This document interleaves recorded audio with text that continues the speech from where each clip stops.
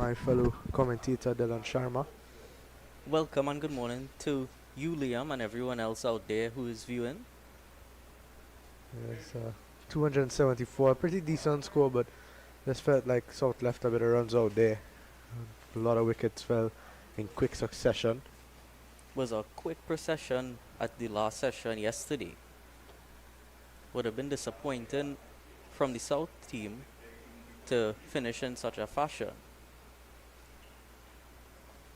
Wonder what the coaches might have been telling the South team after that display yesterday evening. Anderson Phillip first ball to Vikash Mohan, and he gets a run straight away. Yeah, I think the coaches would have felt like from the position that South were in, they really could have gotten to that like around 350. Would have been a good score. 274 is still not bad, and the South bowling lineup is pretty strong. Likes of Anderson Phillip, Sharon Lewis, obviously the captain Imran Khan and Brian Charles as well, the vice captain. Both have been integral parts of that Red Force 4-day squad over the past few years. So I think South would know that they do have a good bowling attack, but this wicket is pretty flat, so it's going to be tough. It's going to be a 12 for the bowlers. Yes, of course, Anderson Phillip, who is bowling now, a wideish one, with the international experience, having played, I think it was 2 test matches already.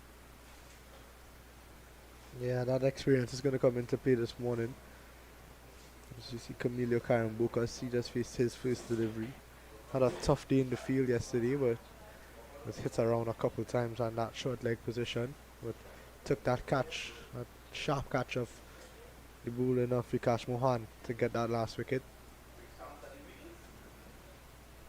I wonder if Carimbocas would have been excited to open today, getting out to face the music right away after his display yesterday. Yeah, definitely, he's one of those characters. He's excited. He loves batting. Scored a bag of runs last season. Stylishly goes on the front foot and just pushed away to Jason Mohammed. Anderson Phillip, 3 slips on a gully. Backward point, cover point, mid off, short mid on. That's Imran Khan and a fine leg. So pretty aggressive field outside that off stump, outside that offside.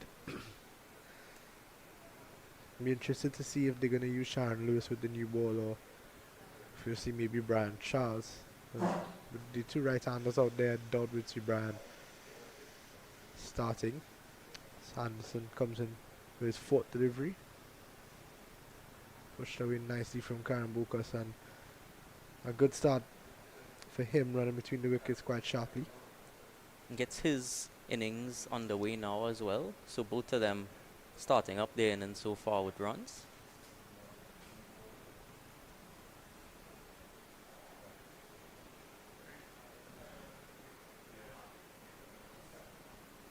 Do you think there's going to be any early swing from Anderson Phillip this morning?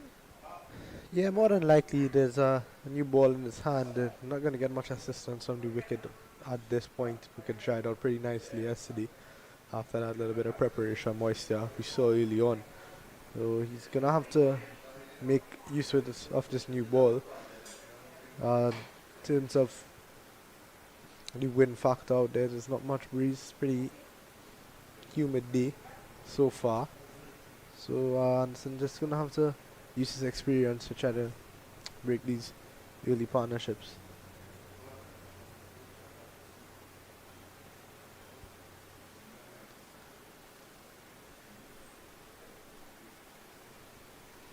Let's take a look at that one once more. Yeah, no real swing there, just looks like a bit of a lift off the surface. It's pretty dry, hard for now. Anderson Phillip usually brings that natural inward movement.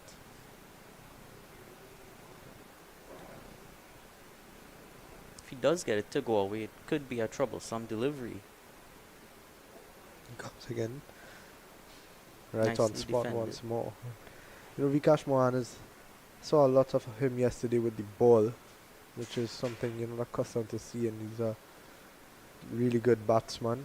good opening batsman, made his first class debut for Trinidad and Tobago in the recently concluded Regional 4D. And he'll be looking to have another good season coming up. It is going to be Sharon Lewis from the northern end, the left-hand fast bowler.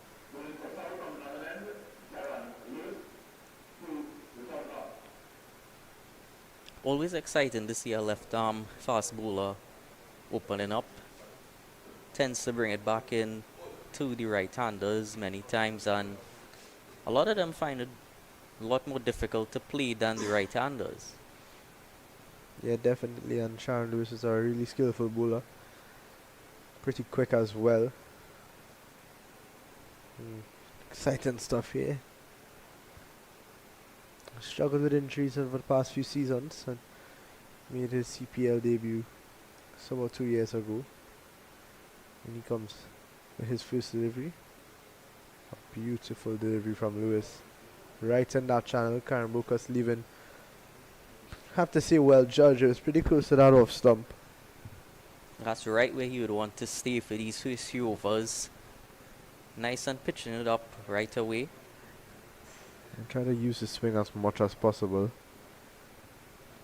With a wicket like this that's so flat and it's not really turning much, the new ball is you're going to be your best friend. You have to try to pick up some early wickets and make some early inroads into this strong North batting lineup.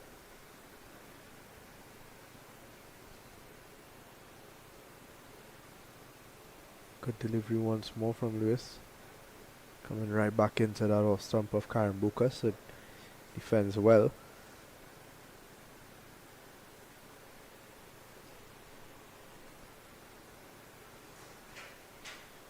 Two on a gully again. Jade Gully and Brian Charles, the two guys that slip. Cephas Cooper's at gully. Keanot Lee's at point. Jason Mohammed at extra cover.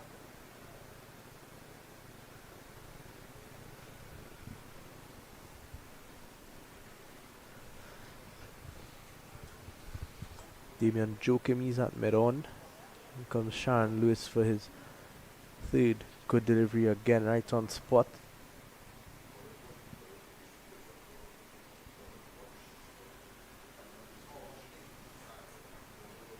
Really disciplined start from Sharon Lewis here.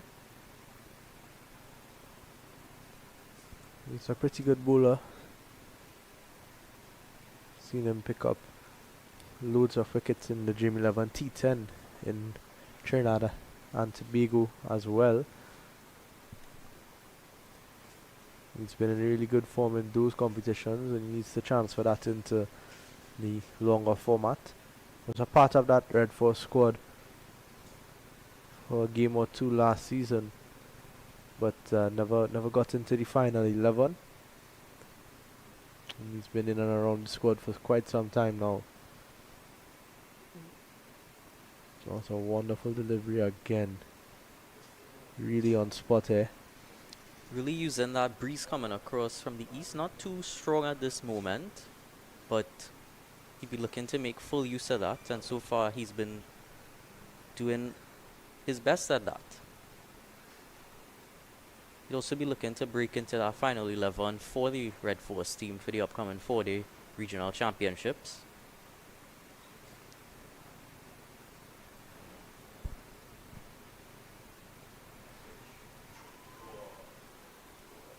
Chance put down.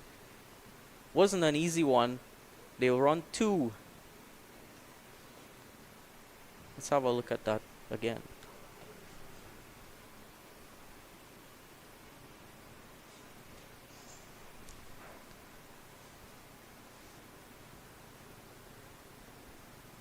Lewis would be disappointed in that.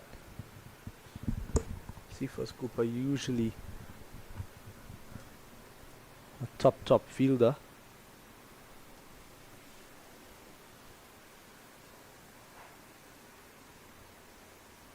You definitely be wanting to make a better start in the field such early morning. Make sure that you're right on point. Yeah, it sets the precedence of the day. Good delivery again from Lewis. Nicely driven, but no run. Yeah, top over from Sharon Lewis created some issues for Carimbocas, who gets a chance early on.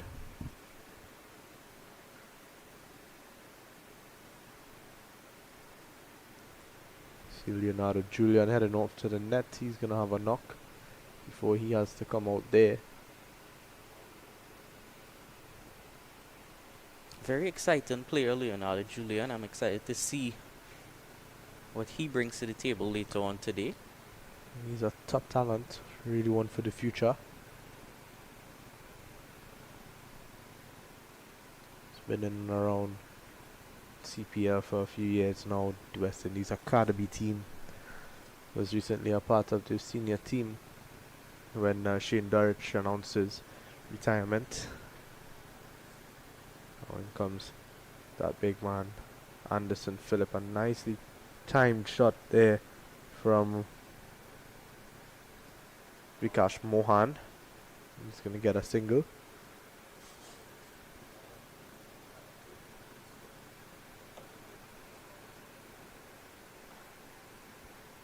Played that ball nice and straight. Shows that he's seen the ball well so far.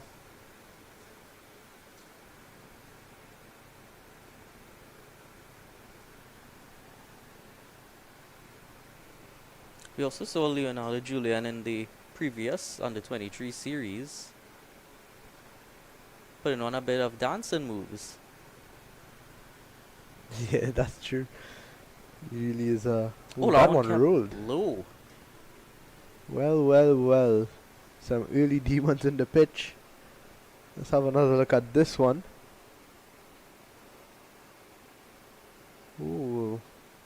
Now that would get that South team kind of excited, knowing that the wicket was seemingly flat yesterday. Didn't see any evidence of it keeping low. This time that one just outside the off stump and it rolled into the wicketkeeper Daniel Williams. So exciting signs for South here, and that will play on the mind of Carimbocas. Good take by the keeper as well. Wouldn't expect that so early on.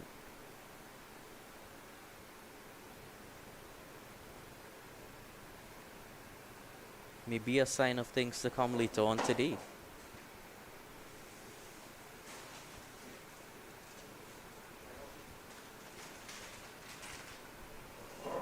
Now that delivery kept low, but I don't know if you saw it earlier this morning. David Warner was high in the sky in a helicopter landing on the field. Yeah, quite the showman, David Warner. Had a wonderful test career. Came back into that big bash, play for the Thunder this morning. Scored about 57. Not one of his finest knocks. Definitely not. It's quite slow. Not the way he usually goes about his business. Of course, that's a great parallel to today because we do have the airfield close by. We may get a few shots of some helicopters or planes passing by. Yeah, definitely. We usually see throughout the day a couple helicopters passing around the area. There's Anderson Phillip again. He's been disciplined, a disciplined start. Needs to make the batsman play a bit more, just like that one. A wonderful start again. And that's the line that he needs to live on. He needs to make Carimbocas play as much as possible. So we have another look at this one. Just rising a bit on Carimbocas. Not in complete control. You know, he's new to the scene in terms of these big occasions like the North South Classic. He's going to want to make a big impact. Scored back-to-back hundreds for Queen's Park last year in their 2-day competition. He's a big talent.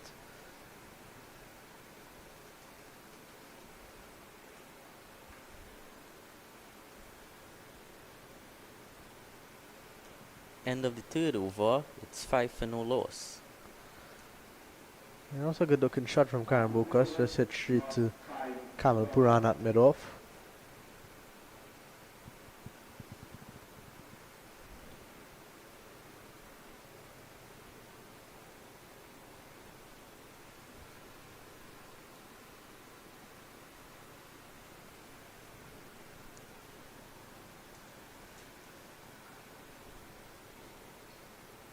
Joshua James, another guy who I'm looking forward to see play later today. Joshua James is out of the playing 11 with an injury, I believe, but he he is a really exciting player as well. He's struggled with injuries for the last few seasons as well, and that's something to be noted. But Joshua James is one of those players who can take a game away from you in the blink of an eye. He's really, really dangerous. Good bowling from Sharon Lewis. He'll understand the importance of this Vikash Mohan wicket. Once Vikash Mohan is out there, a big score is looming. He's one of those. It's one of those batsmen that just sticks around for quite some time and has the ability to turn it up at any point once he's settled. Quicker you could get that wicket, the better. There's 5 balls faced so far. Doesn't look badly.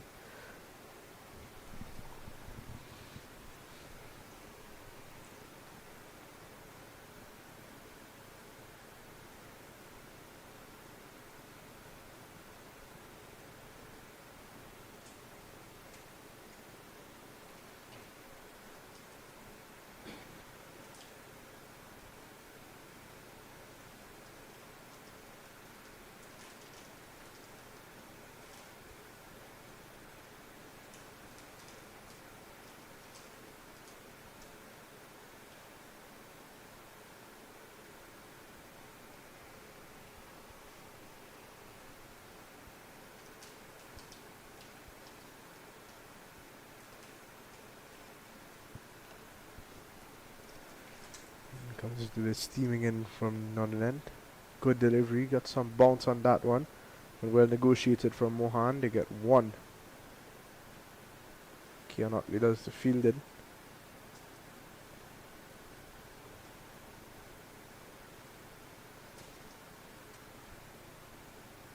Good work from him. Brings Carimbocas back on strike. Now, the interesting thing is Carimbocas has been struggling at the start of this inning so far. He was dropped in the last over that Lewis bowled, so Lewis would want to bowl the majority of his deliveries at Carimbocas. He's the less experienced between him and Vikash Mohan, so let's see how this one goes.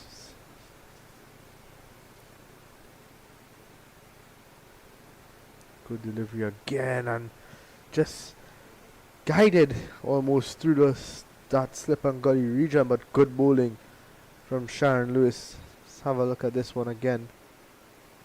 Risky shot from Carimbocas. It just seemed that extra bounce that Lewis got there. Just got that top edge of the bat and went past Brian Charles at second slip. And I think a third slip might not be a bad option. But you Imran Khan always maybe just a bit too defensive at this point in time. always want to be as attacking as you could early on once that ball is moving. Yeah, and Lewis has been moving the ball quite a bit back into the right-hander, which probably why Imran Khan has decided to just use those 2 on a gully.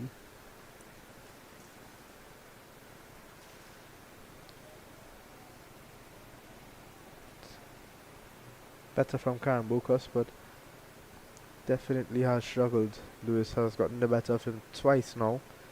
Unfortunately, not able to remove him just yet. 1 delivery to go in his second over.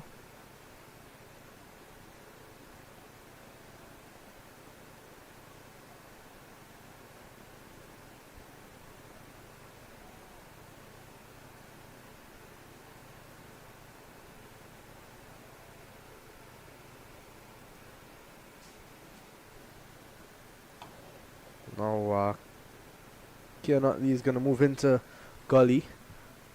Cooper, he's going to slide across a bit into third slip. I like this from Imran Khan and from Sharon Lewis. Just 2 on the offside, on the leg side, sorry. Now Lewis just needs to be disciplined with his lines, keep working the way he's been working so far. And he runs into bowl this final delivery. A good delivery to finish, hard length. and just push to Jason Mohammed at short extra cover. The end of the fourth over, it's 10 for no loss. We take a short break.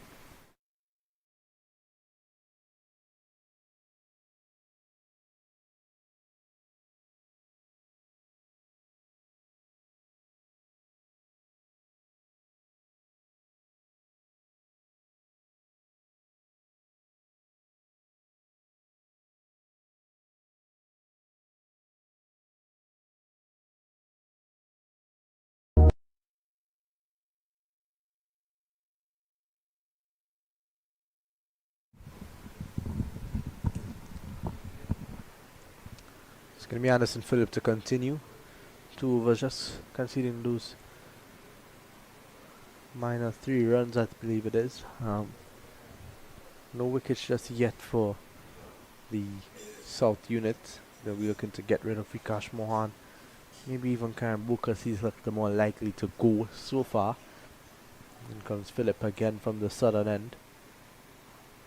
Uppish and Good feeling off of his own bowling. Vikash Mohan has looked quite solid so far. yeah, doesn't seem to let anything bother him at this point in time, Vikash Mohan. This looks like he's setting himself up for a big one. Just needs to dig in and see that shine off the ball a bit. Would have been relishing his opportunity to bat on this pitch given the great batting conditions we had yesterday. Yeah, most definitely. Short and wide from Anderson Phillip and just overjuke him at point. And this one's going to run into the boundary for 4. Second boundary we've seen now. This time a lot more convincing from Vikash Mohan.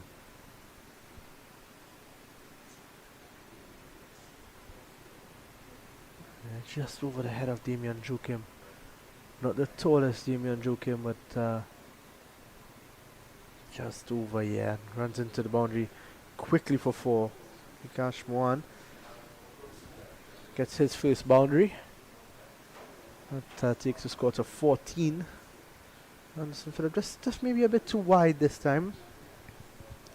Don't mind the short stuff, it needs to just be a bit straighter. And maybe a bit shorter too. This one just seemed to not rise as much as Vikash Mohan expected.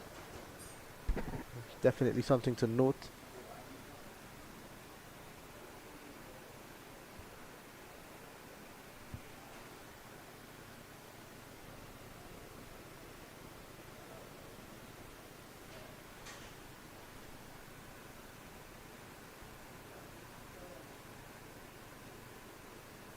And he's back to 3 slips in this over as well. Yeah, a lot more aggressive. Good delivery again this time. Just pushed to that fielder. That shot mid-on. That's Imran Khan, the skipper. Staying close to his bowlers, getting in their ears. Giving them that support. Anderson Phillip would be happy knowing that his captain has allowed him to have 3 slips and a gully. Backward point. Extra cover mid-off. Short mid-on and Lewis is down at fine leg. Not bad from Anderson Phillip. Just the one short one. This time short and into the ribs, but Lewis is at fine leg and he does the fielding. Of course, having those 3 slips being attacking early on always gives you confidence as a bowler and as a bowler yourself. How would you say that influences your bowling early on? Yeah, it's pretty. It always gives you some confidence, knowing that your captain has your back. I think anytime you see 3 slips on a gully, you would expect the ball to be swinging around, and you see that once your captain gives you confidence, you tend to bowl better. You tend to have a clear idea as well. This time, appeal for LBW. Just seemed to hit him outside the line of the off stump. Have a look at it.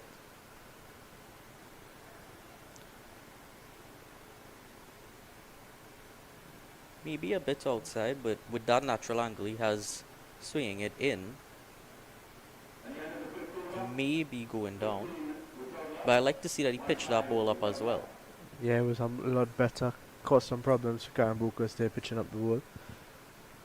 Lewis is back now. It's 2 overs for 7 so far.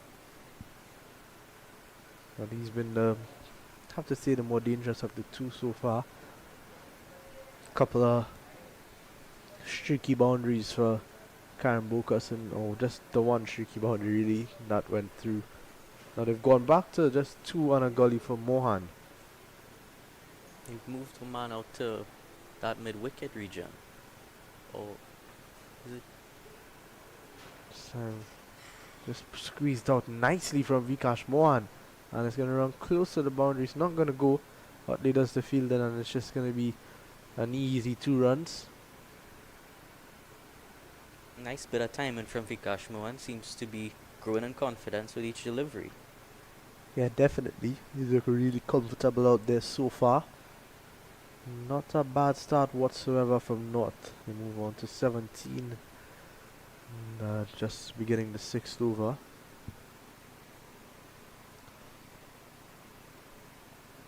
Things just want to get Mohan on the other end for as long as possible. Bowl as many deliveries as you can to Carimbocas. He's not looked great at the start of his innings.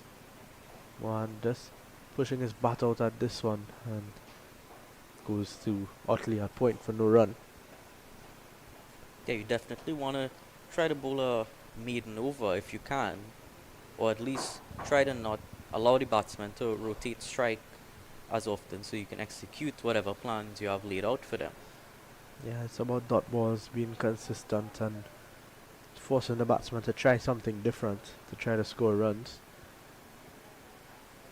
That's the name of the game in 4-day cricket. And first class cricket in general.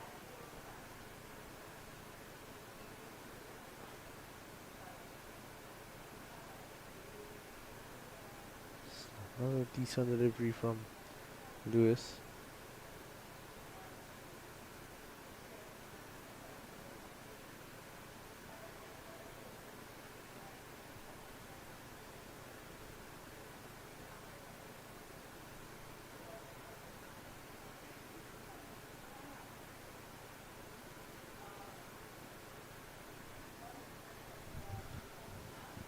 There's 3 deliveries left in the 6th over.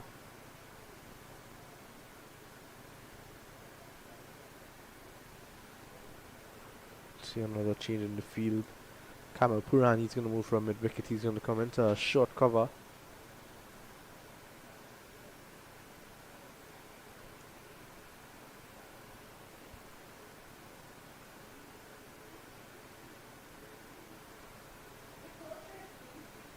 Throughout this over, Mohan has looked to play the ball a lot more than leave it, so maybe that's to ensure that he doesn't get an easy single through the offside. Yeah, definitely.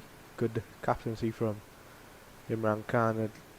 No ball signal by the umpire. And Lewis is going to have to just his run up a bit. May have been an effort ball. That yeah, Mohan has played a lot of shots outside that off stump. I saw Jit Gully signaling to Imran Khan to maybe get that fielder in that short cover position. And it's good awareness from Jit Gully as well. You know, the captain's not going to see everything. His experience as Imran Khan is always a difficult job. It's good to see he's getting support from the senior players such as Jit Gully. Pulling out of his run up there, just maybe a bit uncomfortable after that no ball call.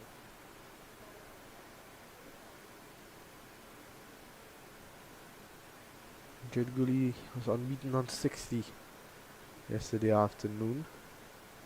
Fortunately, was not able to carry on because there was no one left for him to bat with. He was fantastic, came out all guns blazing early on in his innings. Couple of 4s, couple of 6s, and then slowed down when the wicket started falling. It was really a responsible Jit Gully knock. So it's good from Lewis, coming back into Mohan a bit. Yes, even though that was the lowest of the 350 scores that we had yesterday, it was one of the more commendable ones because of how wickets were falling at the other end. Yeah, he really played the game, read the game well. And his game awareness, Jedguli, is really improved. He's one of those players who's been knocking on the selectors' doors for a long time now. He's been in and out of the squad. Played for West Indies under 19 in the World Cup that they won. Lewis is struggling here with this run.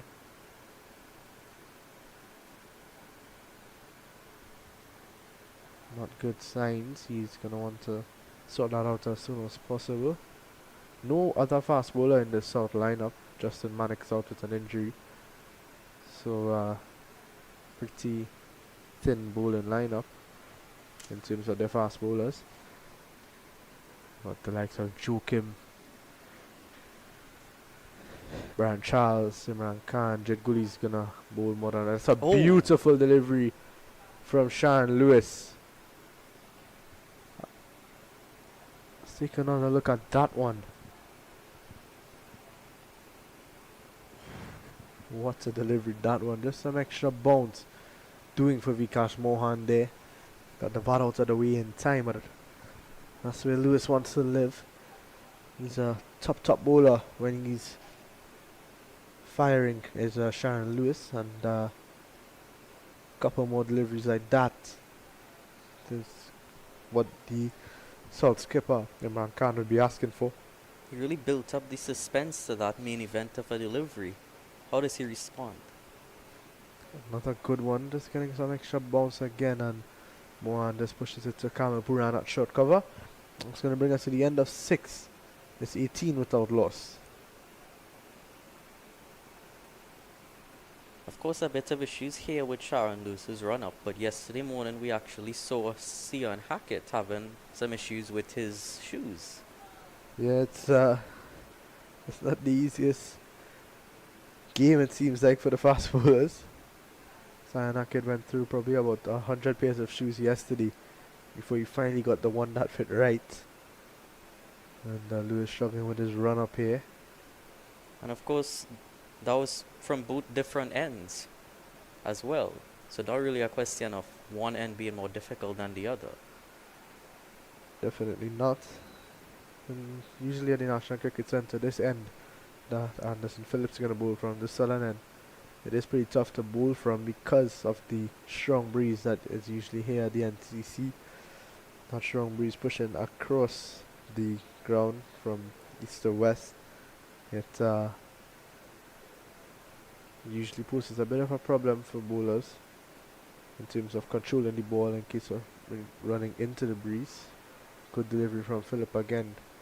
And Carimbocas continues to struggle. So we take a look at that one again. Must have been his 4th chance or so for the morning that they've appealed for. Well, second that they've appealed for, and 2 edgy sort of deliveries. Yeah, definitely. And he really is struggling. However, Carimbocas he's still out there, and that's what he has going for him. He's gonna have to find a way out of this rut that he's in and go on for a big score. This one driven nicely through the covers. A stylish drive from Kamilo Carimbocas, and it runs into the boundary for 4. Well, that's quite a response from Carimbocas. Another full delivery and easily put away through the covers by Carimbocas. That would make him feel much better.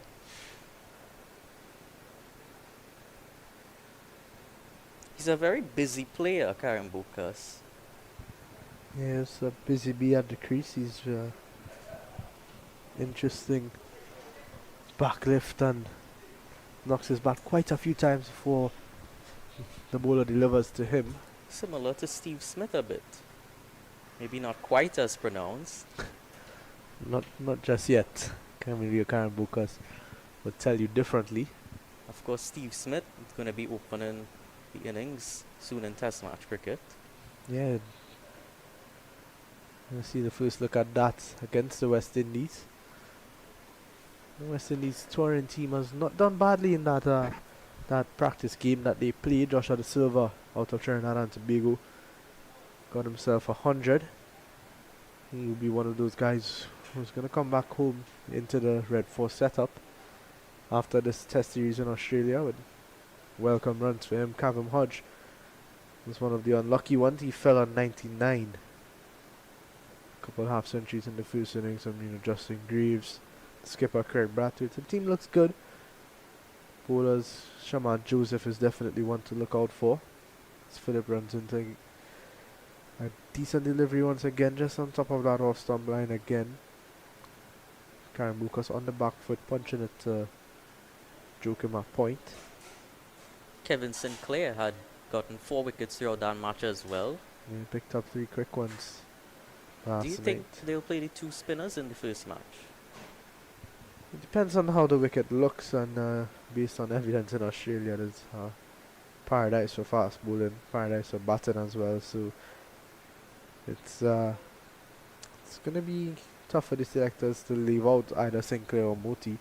Both of them have been really, really good for the West Indies in recent times. Sinclair had a good 8-team series recently. Can't forget that match-winning knock that he played with the batter as well. Yeah, exactly, and definitely he shows that could be a handy little all-rounder. However, Moti also has a test 100, first class 100, sorry, for Guyana. So he's going to be another one to look out for. But it's a good problem to have for Desmond Haynes and the other West Indian selectors. Much rather have a plethora of players to pick from than having to make up numbers. What they refer to as the headaches that you might want. Yeah, definitely. Sanderson Philip into Carimbocas again. Just pushing it to Joachim, and they're going to run a quick single. Joachim a bit slow to react there. And Carimbocas gets to 12 now. And that convincing cover drive failed in the last over.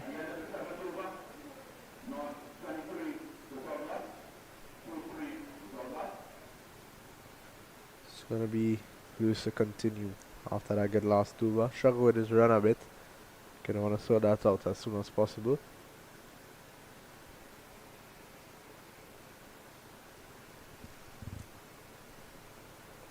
Carimbocas looking a lot more comfortable ever since he hit that boundary. And he's back on track. Lewis has been the one that he struggled with mostly, so love to see how he goes here. As you see 2 of the support members passing behind.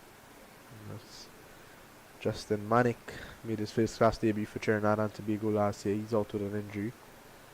And Narad Kyle Kisundat. This one pulled away from Carimbocas. In complete control this time. And it runs into the boundary for 4. Kamilo Carimbocas is getting into his work here.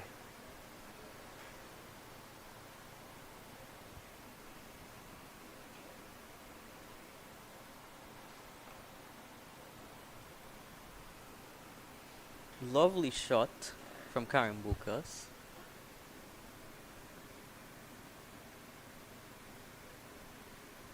Not sure if Sharon Lewis meant to pitch that a bit shorter or if he just missed his length on that occasion, but it was easily played by Carimbocas. Yeah, just got on top of it nicely. Just sat up nicely for him as well. And pulled away through that mid-wicket region for 4. He's going to want to respond to that is Sharon Lewis. Fiery fast bowler. Shot outside the off stump this time and good carry into Daniel Williams.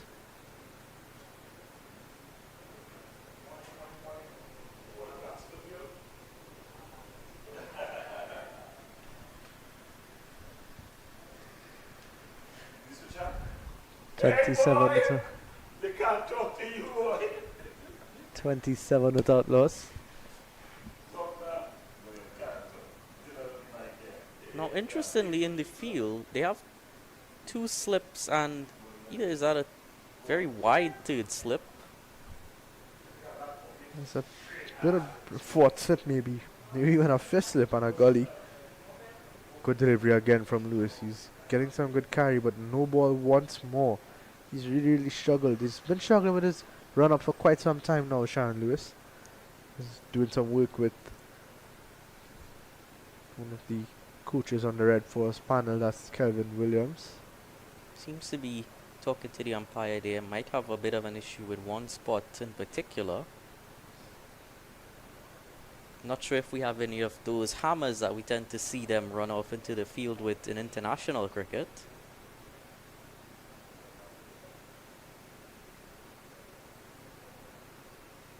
Yeah, I don't think it's much of an issue of the ground. Maybe it's just more of an issue of his rhythm. His rhythm doesn't seem to be on point as it usually is. Struggled with this no ball issue for quite some time now. Good delivery. Top of that off some line.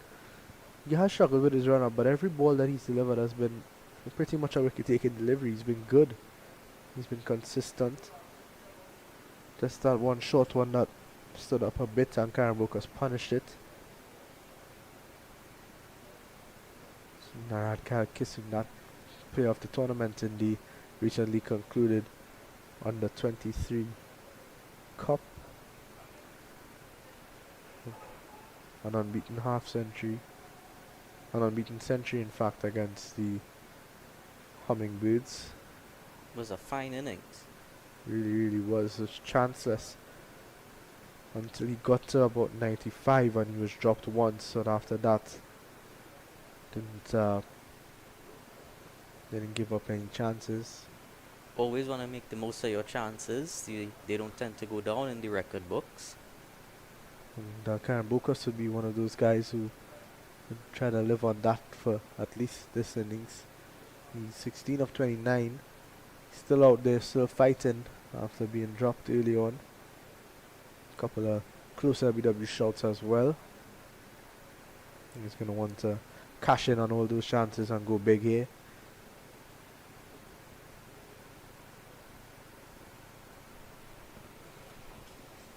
And just a delivery to go in this Lewis over.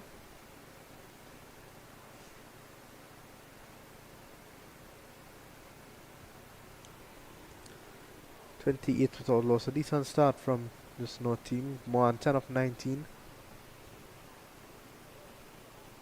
Carimbocas 16 of 30. Lewis, one delivery to go in his fourth over.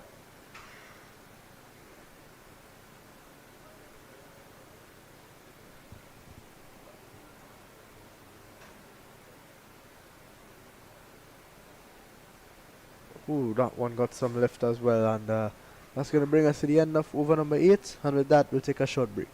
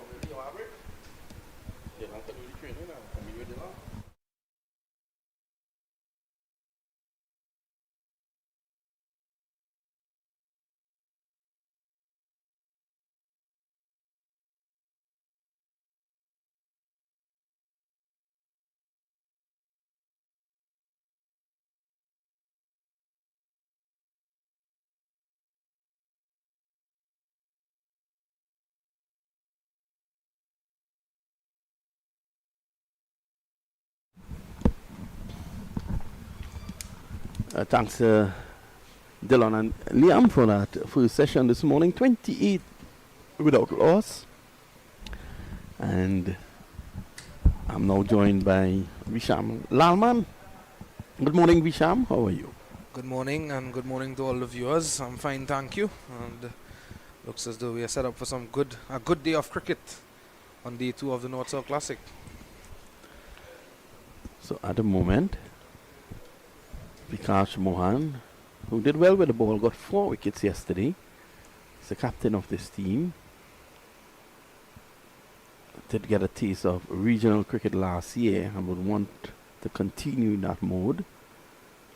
He's one of those players, when you look at him, he seems to have time to play the ball. And anytime you see a player having time to play the ball, you know that that's a good attribute.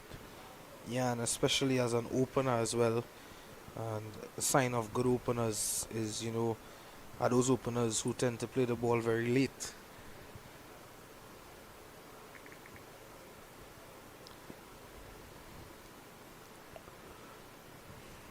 Philip. Oh, this time taking the outer half of the bat. Just leaning into it. We'll feel it down there at Gully by Cephas Cooper. So 28 without loss. Decent start this morning. No devils in the pitch. Yeah, decent start. Only one delivery, keeping a bit low. That was from Anderson Phillip to Kamilo Carimbocas. And I thought that each of the bowlers this morning had their moments, but a bit inconsistent at times, both Phillip and Lewis, more so Lewis.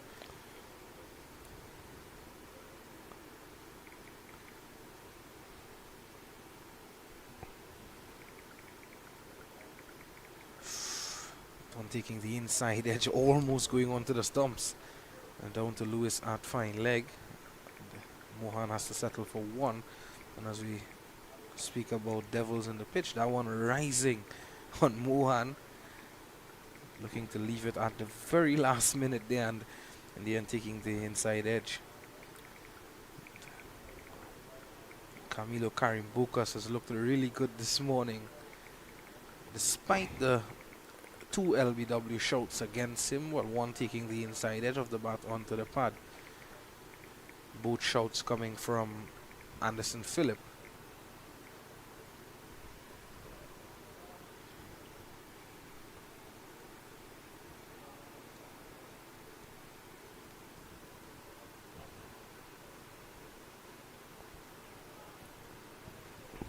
Philip bounding in, good energy, and Carimbocas with this exaggerated backlift, very high backlift. It almost looks like a right-handed Brian Lara. Now I know that's lofty heights for a man like Carimbocas,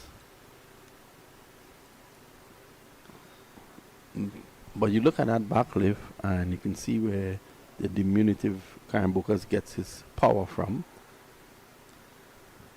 Yeah, and it's easy for him to latch on to anything short as well, as we saw earlier in the innings. Again, right in line. He's looking good, Carimbocas. He's normally a man who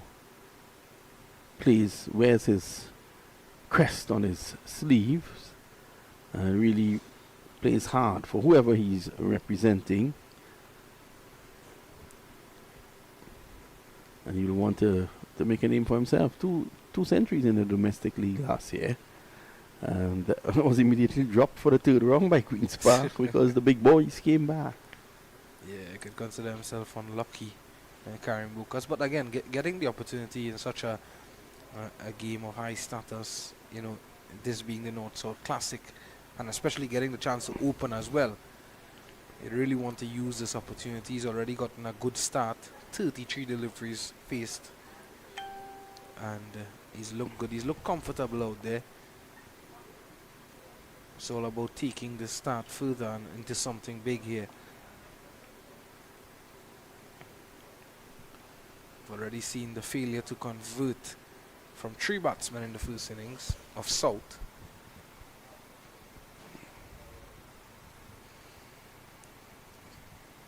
Worked away. Shouldn't be getting 2 here. Just 1. Sharon Lewis has been good, but hasn't been able to get the breakthrough. Luck hasn't been on his side as well. Yeah, we saw a drop catch earlier as well from Cephas Cooper at Gully. It was a tough one though. Yeah, it was difficult. It was climbing on the batsman. I think it was, yes, Carimbocas, and took the top edge.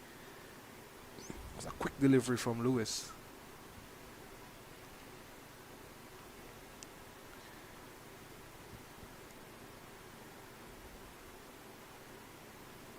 Semi's back. And Carimbocas goes. Tame dismissal.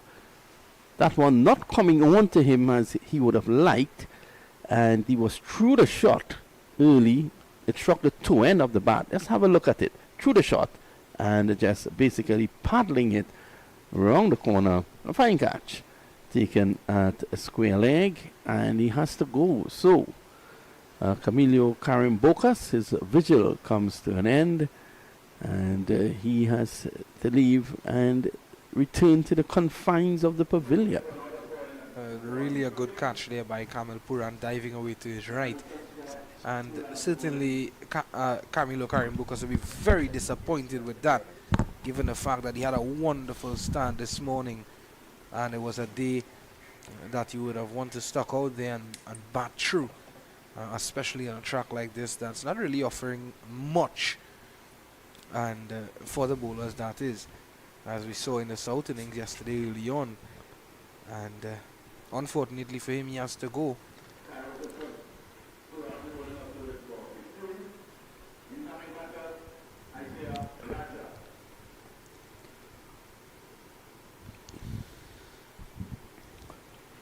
So it's going to be Isaiah Rajah going in. He is batting at that pivotal number 3 position. He has had some form, Rajah. I want to say good morning to Anil Rajah, his dad, former Trinidad and Tobago player. Haven't seen Anil around the cricket.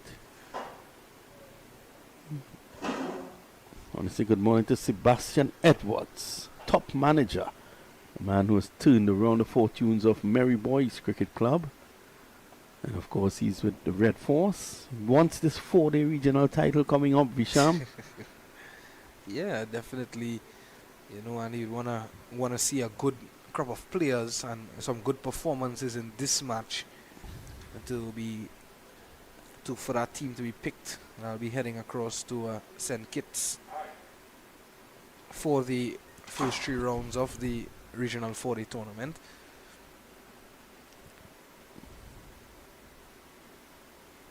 So, the first 3 rounds, as you said, being played in St. Kitts and Jamaica. Then the action switches to Trinidad, where you'll have 3 matches, so for 2 rounds, and then so Trinidad and Antigua, and then back to Jamaica and Antigua to end the series. Something that we're all looking forward to.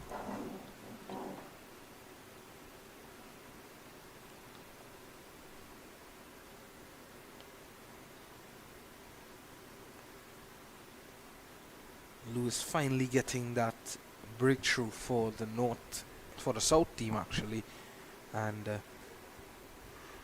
can consider himself very unlucky at the start of his spell, but now picking up that wicket, his tail would be up.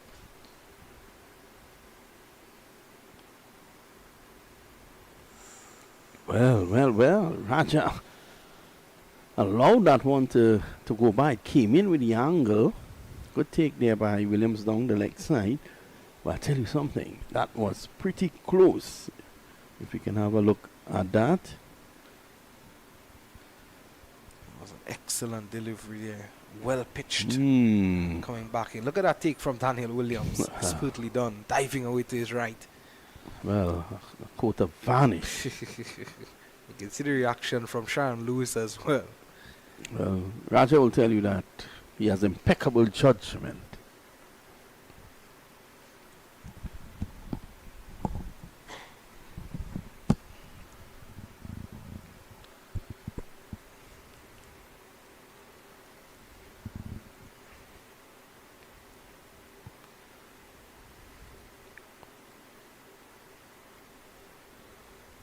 Looked as though that one seemed to have went away from the left-hander.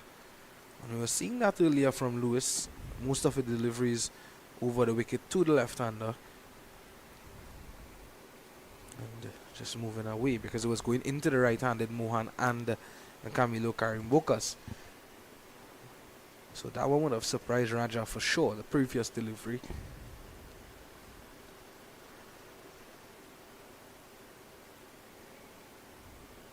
So he's showing Rajah that he can move the ball both ways, create some doubts in the big left-hander's mind. Good player, Rajah. Not there for the pull shot.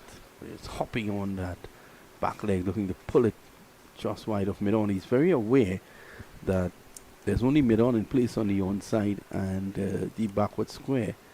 So if he can just get the ball away anywhere in the region of the umpire, he will get runs. He will be able to get off the mark. So Lewis is asking him to play across the line, and it was unfortunate that the one delivery could have gotten onto the onside. He got it straight to the fielder, Imran Khan. Don't want to be too short here, Sharon Lewis. So it's a good tactic, good ploy. It's the end of a good over from Lewis. It's 30 for 1 and North. Remember, they're coming up against 274 posted by South. Yeah, the first wicket to go, of course, Kamilo Carimbocas for 16. And he was caught off the bowling of Sharon Lewis in that last over by Kamilo Puran, backward of square leg. Vikash Mohan, the captain, is there. He would have opened the innings with Carimbocas.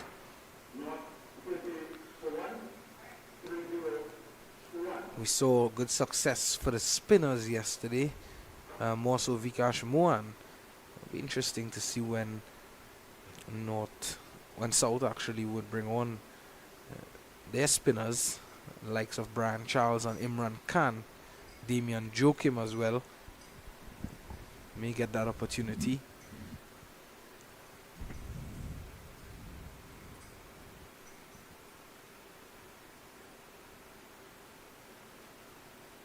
Oh, beauty.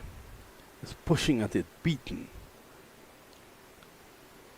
Yeah, it's a good delivery from Philip, just moving away a bit from the right-handed Mohan. And Mohan would know what Anderson Phillip is capable of. Here's a look at that delivery again. It deserves another look. Getting some bounce as well. Good carry through to Daniel Williams. And yeah, definitely Phillip has been a bit unlucky in the last couple of seasons, you have to say, in and out of the West Indies circuit as well due to injury. So you'd really want to get back onto that Red Force team and force his way back into the West Indies team if he can. This is where the work starts. You know, you want to do well in the North-South Classic, and then you want to get into that national team, and hopefully you do well there in the regional tournament. You go into the West Indies team. Now, the regional tournament coming up, I think you look at the policy of the regional selectors, and it gives a lot of, what should I say, optimism to regional cricketers. It brings the 4-day tournament into a greater perspective now and more interest, because now you look at the team that the West Indies have sent to Australia, and you realize that the selectors are actually rewarding men for performance in the regional tournament. So you can easily get into a West Indies team if you have a good regional tournament. Yeah, definitely. The likes of Keon Otley, and I was quite impressed as well to see Teddy Bishop getting an opportunity for the one-day international series against Australia. Then you had Hakeem Jordan, who performed well for Barbados last year. He's there as well in the test team.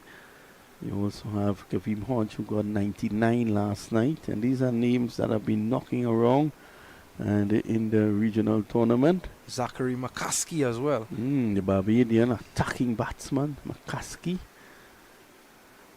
So there is hope for all those players, and it starts right here in the North-South Classic. That's a good shot. Just coming forward and pushing it away, all timing. Quick single taken, and Mohan is able to break the shackles, so to speak. And I'm sure many persons who follow cricket and follow West Indies cricket, some of them, when they look at the West Indies team now, they may not have heard of these players before, the likes of Zachary McCaskey, Teddy Bishop and these guys.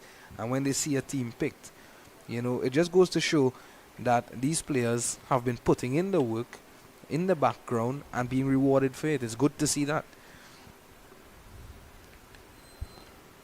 Rajah, one of the senior men in the Trinidad setup, so he would want to realize that potential that he has this season.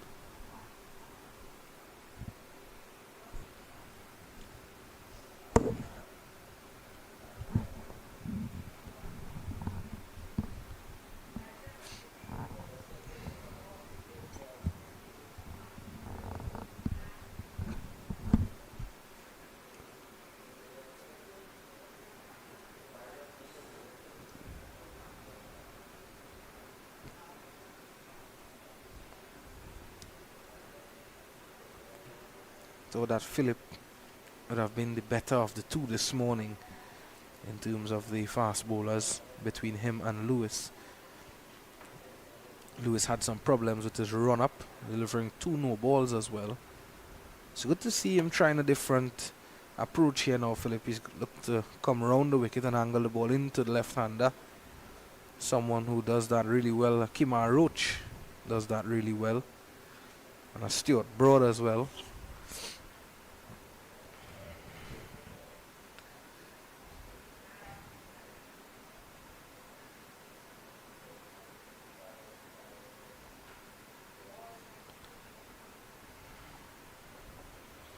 So that has brought us to the end of the over. Good spell this morning from both Sharon Lewis and Anderson Phillip. And at the end of it, 11 overs gone.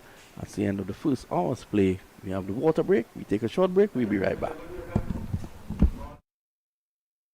Like many others trying to save on Carnival, Gabby thought she should go for 50% off makeup. What about the other side? Well, Daisy 50% off offer. So you know. No makeup artist we don't know. What we do know is the savviest savings for Carnival are at KFC. Get a Jab Jab box, 1-piece chicken, 1 regular fries, and a biscuit for only $25.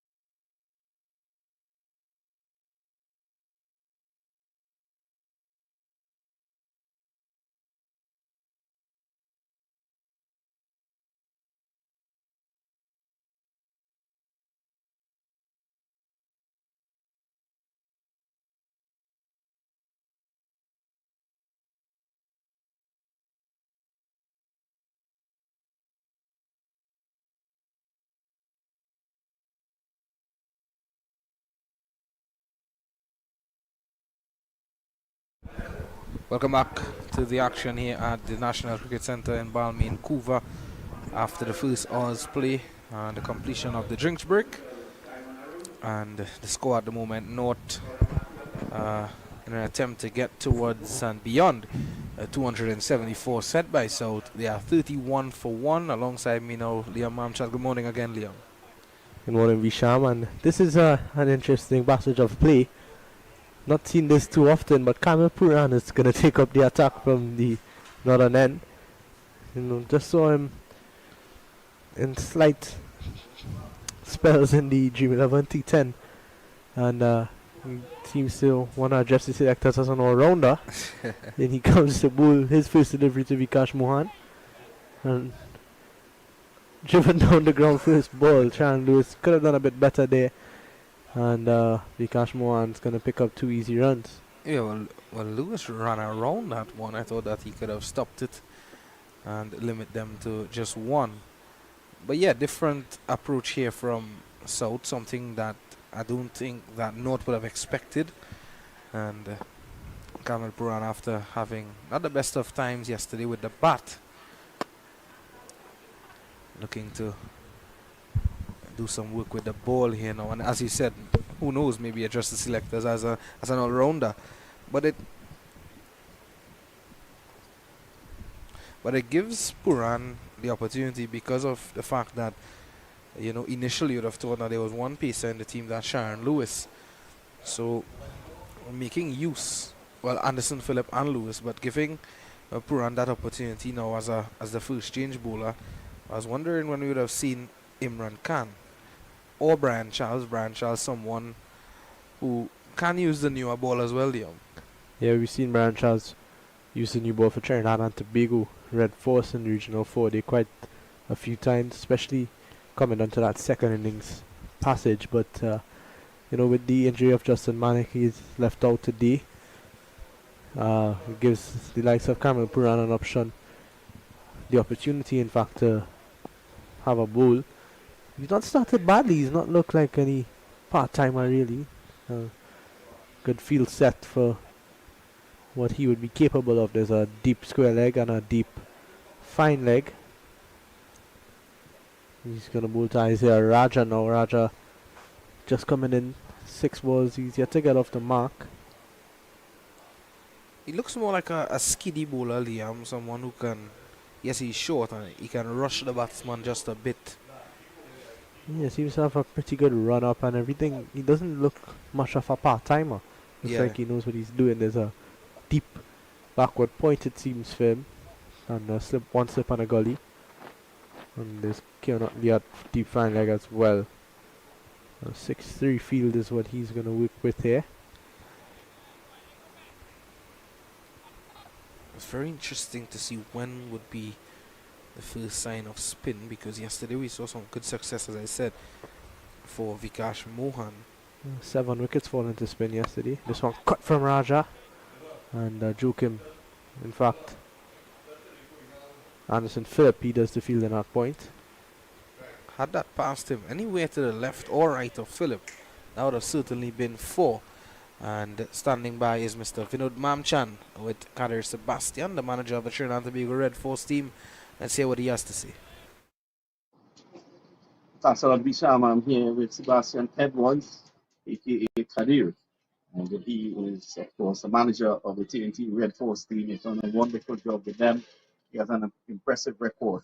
One title that he hasn't gotten yet, and I think he wants that this year, is a regional first class 4-day tournament. That title that has eluded us in Trinidad and Tobago here for the last 16 or 17 years.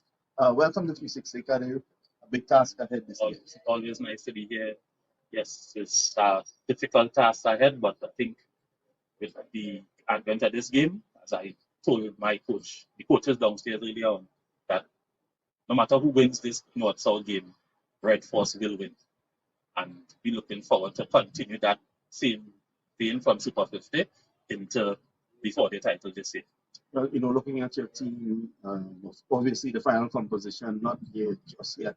I guess the majority of the players will come from this North-South Classic. How difficult do you think will be the task this year to take it further? You have 2 games at home, But other than that, you're on the road. I think playing regional cricket is always a difficult ask, but the difference I think this year, the players are a lot more motivated to do well. There have been some developments in terms of the players' mindset, in terms of how we discuss things with them, how they buy into what the coach and the captain wants to do. So we should see a difference in what we put on the field of play. You said, they're more motivated. Is that coming from the fact that we're looking on at the West Indies selectors and seeing that those who perform at the regional level, they're getting their just reward? Well, that is something we had always hoped, because that's something that the players continue to hear over the years, that performance is what gets you selected, right? So now that we are seeing it actually being put into action with what we see happening with the players for the Australia tour, that players who performed got selected. We are looking forward that our players are looking forward now to perform at the regional level in the longer format. And we've heard it there from Sebastian Edwards, the manager of the TNT Red Force. Let's wish him and his team all the best. Well, that was Kadir Sebastian, the manager of Trinidad and Tobago Red Force, chatting with Mr. Vinod Mamchan about selection and the work that goes in to the regional cricket, and how much players are being rewarded now, Liam, especially for their performances. Yeah, definitely. We see that on that team that has been selected for that test series in Australia. There's 7 debutants, and even the guys who are a bit more experienced have not played that much test cricket, but they've been performing, and it really there's positive signs going into the future. Even the one day side, we saw Teddy Bishop, the young man, finally getting his opportunity. Just about 20 years of age, 21 maybe, played in that 2022 Under-19 World Cup and was a star for the West Indies, and has been performing throughout the years for the West Indies academy team and those like. So it's going to be interesting. It's exciting times for West Indies cricket. We saw Matthew Ford as well getting his opportunity recently in both the T20 and one-day teams for the West Indies. Yeah, and guys getting the opportunities and performing as well. We saw Kavem Hodge. I know you mentioned earlier Kavem Hodge having 2 half-centuries in the warm-up game against Cricket Australia 11. Unfortunately falling for 99 in that second innings. But again, players getting the opportunity. We saw Justin Greaves as well, who would have been around the setup for quite a while. Him doing well, having a half-century in the first innings, finishing on 44, not out in the second. So that's good signs. Yeah, definitely. As we see, Terence Hines has joined us at the National Cricket Centre. He's going to have a run. So good delivery there from Philip, just outside the off stump. And that brings the over to an end. At the end of 13, it is 34 for 1. We'll take a short break and be right back.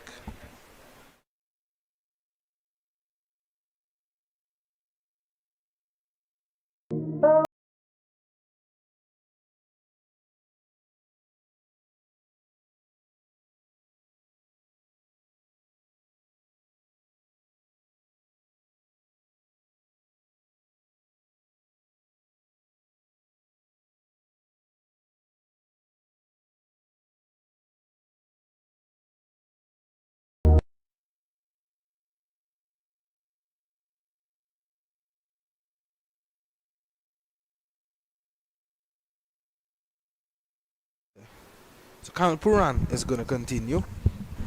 And Puran coming from the northern end. Just outside the off stump. Rajah's not yet gotten off the mark, Liam. And Rajah is someone who is very good with a bat in hand. Someone you can depend on. And he scores a lot of runs.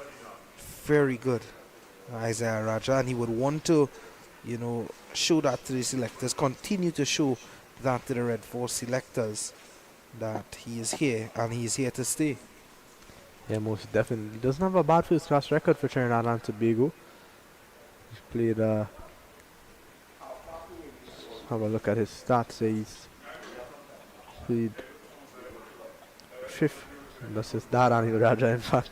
Isaiah has played 15 first-class matches for Trinidad and Tobago, 621 runs with an average of 23. Scored 3 first-class half-centuries as well with a high score of 69. He's not picked up a wicket in first-class cricket in just about an over and a half he's bowled. So we saw yesterday that his leg spin was used by skipper Vikash Mohan. Just for that lone over, and didn't have the best of starts, hence he came out of the attack. Maybe it was a case of Mohan looking for a wicket, looking to break that partnership between Cephas Cooper and Jason Mohammed, yeah. So it didn't happen, and there's Terrence Hines, man not featuring in this game. Of course, he's injured, so he's just looking to get himself fit, Terrence Hines. It's good to see him out there and looking to put in the work. I saw Shannon Gabriel this morning as well, Liam. Yeah, it's good to see that, these guys who are suffering from injuries, they're working their way back into the team. They're still around. Shannon Gabriel, we all know the talent that he possesses. And also Terrence Hines, in recent years he's been in and around that Red Force team and that TKR setup as well, and whenever he's gotten the opportunity, he's done well. He had a wonderful Super 50 for Trinidad and Tobago recently. So you would think that once he's fit, he'd be a walk into that Red Force side coming into this regional 4-day competition. Yeah, definitely, and that'll be good to see. As you mentioned, that Super 50 tournament, Terrence Hines, he was very good with the ball for the Trinidad and Tobago team. He was pretty handy with the bat as well at the later stages of the innings.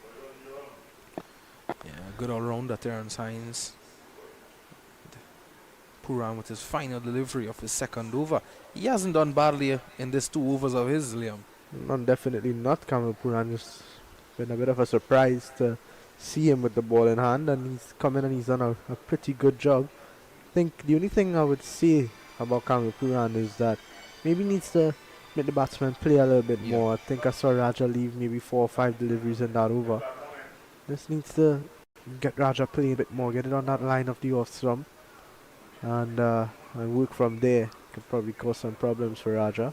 Just maybe a bit too full as well, those wide deliveries from Puran, and I believe that's what Gully on the side of the pitch there is telling him. And it looks as though we are going to see the first sign of spin in the innings. And Brian Charles is going to come into the attack, Liam. Brian Charles, really talented off spinner. He's someone I would class as an unlucky cricketer, Brian Charles. He's been top of his game for the past few seasons with the ball in hand for Trinidad and Tobago, and just hasn't gotten the opportunity to play for the West Indies just yet. He's one of the leading wicket takers in regional 4-day cricket for Trinidad and Tobago in recent times, and he's been on those West Indies academy teams, those touring teams, A teams, and just hasn't been able to get into that final squad. Yeah, and immediately we see a short leg fielder in the form of Cephas Cooper, the slip fielder Njit Guli. Yeah, and you mentioned Brian Charles being one of the top wicket takers in regional cricket for the last couple of years, couple of seasons. Here he is. It's a good start from him. And immediately you can hear the voices of all the fielders around getting into the game. 119 first-class wickets in 37 matches for Brian Charles. This one is into the air, and he could be out here, just out of the reach of that fielder at mid-on. That was running back and looking to take on Brian Charles early. Good bit of work from Keon Utley there to pull that one back. So we have another look at it. Just was getting out of his reach, and Utley stretching that right hand out and pulling it back in to save 2 runs for his team. Mohan a bit over ambitious, and we saw that yesterday from the man doing the fielding, Keon Utley. Good work from him. You can see it again. Excellent. Good work from our cameraman, Gordon Pay. And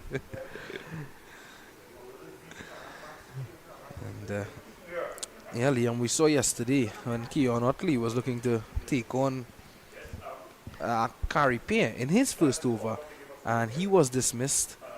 And this time Vikash Mohan looking to take on Brian Charles, the ever so experienced Brian Charles, early in his spell. Don't think Brian Charles would mind that whatsoever. Definitely not. Looking to put him under pressure early is Vikash Mohan. You mentioned 119 wickets in 37 games was pretty impressive for Brian Charles, and it's just a shame that the West Indies haven't really given him that opportunity. Yeah, best bowling effort of 6 for 48. And of course he would have made his first class debut against Guyana at Providence in 2015, so he's been around the circuit for quite a while. He's coming into his 9th year. That would be playing for the Trinidad and Tobago Red Force.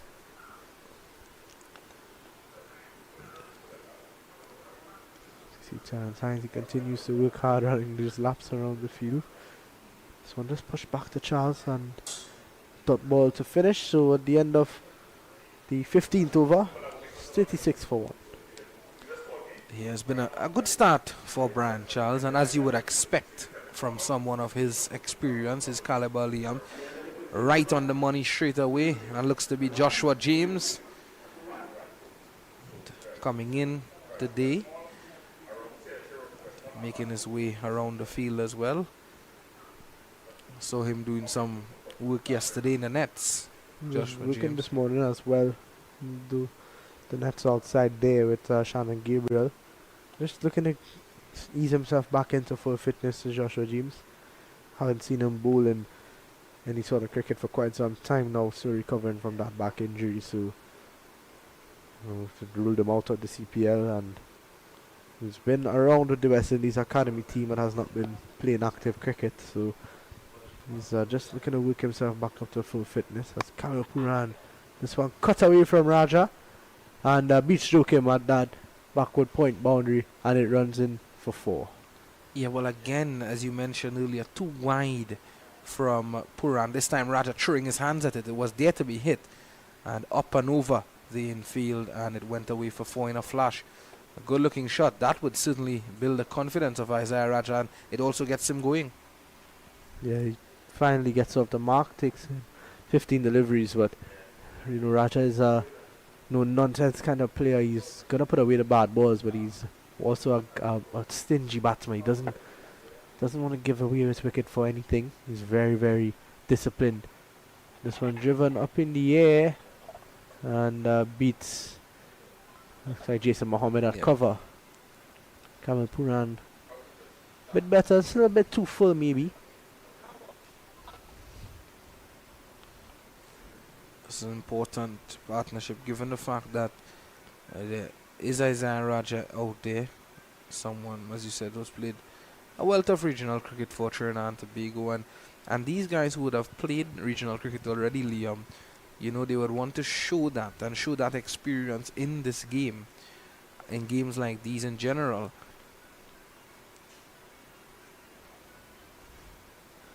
See Jit Cooley just signaled into Kamilo Puran.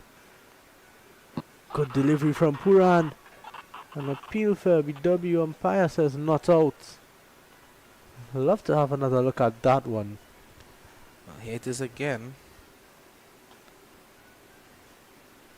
Well, Mohan was moving across the stump just a bit. Who knows with the angle as well? Maybe going down the leg side, Liam. Yeah, I think maybe umpire would have that to say, but look pretty close. Good from Kamilo Puran though. Remember the umpires for today's game. Man in your picture there, umpire Danish Ramdani, umpire Candice Laborde at square leg. Rajah looking to use his feet and not in control of this one. It's gonna go down to Otley at mid wicket, and he's gonna get to Kamilo Puran. Head in hands at the point. But, this is positive signs for both Rajah and Kamilo Puran. Kamilo Puran will feel like he's in the game if Rajah's going to try to take him on. Yeah, definitely. Puran wants that to happen. He wants to see the batsman playing at him. And there's Terence Hines. He's getting a bit soaked now. A lot of heat. It's about 33 degrees Celsius at the moment. This time. That's better from Puran, better from Rajah as well. And it's good signs as well, as he said. It shows that Rajah is looking to play positively. And he's not afraid. And given the format of the game that he's playing, he's still not afraid to, play positively and look to take on the bowling when the ball is presented. Yeah, and I think that's a mistake that a lot of players at this level make. It's not about survival, it's about scoring runs still. But it's about being smart about it. And I think Rajah's one of those players who, plays cricket with a lot of brain. So top player when he's in form, Isaiah Rajah. In a bit of form as well, Queen's Park. I've been playing some practice games. Rajah scored 100 recently, not too long ago. So he's in a bit of form. He's gonna want to take that into the next. Well, you mentioned that important point, Liam, where you said that it's not always about survival, it's about scoring runs. And I thought that Jid Gully did that very well at the start of his innings yesterday. He got going in a very aggressive manner. The ball was there to be hit and he put it away. It's Brian Charles again.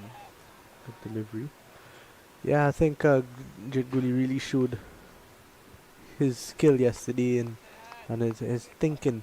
His thinking was on point yesterday. He came out and it's about understanding your game, and we all know Jid Gully is a player that plays shots.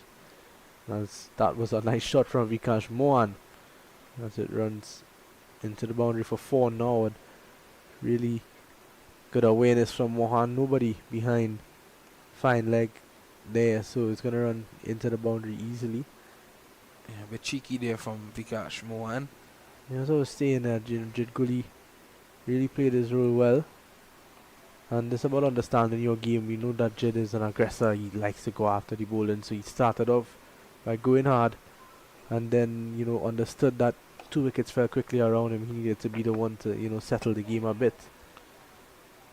Yeah, and many times you see batsmen not being able to adapt. And it's good to see someone like Ajit Gully showing that seniority and setting the example and saying, hey, this is how you adapt to the situation. There's Mohan again looking to lap that one away down to fine leg, and he could earn himself another boundary. Yes, he does. So 2 invaluable boundaries here in a Vikash Mohan innings of 21. Another lovely shot there, Liam. Yeah, he's just showing that his touch game is on point at this point in time, and he's manipulating the field well. Brian Charles is one of the best bowlers and involved in this game. If you could, score off him, makes it a bit easier with everyone else. He moves to 25 now. It's Vikash Mohan. He's looked solid all morning. He doesn't look like anything has troubled him. He's looked in complete control. And that boundary as well, bringing up the 50 for North. Going along nicely here. Brian Charles needs to look to pick up a wicket. Mohan looking to use his feet this time and defends nicely.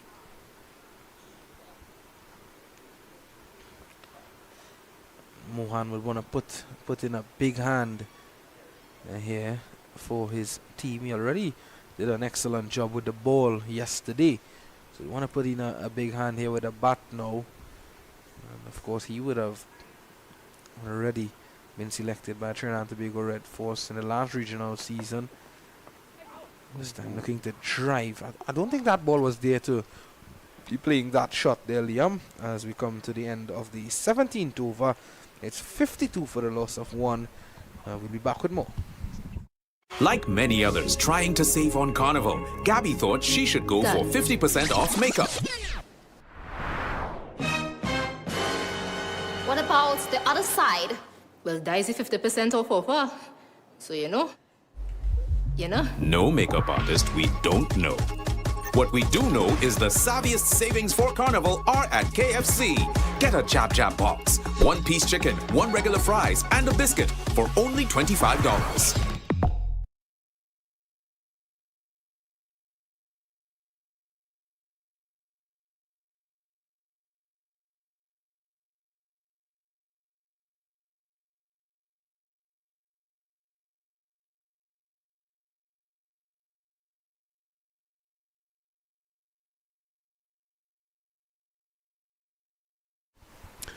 Well, welcome back, and I also say welcome back to the mics.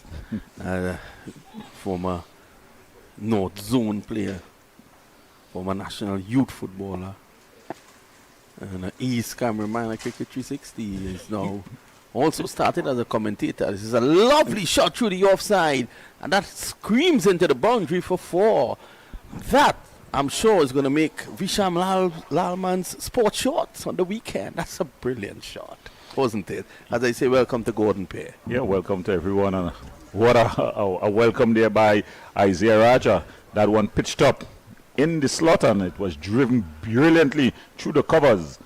And that's fielded by Terence Hines. Yeah, Terence Hines. He's been doing some physiotherapy and getting in on the action. So the North team, they continue along 56 for 1 after just 17 overs. So they're going along quite well. Yeah, the part-time Kamilo Puran taking up the attack from the northern end. So it's 56 for 1 at the moment.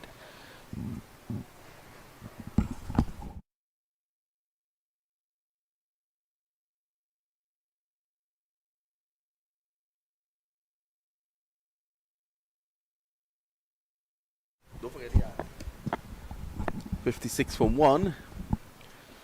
Yeah, so Kamilo Puran trying to buy a wicket here for his captain, Khan.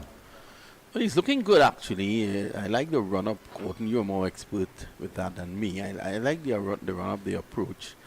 And he's pretty side-on. He's looking to push that ball across the left-handed Rajah. But, again, that was a beautiful shot there by Rajah. That, when you see shots like that, you leave the venue and you pay and you come back in. Yeah, definitely value for money as he tries to build his innings here. He's on 11 from 22 deliveries. It's well played again. Rajah just delaying the shot. Get it away from point. He gets one more. So this is a really keen battle here. South yesterday slipping from 143 for 2 to 274 all out, was it? And North responding on 57 for 1. Yeah, the track looks a beauty. Good for batting, and it holds no demons. It's a good opportunity as well for the batters to put up their hands and really address the selectors in whatever way possible. So I think these batters, you just need to continue to go as they're going. Mohan, he's going along handily. That's a full toss. Clipped away. Joachim is there. Yeah, Mohan is a key here to North's response. The North captain, he's on the 26 of 52. Yeah, so they just need to bat long. It's just the second day, in the North South Classic. Normally a big game on the calendar, and it's definitely I think worthy that it starts off the season, the domestic season, so to speak, in Trinidad this year. And Rajah just pulling out of it at the last moment. But a good surprise delivery there, Gordon. You would have surprised a lot of men in your time. Yeah, well, I'd be a little bit quicker than that Puran. but definitely that brings you over to the end. So after 18, North, they're 58 for 1.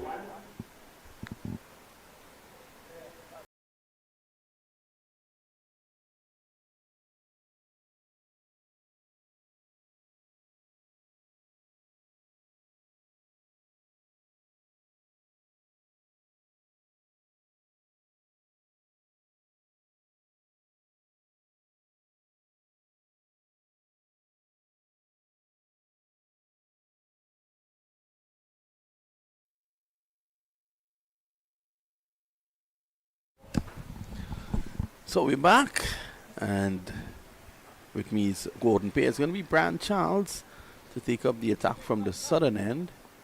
Brian Charles, another of those Red Force players, will be looking to continue with the national team. Well played by Mohan, just going right back, using the depth of his crease, and he was able to maneuver the angle. He comes back for 2.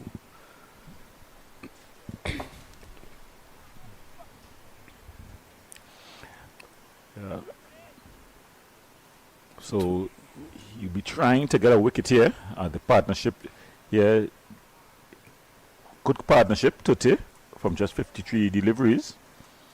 So they're definitely, building something here. But they want to carry on, Mohan especially. Well, Mohan is such a calming influence on this North team and also the Clark Road team that he plays for. Never seems to be bothered, Mohan. And he'll definitely be pushing for a place in the Red Force team this season. No Darren Bravo thus far. Yeah, well, he was chosen for this clash initially and then he pulled out. And one hopes that he comes back in to lead the team. I always thought that Darren Bravo, looking at him in regional cricket, I always thought he was a good captain. Yeah. And, he will want to come back and address the selectors yet again. He has taken a short break from the game, so he'll want to come back and just bat and bat and bat. Rajah pushes forward, he's all caught behind. And he's tucked in his forward defensive prod. But he keeps his head down, so he definitely would have gotten a touch. Probably a bit of glove. Let's have a look at it here. Just the outside edge. Outside edge. Beautiful delivery. Pitch, spun. Well, Rajah has to go. Let's look at that again. Just the faintest of edges.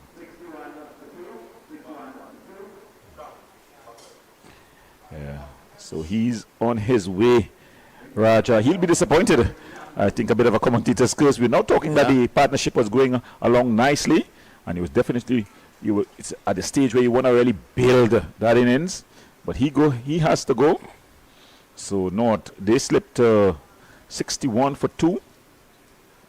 Another important cog in the wheel for North comes in now, and that's the wicketkeeper batsman Amir Jangu. And South would know that if they can get one of these here, Jangu or Vikash Mohan, they can really stand a good chance of working through that middle order. Well, Jangu, he's going to come in, and I think you're going to see a change in the pace of the game. He's normally a very busybody batter, both with the bat and his running between the wickets. So I think that is going to be important how he approaches this one, as he comes to the wicket with the fall over Rajah. He's batting with his captain, so I think the captain will just have to just simmer him down, control him a bit. As the old folks used to say, what's good is power without control. So he'd have to bat a bit of a control innings here. But South, a bit with their tails up at this point. It's the first session they're not through the first session as yet, and they would have picked up 2 wickets on what looked to be a batting. Yeah, so the last wicket to fall, yeah. Look at this. Yes, pushing away. A good delivery by Brian Charles, and the wicketkeeper went up immediately. They were very confident they're going. Yeah, definitely. And you could see, there's something called intelligent umpiring. The batter, he didn't question. He just kept his head down and started the long, lonely trek back to the pavilion. So it's going to be Jangu. He's going to be facing up against Brian Charles.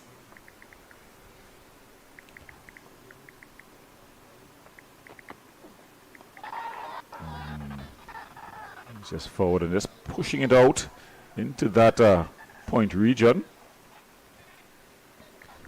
Skipper for the South, Imran Khan, just doing the fielding. So there's some movement behind the bowler's arm.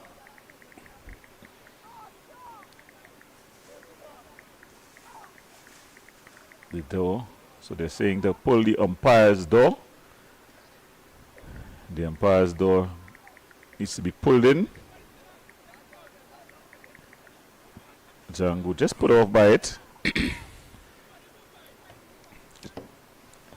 And I think the keeper for the South team just making some fielding adjustments.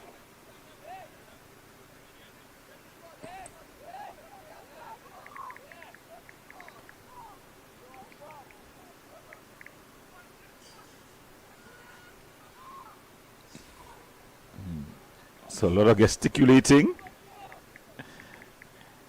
The umpire having a good laugh, a jolly good laugh at it. You'd think you're in the airport and they're signaling the plane. Yeah, definitely. But it seems as if the pilot is not seeing. Finally, that bit of break comes to an end as Brian Charles looked to get his second delivery into Jangu. Jangu has faced one delivery already. Let's have a look. Getting deep into the crease there and just pushing it out on the offside. So an interesting battle developing here. Oh, not a good delivery, but killing the spin this time. And one a little closer to Jangu. So 61 for 2 at the moment. We are about 15 minutes away from the lunch period, so it's a difficult time to come in as a batsman. Yeah, definitely. It's not the best time to come in, but you got to bat through that 15 minutes. It's also important here for the North Zone team that they don't lose any wickets at this point. They want to get to lunch without losing a wicket. Mohan, as we see the captain of the South Zone at Northern End, the Velodrome end or the Autobowling end, according to what you want to describe it as. Or it could be the aquatic center end as well. Yeah. There's a hive of sporting activities in this area.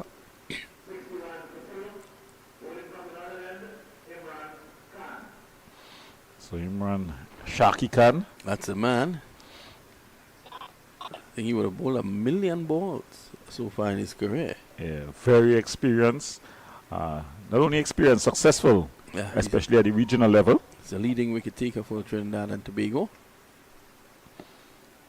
So he's going to see if he can cause some havoc here.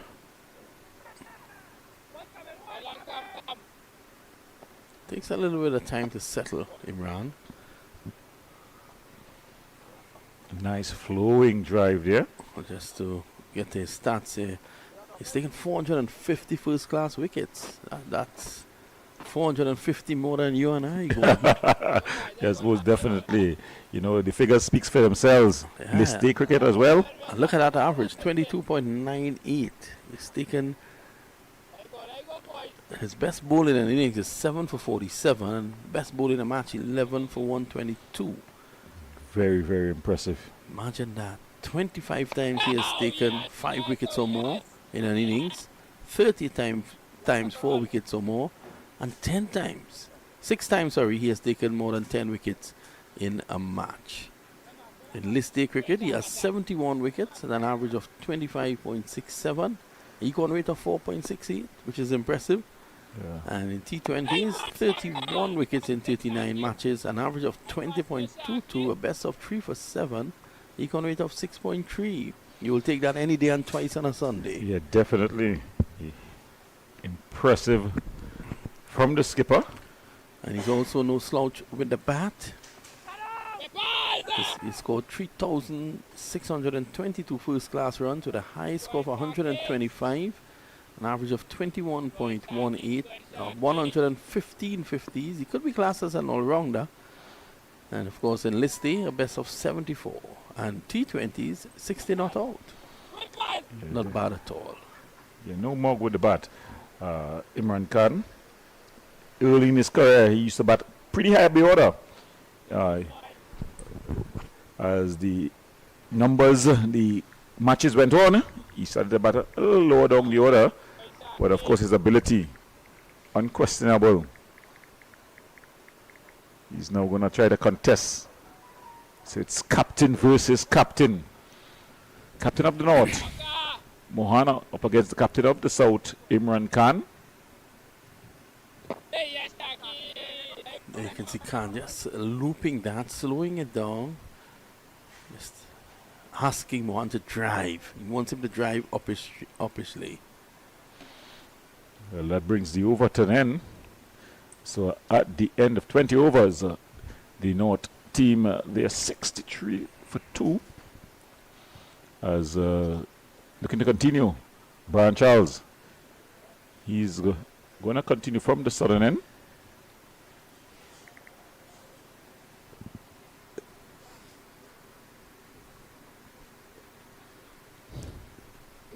Once again, a very good morning to a very good friend of mine, the man called Nevin Gonzalo Stewart from Roxborough.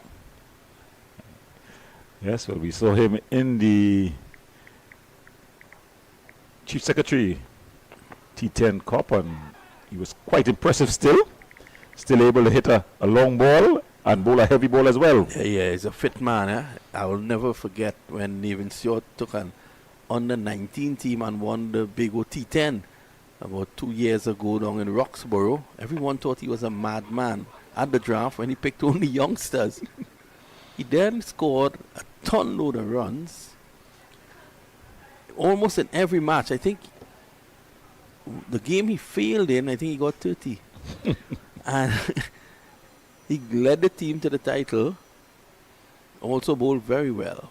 But what was more important and what I think was really bigger was the fact that on the day of the finals, his mom, who's a wonderful cook, cooked for the 360 crew, courtesy Nevin.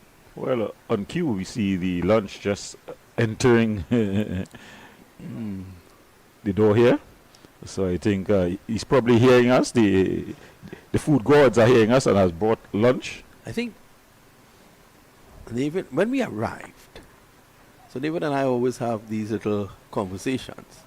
I think he corrected me. I had said something on air about the national dish in Tobago, and he corrected me. I think I had said the wrong thing. I think it was not crab. I think I had said crab and dumpling, but it was crab and something else.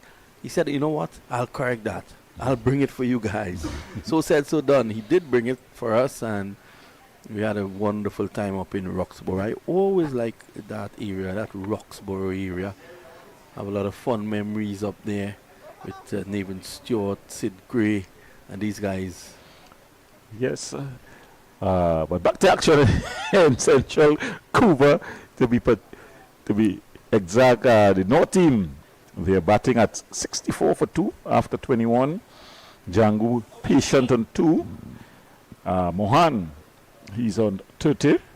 Imran Khan bowling a very good first over though. As looking to continue, we see Imran Khan. He's got the ball in hand. He's going to be bowling to Jangu. The field a bit spread at this stage. That till if you're looking to force it down the ground. Speaking about Nevin Stewart, I think we may well see him in action in May, because information reaching us is that the Dream 11 comes back to Tobago in May. But then again, he's much sought after in the United States, so I don't know if he will have the time. Always tries to make time because he's interested in helping to build the young cricketers from his island. Quick single taken there by Jangu.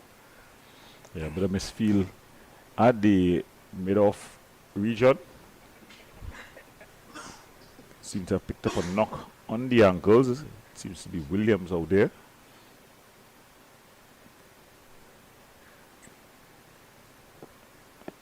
So it's going to be Mohani building an innings. He fixes one of the legs.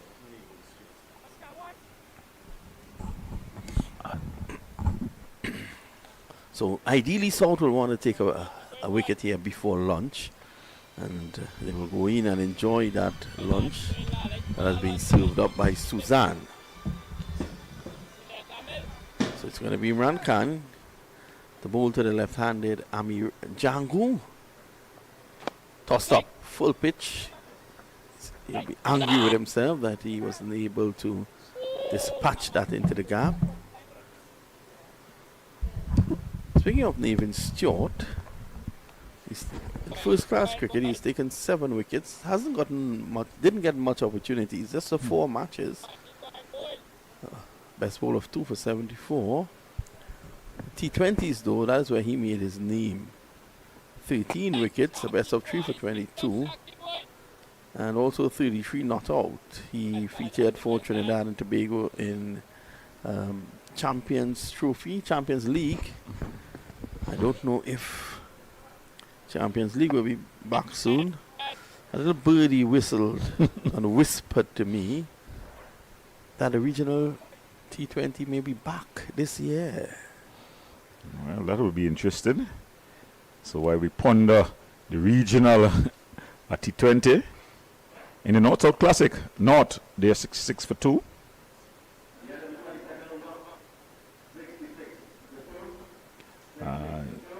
As Brian Charles look to continue, of course, North replying to the South team who scored a 274 all out. A decent batting performance by the South team, although they'll be disappointed that they didn't carry on for a bit more. Yeah, I think they should be disappointed. I mean, 3 batsmen got set. The only one you couldn't really blame was the left-handed Guli, who got 60 not out. But Jason Mohammed batted beautifully to get to 91 and then had a soft dismissal. And then, of course, early on, Akil Cooper got 80 at the top of the order. Cephas, sorry. Yes. Yeah, he's going along well. He's definitely knocking on the selectors' door for a place in the Red Force team. If you say a player is knocking on the door for selection, I think he's banging it down. Last season, getting a couple of hundreds, he wants to get in there badly. And the way he's playing, he's actually, I want to agree with you, he might just break that door down. Yeah, I think it's getting harder for anybody to really take it lightly. His demand, if you can call it that, for selection. He's a good player. He looked very good yesterday as well. Change in the field. Sharon Lewis is sent back to deep mid-wicket.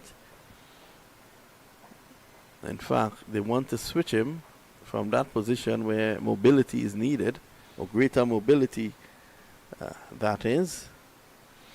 And they're going to send him just behind square. He's indicating that there's some sort of injury to his leg. Yeah. I think if it's one thing that has bothered the big man, Lewis's injury. He's a big machine, but I think he should be doing a little bit more work physically. Yeah, normally when you're a big machine like that, you tend to be a bit injury prone. That's an excellent delivery there from the off spinner Charles. That one actually was drifting away from Mohan. Mohan, who's very close friends with Amir Jangu. Jangu going down to indicate to him that one, he's getting the ball to drift. There's a strong wind blowing across the National Cricket Centre. Excellent delivery again. So he hails from the same area, Sharon Lewis. So he hails from the same area as Visham Lalman. Big man comes from that area. Strong man. So the big machines come from that area? Big machine. Like many others trying to save on Carnival, Gabby thought she should go for 50% off makeup. What about the other side? Well, Daisy 50% off offer. So you know. No makeup artist we don't know. What we do know is the savviest savings for Carnival are at KFC. Get a Jab Jab box, 1-piece chicken, 1 regular fries, and a biscuit for only $25. Welcome back. Here's Imran Khan using his feet nicely. There's Jangu, the man from Diego Martin. Very close to Gordon pair, and they get one. Yes, the beautiful borough of Diego Martin. Yes, it's just last year. So soon to be a city, Gordon? Yeah, well, hopefully, of course, we have a mayor now. Miss Glasgow, good morning to her. Her worship, I should say, her worship, the mayor, Kila Glasgow. Gerard Tobago Basso has just messaged me and he said, please indicate and mention that Navin Stewart did take his team to the finals of the season 1 of the Dream 11. So a lot of information coming.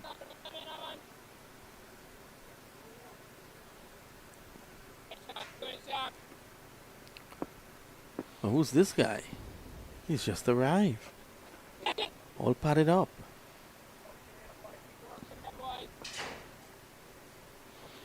Is it that once you pass the National Cricket Centre, you can walk in if you have a bat?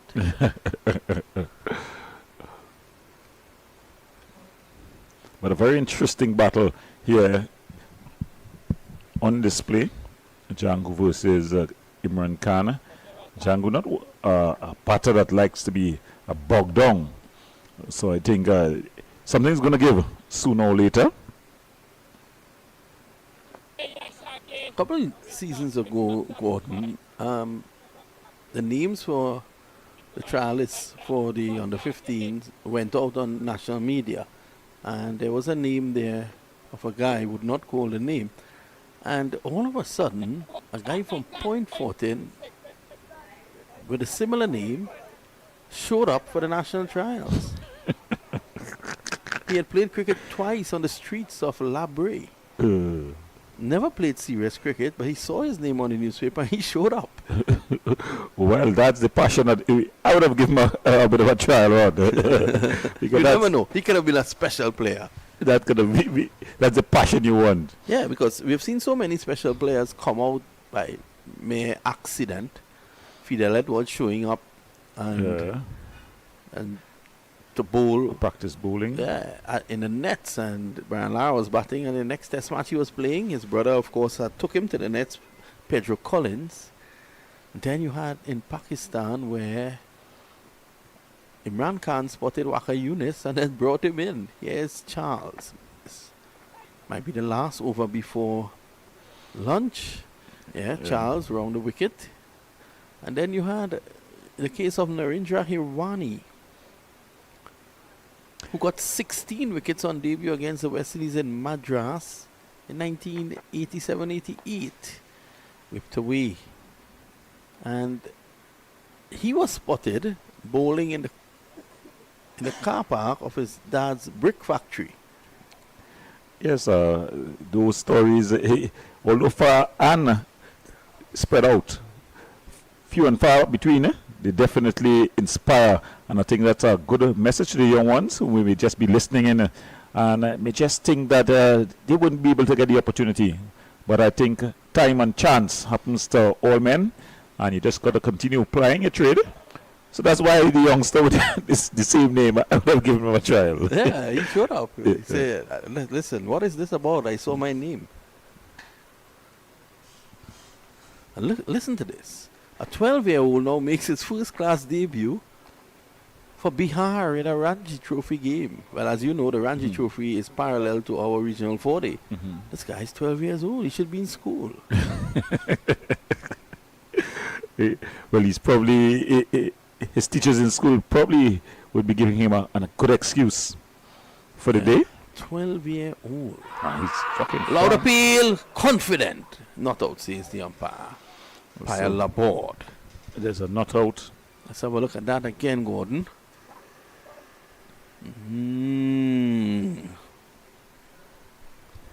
Pretty close, I dare say, but umpire aboard is in the right position to make a judgment, to make a call.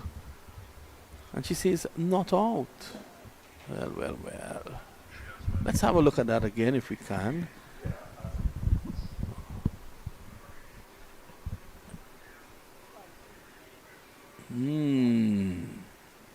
must be very close as I say welcome to Dylan Sharma. Doesn't get much closer than that. Well, it's the end of the over, and it's lunch on day 2 of the prestigious North-South Classic here at the National Cricket Centre. South batting first, made 274 all out yesterday. Not in response, they're well in this game. They're 71 for 2. A last comment from Dylan Sharma before we hit the lunch table. Not too dissimilar from yesterday's start. 2 wickets to begin with, and then a good partnership. Of course, in this case, the partnership would have occurred a bit earlier, but good session of cricket. Good fight between bat and ball. Few chances, and all in all, so far, a good day's play on the second day of the Ttcb North-South Classic.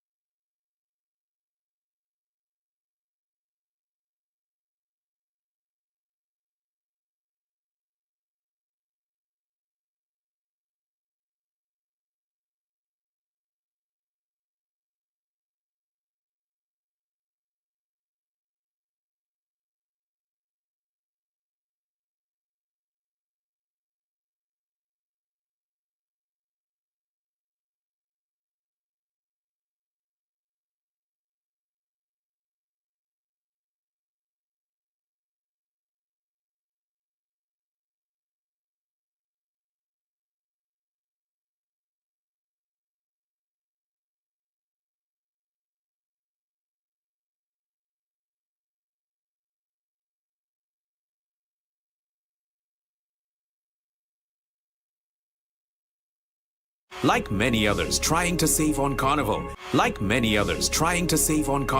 Gabby thought she should go for 50% off makeup. What about the other side? Well, Daisy 50% off offer. So you know. No makeup artist we don't know. What we do know is the savviest savings for Carnival are at KFC. Get a Jab Jab box, 1-piece chicken, 1 regular fries, and a biscuit for only 20.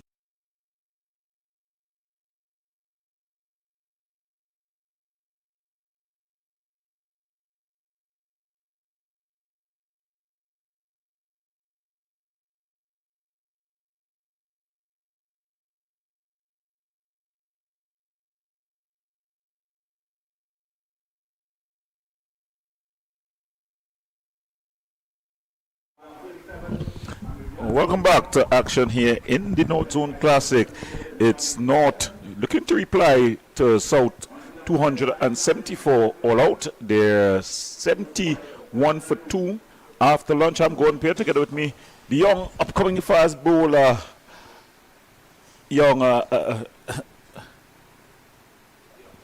Liam Mamchan. Good afternoon, Liam. Good afternoon, Gordon. And Jangu is going to come back out here with the skipper Vikash Mohan. Jangu did a good job just before lunch, just looking to take them to lunch without losing another wicket. And now he's going to look to rebuild, settle in and start scoring. Yeah, it was a tricky period, for Jangu, just coming in about 15 minutes or so before the lunchtime break. And I think he just needed to reconsolidate it. The team had lost 2 wickets, and they were just about 60 plus. So he would have needed to come in there and play a patient knock. Very much against his nature, but I think it was a very important period for the North team as they look to really build. Of course, the wicket is playing well. This afternoon, just before coming on air, you told me that you think the spinners are going to come into play as it dries up a bit. Yeah, I think the session after lunch, a lot of captains usually employ 1 fast bowler, 1 spinner. But I think the way things go in and with this pitch pretty dry so far, I think this session might be dominated by the likes of Imran Khan, Brian Charles, and we may see Damien Joachim used in this session as well. Well, there's a skipper, Imran Khan, who starts things after lunch, gets things going. You can see a man there just at the sleep mid-on position. Good start again after lunch from Imran Khan, continuing where he left off. So a pretty attacking field set by Imran Khan. Is definitely for a spinner. Yeah, definitely, and he's giving the ball some air. This one driven nicely from Vikash Mohan, but Kamilo Puran gets across, and they're just going to get 1. Yeah, so that field still has a slip. On the ground there. Jason Mohammed. Yeah, Jason Mohammed. The veteran of this team, one of the veterans. Very experienced Jason Mohammed. He got 91 in South's first innings. Yeah, very important 91. He would be disappointed that he didn't go on to get the milestone of the century. Yeah, as was Cephas Cooper, going to run out on 80. He was looking really, really good. Jangu first up after lunch. He started a dot ball. Long forward. Yeah, the South team, they were going quite handily, and they would have expected to get over 300 plus runs. Yeah, and wickets fall. They had wickets fall in bulks, and that's sort of a recipe for disaster. I think 274 they would be happy with, but they would know that they probably left 70 to 80 runs out there, especially the way that Jet Goody was going. And when the wickets started falling around him, he couldn't be his usual aggressive self, and didn't end up having the support from his teammates as Sharon Lewis, he got out and left Jet Goody stranded on 60 not out. Well, after the first over after lunch, it's the North team 72 for 2 in reply to that 274 by the South team. While we talk about the North-South Classic, of course, that's a big match on the local calendar. The West Indies, they had a practice match, a warm-up match, and Joshua De Silva, getting a century. A good start for the wicketkeeper batter. Yeah, most definitely, and he's going to be an important part of this Trinidad and Tobago team. Once he returns from Australia, he's definitely going to be one of the guys to fall in. He's been out of form with the bat as of recent for the West Indies, so it's good to see him back in the runs. We all know the talent that he possesses. Does have a Test 100 to his name. Lewis just letting that one go through for a single. Should have been a bit sharper there. Yeah, not the fastest of players over the ground, but you'd expect him to do a whole lot better. Otley. Yeah, cannot leave. He's going to be heading to Australia soon as well for that one-day series. Yeah, he's been included within recent times in the West Indies setup. So he's one of the go-to guys here. You'll have to think with the absence of Brandon King in that one-day squad, Otley may be getting his opportunity. So in that England series, he didn't get to play a game. But he's still included, still part of the squad. And we'll be hoping to get going in Australia. As an active player, you know, sometimes when you'll continue after this delivery, how do you keep yourself G'd up, you know, when you're included in the squad but you're not into the playing 11?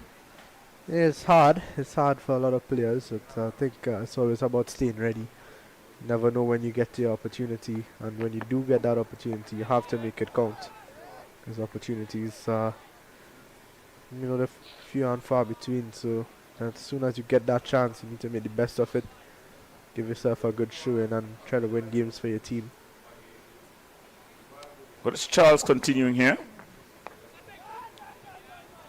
And there you see the man just lurking there. That is a city point position. One just under the eye line. You know, it's one of those positions that when you have a spin operating, especially an off spinner to the left-hander, it's one of those tricky positions. Goes out to the other side now with a short leg. Goes out to a short leg, yeah. This one driven straight to Jason Mohammed at short cover. Looks like Jason Mohammed was taking a bit of a hit to his hand. Yeah, he was definitely struck when Mohan, with the powerful off drive, and you see the physio just running on. So probably a bit of banning would take place as the two batters meet mid-pitch. What do you think would be the conversation like there at this point in time? Yeah, I think, in the session after lunch, the breaks in cricket bring wickets. We all know that. We see national team head coach and head selector, David Furlong, as well as Gibran Mohammed, one of the selectors, that's doing Ryan Dial. The selectors are out and about. They're having a look at this one. Yeah, it's an opportunity for all the players to make a claim there, as we see the physio now just jogging off. He would have done the work on Jason Mohammed. And it's Imran Khan who's going to continue. And Mohan is really, he has looked comfortable. Yeah, I think, you mentioned the conversation that the batsmen were having. I think it may be about, just after lunch, breaks in cricket do bring wickets. So you just want to reconsolidate, build your innings again, and start to score freely after. It's just about getting set once again. So Jangu there is using his feet, getting to the pitch. Bit of excitement. It seemed to be aerial for a while. I don't want to say the old boy, but the veteran not able to get across and cut it off. An easy single. So they're just ticking things over here. Looking to build a partnership. I think Vikash Mohan will understand his role here. He's very important to this North team. Still a lot of batting to come. And there's Tion Webster yet to bat. Amir Jangu's out there now. Dejon Charles, Leonardo Julian, and San Hackett, Andrew Ramber, and a lot of all-rounders in this one. Even Carey Pay can bat a bit, so South have a job on their hands here. Need to pick up wickets continuously. Yeah, a nice, good batting lineup as you see some of the bats and the pads and gloves just being sunned out. Nami Jangu, he had a good couple of first-class seasons for Trinidad and Tobago in recent times. He's going to want to keep that up, keep building. He's played regional cricket for CCC and the Leeward Islands as well. Well, we're going to the break. When we come back, we'll have action in the North-South Classic.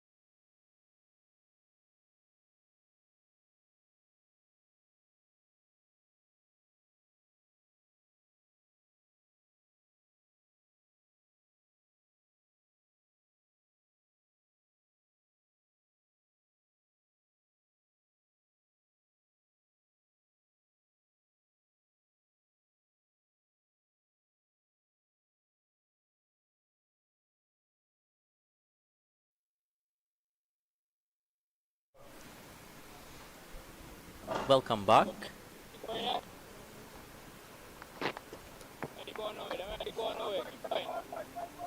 41 overs gone so far, 122 for 2. It's gonna be Joachim to continue.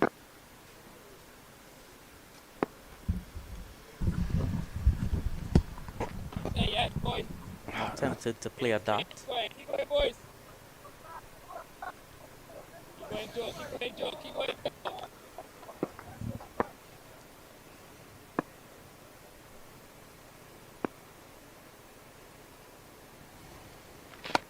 Nothing, Cotterell. Joe, keep going, Joe.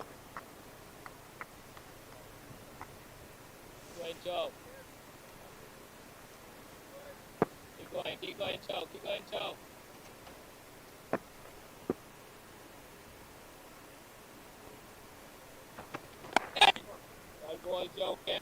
So we've seen Jangu move around the crease a lot. He's trying to work angles.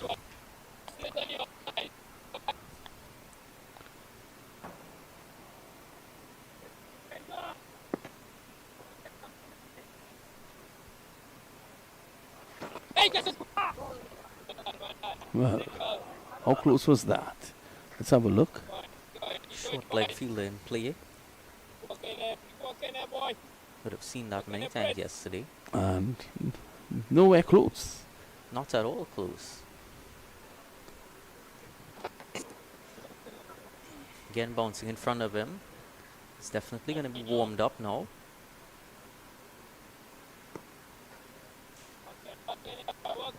Always need to be in full concentration when you're in that short leg position.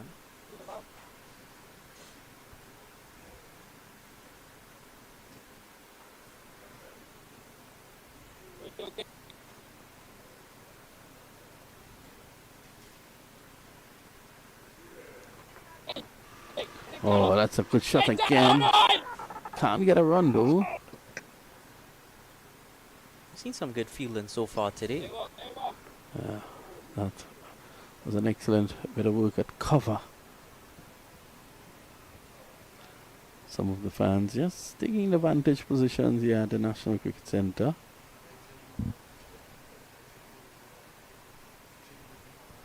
I was told that is the mum of Jid Cooley.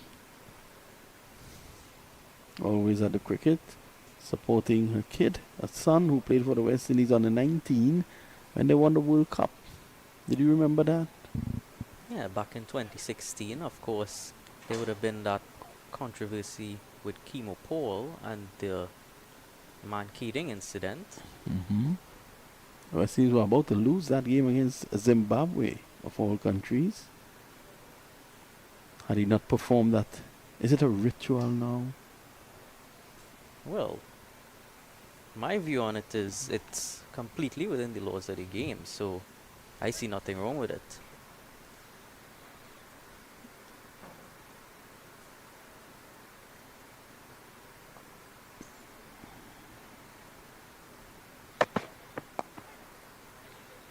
So Philip continues here. None for 23 off 8, his last over. 9 runs coming, spoiled it a bit.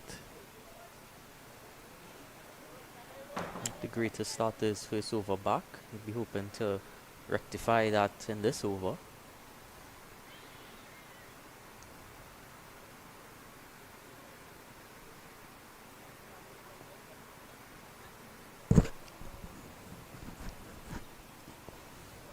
Anderson Phillip is a hard worker. If you know anything about him, you would know that he's a very hard worker. He would not shy away from this challenge here.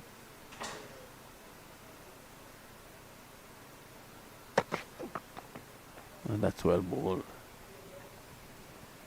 Excellent delivery. Well played as well. I like that there's still 2 slips at play even at this late stage. Ball not so new, but many times in international games you might see them remove the slips and you see a chance go down in that area and they say the horse has bolted. Always want to be safe than sorry. Still have runs on the board to play with.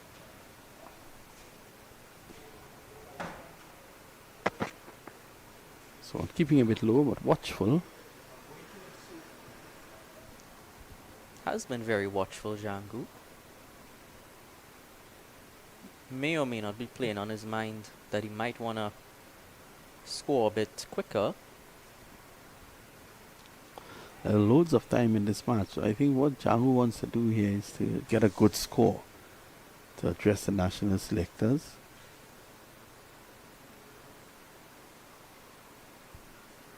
Definitely a lot of time remaining, and he'd want to be knocking on that door.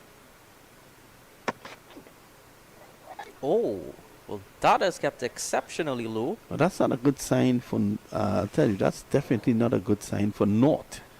Because North would be the ones batting last on this track. That It's one almost rolled rolled. along the pitch.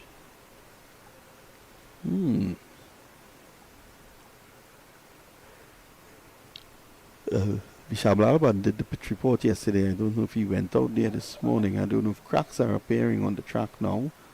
Tomorrow morning before the third day's play, we shall have a look at the track. Do we have any keys to put in the cracks? I think Bisham's vehicle starts remotely. So you may have to lend him your keys.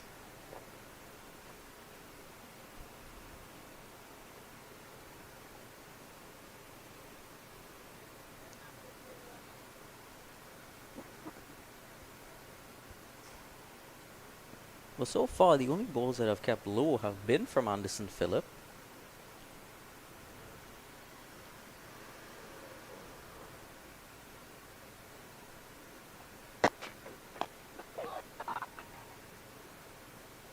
This is well bowled here from Phillip. Brings the over to an end, 123 for 2.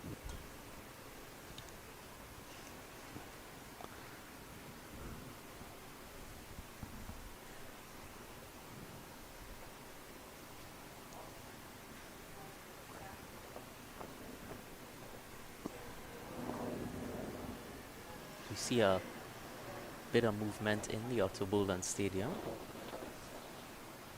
Well, there's a helicopter above us, and there goes Gordon Peck catching it. Misses nothing. Or is it Kadir? Kadir Mohammed, our cameraman, picking up the national security helicopter. Hopefully David Warner wasn't looking to make a landing here today.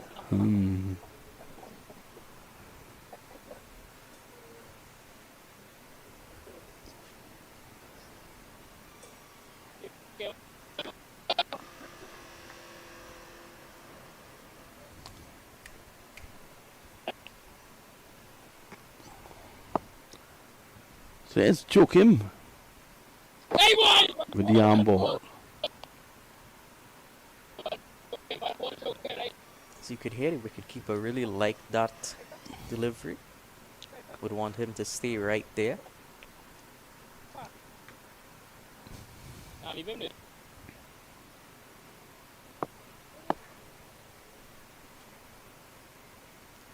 Hey, get it! Oh. Short leg and play again. Yeah, but it was way away from him. There's no way Sifa Scooper could have reined in that. Go ahead, go ahead, go ahead, boys. Seeing that delivery just came on a bit quicker. Ball. My wicket. I go, boys. May have been the arm ball. Kevin's gonna get just now. You believe him, boys.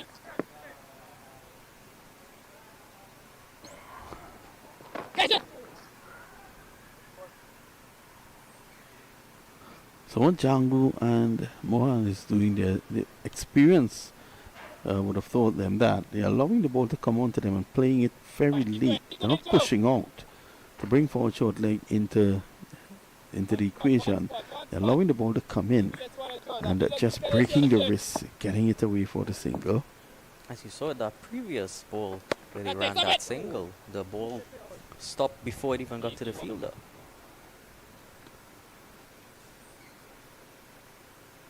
So not looking to add too much power, just looking to work the singles.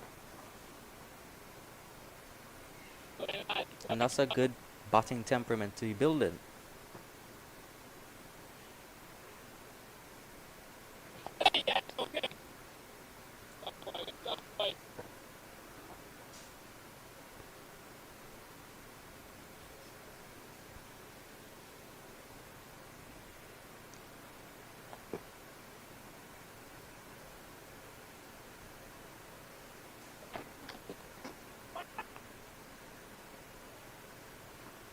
Look down to fine leg again for another single. Or they ran two that occasion. So good running between the wickets as we take a short break at the end of the 44th over. Like many others trying to save on Carnival, Gabby thought she should go for 50% off makeup. What about the other side? Well, Daisy 50% off offer. So you know. No makeup artist we don't know. What we do know is the savviest savings for Carnival are at KFC. Get a Jab Jab box, 1-piece chicken, 1 regular fries, and a biscuit for only $25.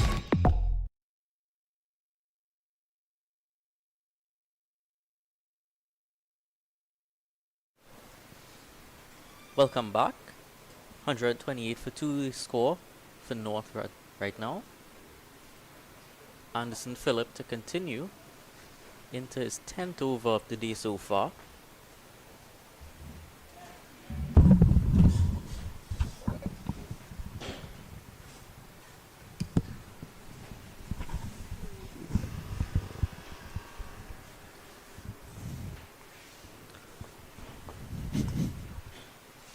As I say good afternoon to Liam Marchand. Afternoon, Dylan. Anderson Phillip back into his work here. Gone along pretty well, Dylan. So in this previous over, one outside that off stump. Rolling once again. So just some demons waking up in the pitch. Play on the mind of both Jangu and Vikash Mohan, who got one earlier. It's been easy going so far after lunch, apart from a few deliveries that would have troubled them. No real trouble. Those deliveries would have been way outside of the off stump. Yeah, definitely. Jangu building a nice partnership with his skipper here.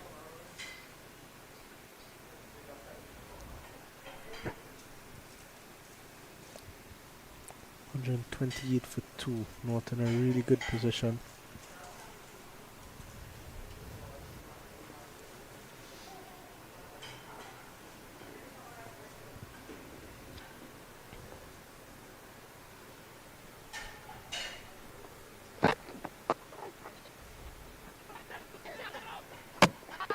Direct hit.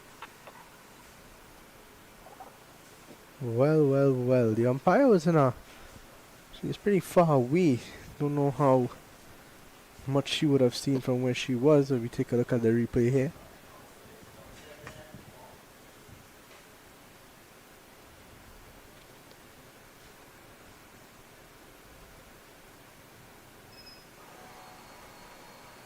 No, seem to be in safely. Good But, fielding and awareness from Brian Charles. he's a top fielder, Brian Charles. They've been running those singles really well, so he's keeping them honest, ensuring that they don't err with the judgment of taking those singles.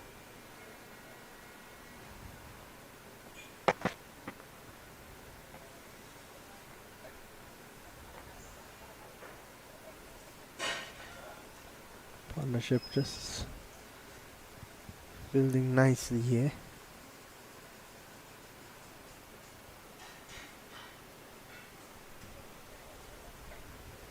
Cruising in on 100 there. It's about 68 runs. Jangu's look good, he's looked solid. Struggled to score, but he's not looked troubled by anything really. So a nice push into Otley at cover point, and there's no run.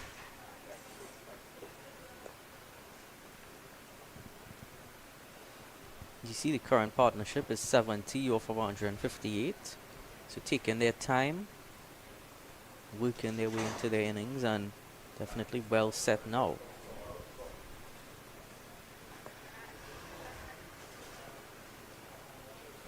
Just one delivery to go 5.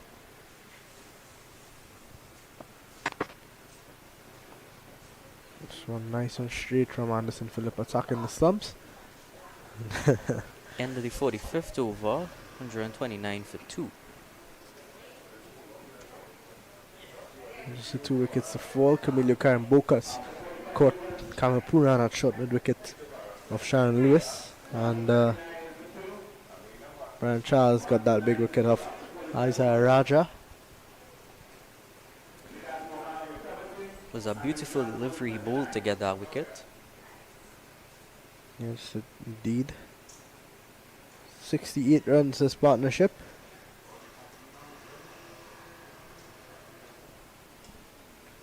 Vikash Mohan continuing his dominance here. It's been a good all-round game for him. Picked up 4 in the first innings. Leading his way out there at 70. Both of these guys that have played for the Samp Army franchise in the recently concluded Dream 11 Bago Blast. Jangu would have captained that team. Looks like Sharon Lewis is going to be coming back into the attack. Bowled really well up front. Later on in his spell had a few issues with his run-up. Hopefully he sorted those out. He's in again to bowl to Vikash Mohan. Would have seen him earlier on. Sharon Lewis getting some good sharp bounce.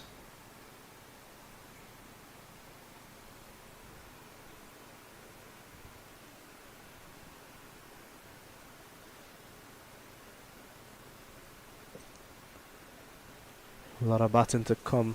Leonardo Julian, Dejon Charles, Andrew Rambaran, Tion Webster, of course, San Hackett. It's just going to be one slip and a gully. Ball might not be doing that much into the 46th over now. This one driven nicely on, Sharon Lewis once again. Started a no ball, continues to struggle with that run up. Well, we definitely had hoped that he would have sorted it out by now, but seems to still be having a few issues there.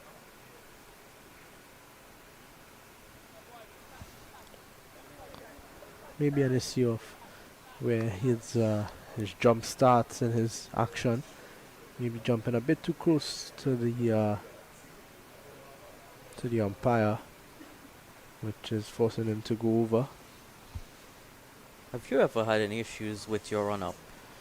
Yeah, in recent times, maybe in that 2022 season, I had a couple issues. Funnily enough, it was during the North-South. We had the 50 over North-South. And I think I bowled 5 or 6 no balls in 150 over game. So worked with Kelvin Williams, one of the senior coaches around the national setup, and he helped me quite a lot.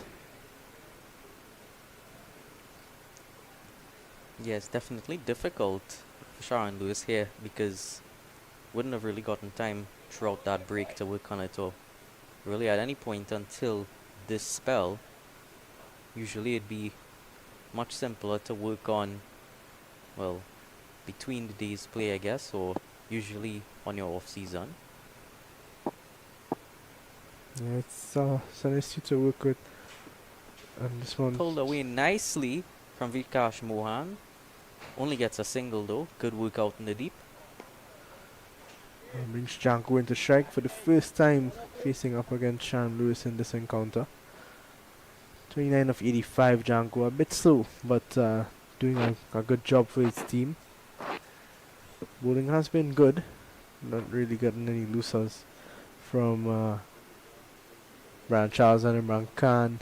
Even Damian Joachim bowled really well. What I've liked so far from Amar Jangu is, even though he's been going a bit slowly, he hasn't allowed it to get to him.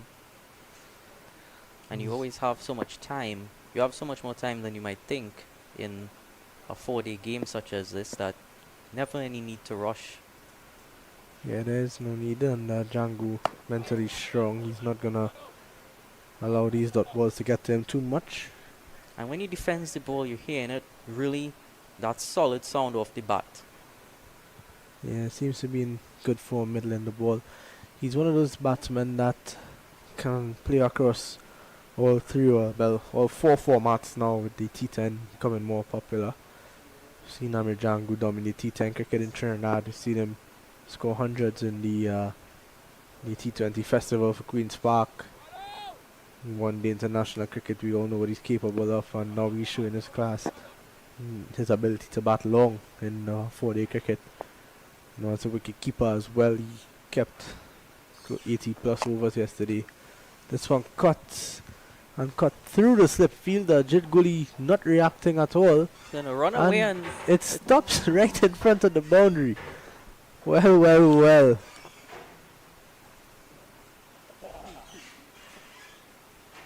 We'll have to have another look at that one because it just stopped right in front of the boundary rope. that's the second ball this session so far that has stopped. Well, the previous one would have stopped short of the fielder. This one short of the boundary rope. Really unfortunate for Jangu here. It's Jit Gully getting the opportunity to retrieve it. Yesterday I would have heard Visham Lalman waxing lyrical about the outfield. Wonder if he still feels the same. Usually is pretty quick. Not sure what's causing that. Maybe the bit of sand that's around the ground. Yeah, there wouldn't have been any rain or moisture of note between yesterday and today. Exactly. So interesting. Of course, the nights and early mornings have been a bit colder in recent days by about 2 degrees or so. Have you noticed that? Usually, you know, in bed by 9 p.m. Been on my best behavior for the past few months. Not a night owl like myself. Not in recent times, no. It's going to be Lewis to continue. Final delivery of his sixth over. Nice and straight, making Jangu play. And just defend it, so it's going to End be of the the end of over number 46, and we'll take a short break.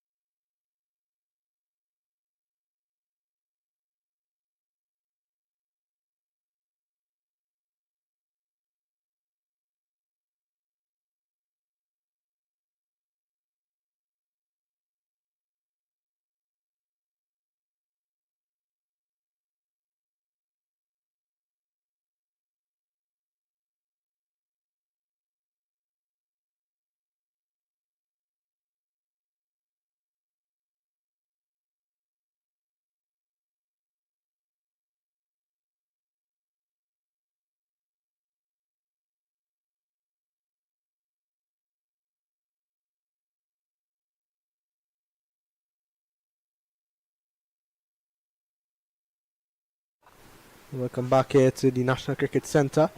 Just had a short drinks break there after Vikash Mohan just picked up a minor injury. Was hit on the side of the knee from Anderson Phillip. One that kept low. So I welcome Kadiri's back here with us in the commentary box after a tough stint in the sun out there with the cameras. Yeah, good afternoon, Liam. Good afternoon, viewers. Yeah, it's a lot cooler than where I was a bit early on. 135 for 2 Mohan. Well set here. 73 from 134.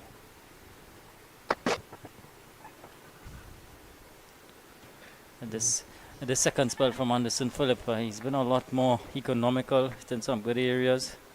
Older ball now. And so he's just exploiting the conditions a bit. We saw 2 in particular kept low on that particular side, where Vikash Mohan is one on the offside, one on the well, what would have been the offside for the right-hander, the offside for the left-handed Jangu as well, one kept low. Yeah, and those balls are just hitting the surface and not getting up whatsoever, just rolling into wicketkeeper Daniel Williams, who may not be too effective in terms of hitting the stumps or hitting the pads, but it's just going to play on Jangu's and Mohan's mind as they get an easy single down to that sweeper fielder Jason Mohammed. Yeah, as a batter, you just got to try to forget it as quickly as possible. You know, to be fair to the surface, it's been pretty even. It's not been, you know, what we've been accustomed to, you know, balls keeping low. I'm sure it's going to deteriorate through the course of this 4 days. Evidence of that already is with those 2 balls that we saw earlier, and seems to just be getting a bit dustier out there. Jangu is going to play on the mind of Jangu, that one that kept out low outside the off stump. Don't really get it up as no real bounce in the wicket. Pretty simple for batting, and Jangu, 31 of 90 now, has not looked troubled at all. Yeah, certainly he's looked good for his 31 from 90 deliveries. He spent quite some time out there. He'll be looking to get a big one here. So too Vikash Mohan, captain of this North team. Probably be eyeing up 100 here. 74. Good all-round performance in this one from Vikash Mohan. Led the team well. As the skipper yesterday, picked up 4 wickets. And in reply with the bat, he's 74 not out so far. Really good performance from him. We'll hear from him later on. It's going to be Lewis to continue from the northern end. Started off with a no ball in the second spell. He struggled with that run up all morning. And see how he goes. Yeah, the same man he started off with the new ball, Lewis. We've not seen him from the southern end just yet.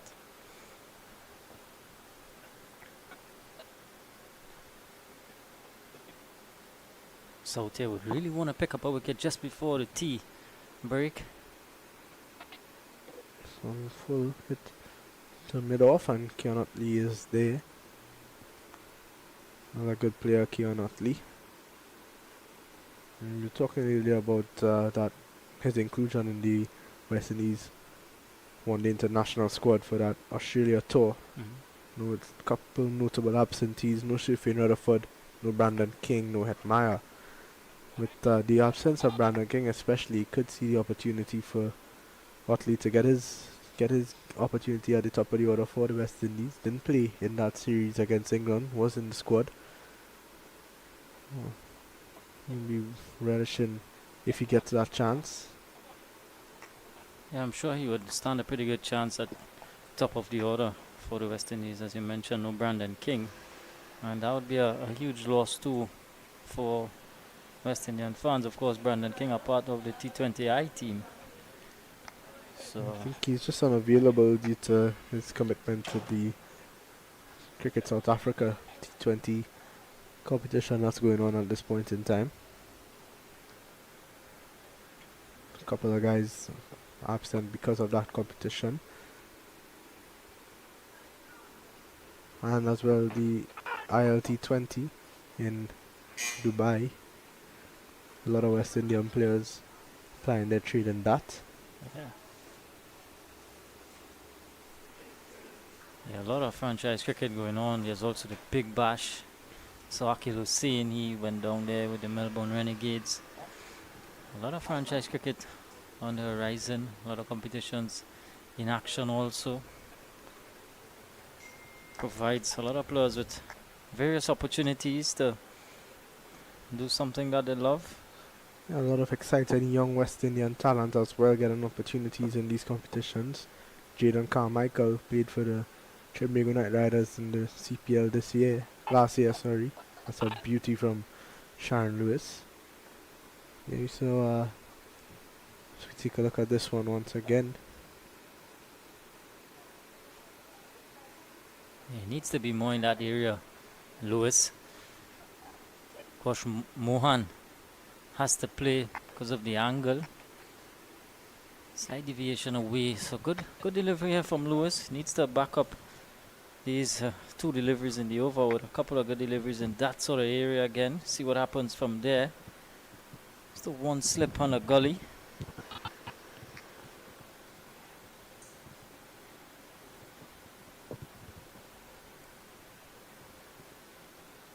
What do you think the South team needs to do here to pick up a wicket before the tea interval? Well, Jangu and Mohan have looked really comfortable out there. Nothing seems to be troubling them.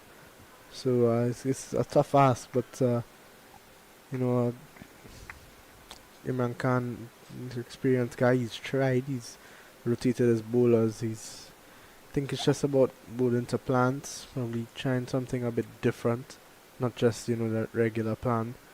We get a short leg in there and have Lewis hammer the ball into the ribs. Sometimes a plan like that maybe might help, because at this point in time it's just too easy out there. Lewis could probably try to come around the wicket too and attack the stumps.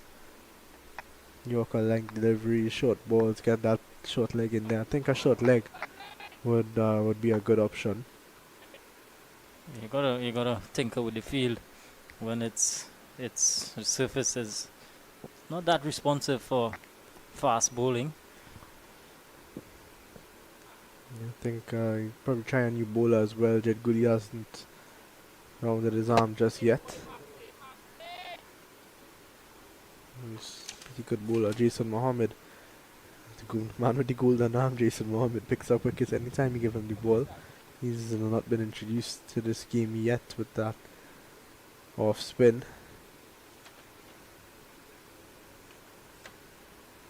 Yeah, at the moment it's pretty easy going for the North batters. This innings sort of mirroring the one of when South batted. They lost 2 quick wickets, and then that partnership between Jason Mohammed and Cephas Cooper. A really good partnership, and then a procession of wickets throughout the back end. And there you go. He may have heard you, Liam. There he is, into the attack, Jason Mohammed. Man with the golden arm, Jason Mohammed. He picks up wickets, and every time he's been given the ball, he picks up wickets, and he's gonna be the man to try to break this partnership.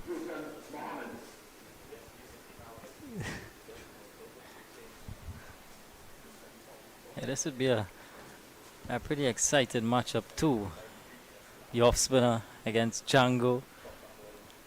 Mid-off and mid-on inside the circle. I think Jangu could probably use this as an opportunity to, take on the part-timer, so to speak. Jason Mohammed would not agree with me that he's a part-timer, but Jangu could see this as an opportunity to take him on and score some runs, and I think that's where Imran Khan might feel like he could pick up a wicket here.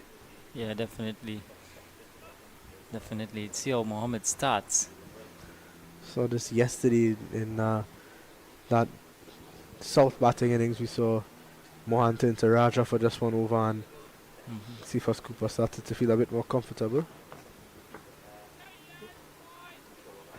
Jason Mohammed starts off nicely. Jangu just getting back on the back foot and punching. Yeah, One field outside the circle, Kadir. Just that man a deep backward square leg.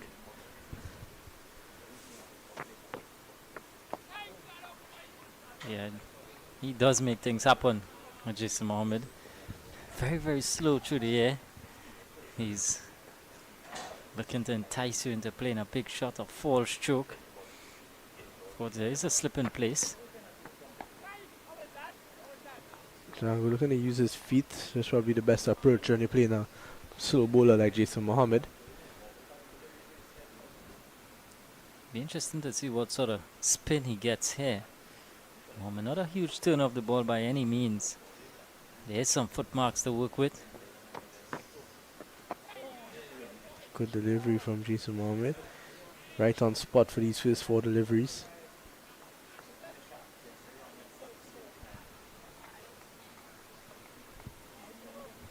Still attacking with the short leg is Imran Khan. Shots and pulled away. And one bounce into the boundary for 4. A release shot for Jangu. And a welcome boundary for North. Yeah, just a bit too short this time for Mohammed. Jangu able to transfer the weight nicely onto the back foot. And no one out there. Easy. A 4 to Jangu goes up to 35 now. Mohammed too, he would know that he's got to be spot on with his lengths. To Jangu, who we know could switch gears pretty quickly. He's not going to let these bad balls get away. He spent a lot of time out there. He's seen the ball well. There's no doubt about that. 95 deliveries now without his face. Jangu would know that this is a good start for him, but he want to carry on and get a big score. And good delivery to finish the over. So at the end of over number 49, it's 140 for 2. And with that, we'll take a short break. Like many others trying to save on Carnival, Gabby thought she should go for 50% off makeup. What about the other side? Well, Daisy 50% off offer. So you know. No makeup artist we don't know. What we do know is the savviest savings for Carnival are at KFC. Get a Jab Jab box, 1-piece chicken, 1 regular fries, and a biscuit for only $25.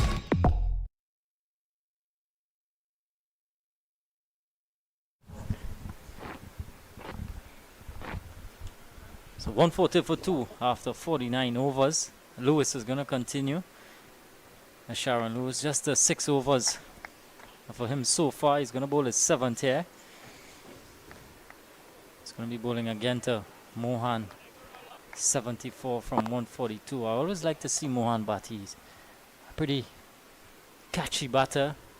Easy on the eye. Very disciplined as well. And an easy single by Vikash Mohan there, just touching into the leg side.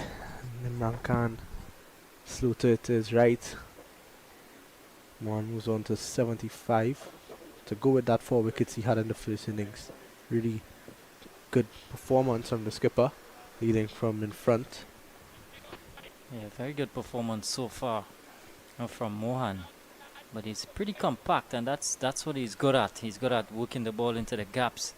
He'd not let the bad balls get away as well.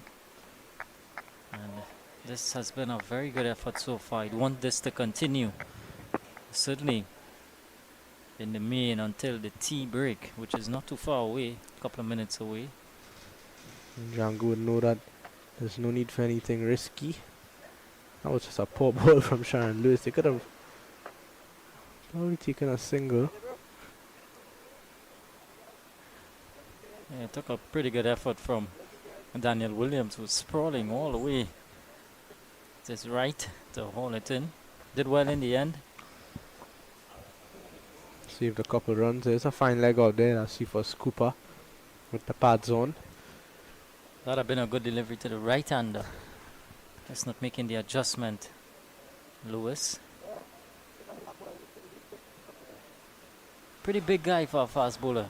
Sharon Lewis. Strong. Hustling, bustling. He's got to do the hard yards here. He's got to sort of play a hold and roll. You not want to come back in the second spell and give up too many bad deliveries. You want to sort of keep the pressure on. He's been decent so far, but I don't think he's been so far. This isn't his 3rd over in his second spell now. I don't think he's looked too threatening. Just that one good delivery he had to Vikash Mohan in the last over squared him up a bit, but other than that, like the Jangu, he's been a bit full. Just looking like he came off the toe of the bat. Jangu would feel like he missed out there. Yeah, Jangu would not want to give it away now. He's well set. 35 years, but he's faced 98 deliveries. Jangu would know that what he has to do to try to maintain his place in this Red Force team. He's been around the squad for the past 2 seasons and he's been excellent. Nothing to really complain about. He's been good behind the stumps. He's been excellent with the bat. So I have a good partnership with the debutant Justin Manick recently against Guyana. Now we're looking to pull and missing out completely on this one. Maybe a lack of bounce, you would say? Yeah, seem to just be like that tennis ball bounce that we've seen so much. See.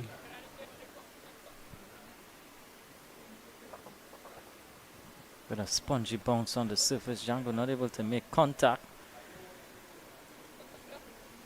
Here's another look at it. It just didn't get up as much as he would have wanted. But I think, just about 15 minutes before tea, Jangu doesn't want to give away his hand there. He's done all the hard work. And he'll hate to get out before at least getting to 70, 80 runs. He's been batting really well. He may not have a tough time to bat as well. That 15 minutes before lunch where he just had to... no real pace on that one from Lewis. Called one for the over. Look at this. Sailed way over the head of Jangu. I think the umpire missed the check there. It might have been a wide, but Jangu didn't even move. Interesting. One delivery to go in there, Sean Lewis over. Jangu 35 of 100 now. Really putting some good time out there in the middle. Yeah, he's done all the hard work. And he'd want to kick on, carry on. Gotten a start.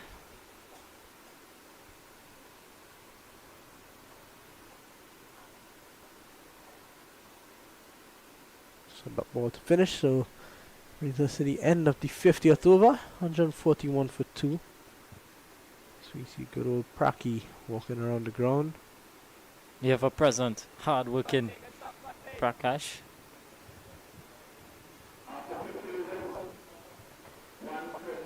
Maybe he's now gonna have his lunch.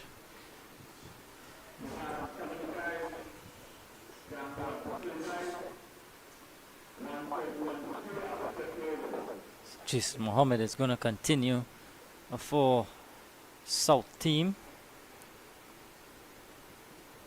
Pretty tough going now. Still the North team trail by 133.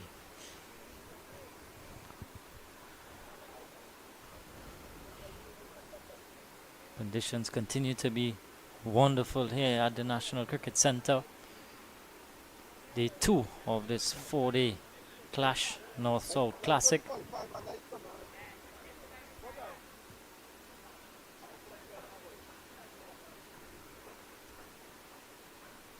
Let's take a look at the field here for right-handed Mohan. There's a slip, a short leg, short fine leg, deep backward square, mid-wicket, long on, mid-off, cover, and a backward point.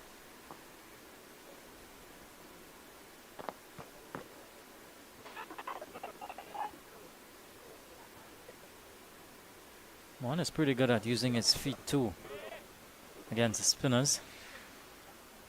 See if he takes that chance.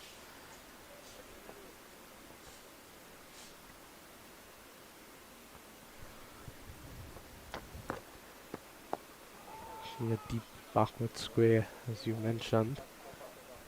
Yes, Mohammed may just look to target that middle leg line. Not getting much turn. Joachim now moving into more of a straighter square leg position.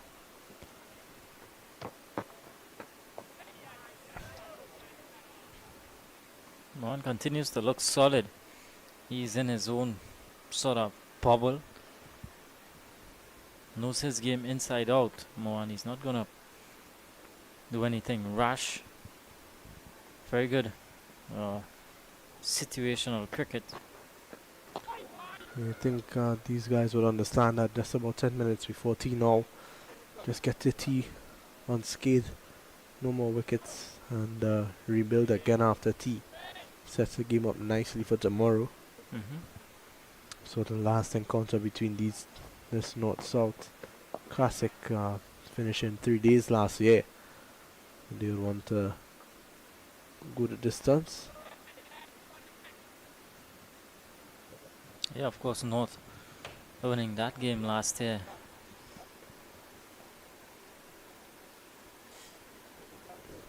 North with a dominant performance 1 year back. Pretty different situation altogether this time around.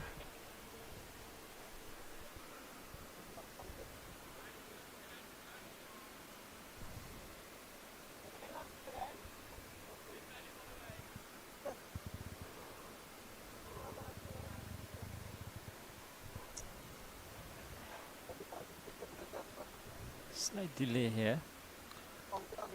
So of the aircrafts passing across. Yeah, that's actually Gordon Pay. Had a meeting at 2:30. Hopefully he gets there on time. I'm sure he would. He may probably reach earlier than 2:30. So 51 done, 141 for 2. We take a short break.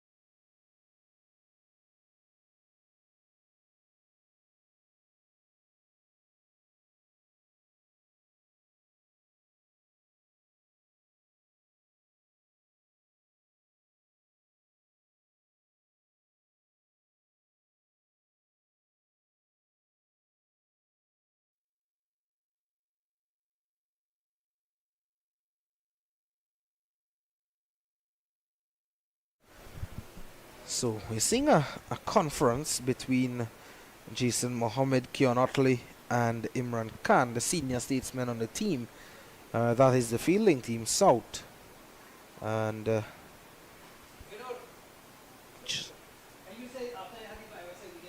just maybe here, Dylan, they are looking to prize out that wicket and hence that conference. So Jangu and Mohan putting things in the mind of the South team at the moment, Dylan, and that's good to see.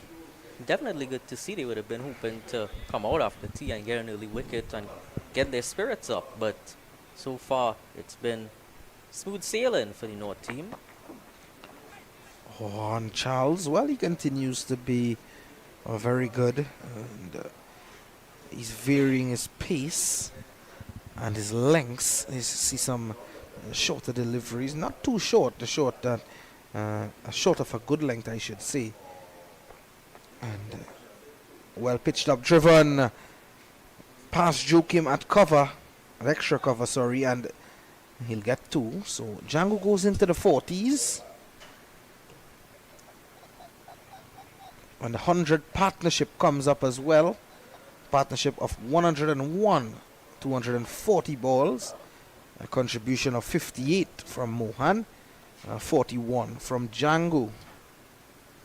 It's been the sort of batting partnership you would really appreciate as a purist of the longer format. Yeah, it's a partnership that had everything. It had a bit of everything, Dylan. It had aggression, but it was mixed with measured subtlety. And that was really good to see. And again, the highlight, the running and the ability to play the ball on its merit. It was nothing short of brilliant thus far. Have to continue though, if you are not supporter like you are, Dylan.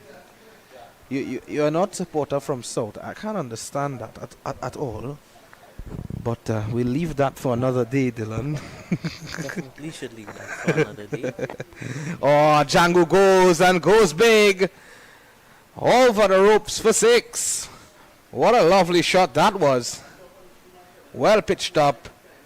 And there he was. Bit too full and timing it to perfection, Amir Jangu.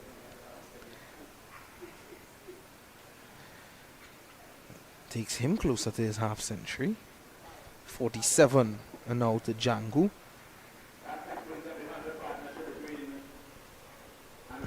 Anderson Phillip fetches it down at that long on boundary.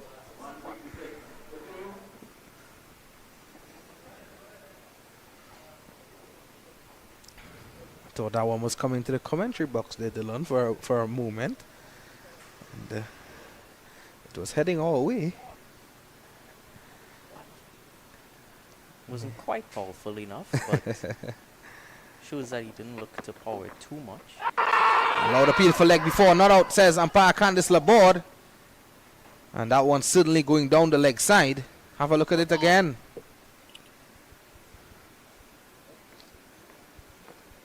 Yeah, certainly there, Dylan. What do you think? Yeah, it must be going down the leg side on that occasion. Didn't get the best view of it from this angle, but didn't really see the ball after it pitched. So from the position that he would have been batting at, that would most likely go down the leg side. You're seeing the tree stumps as well. Yes, also seeing some activities going on. And there we are seeing the national senior women's team practicing there to the nets. In the nets, and there's Karishma Ramarak, one of West Indies standout spinners.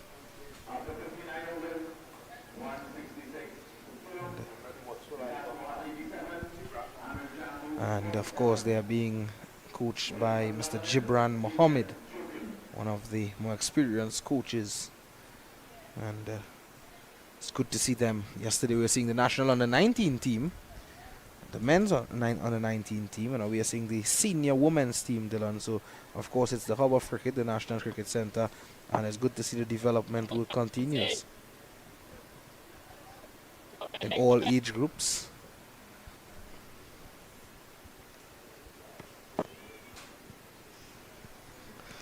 Joakim is back. Hey, yes, yes, yes. Now yes. that short leg fielder has moved onto the offside now at that silly point position.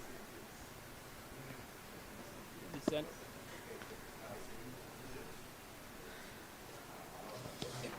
Oh, that could have been a chance for a stumping. Let's see. Have a look back at that again. Yeah, Mohan was out of his crease, and well, the ball was out of the gloves of Williams. That could have easily been Mohan going for 87, Dylan. Lucky. Definitely lucky.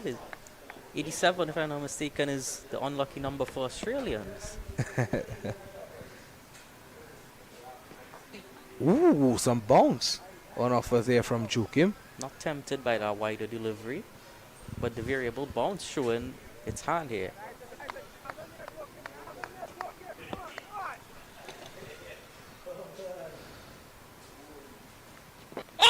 Oh, paddling again is Mohan. He seems to like that shot. We've seen that, well, for the third time today. It's running very close to the boundary.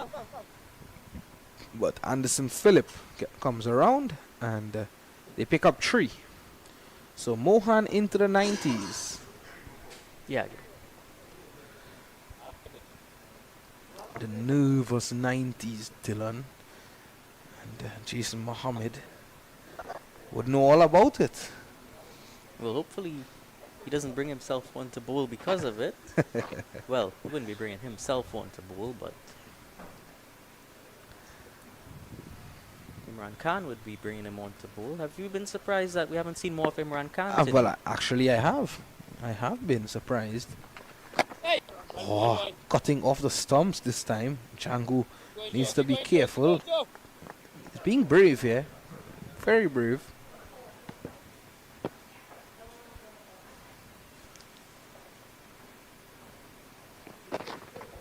Short down the leg side and ticked away fine. And get a single there, Jangu. That brings the 60th over to an end. 30 overs remaining in the day's play. It is 170 for the loss of 2. Mohan is on 90. And there's Coach Gibran Mohammed in action. And just informing the players and giving them all the tips and advice and correction that they require. And there they are off again, Dylan. And of course you'd be seeing the likes of Karishma Ramarak, Samara Ramnath, the sister of Rajiv Ramnath, national under 19 cricketer. And all of those girls just doing their preparational work. So Charles is back. And Jangu just having a drink of water. And Mohan as well. And they're off and ready to go.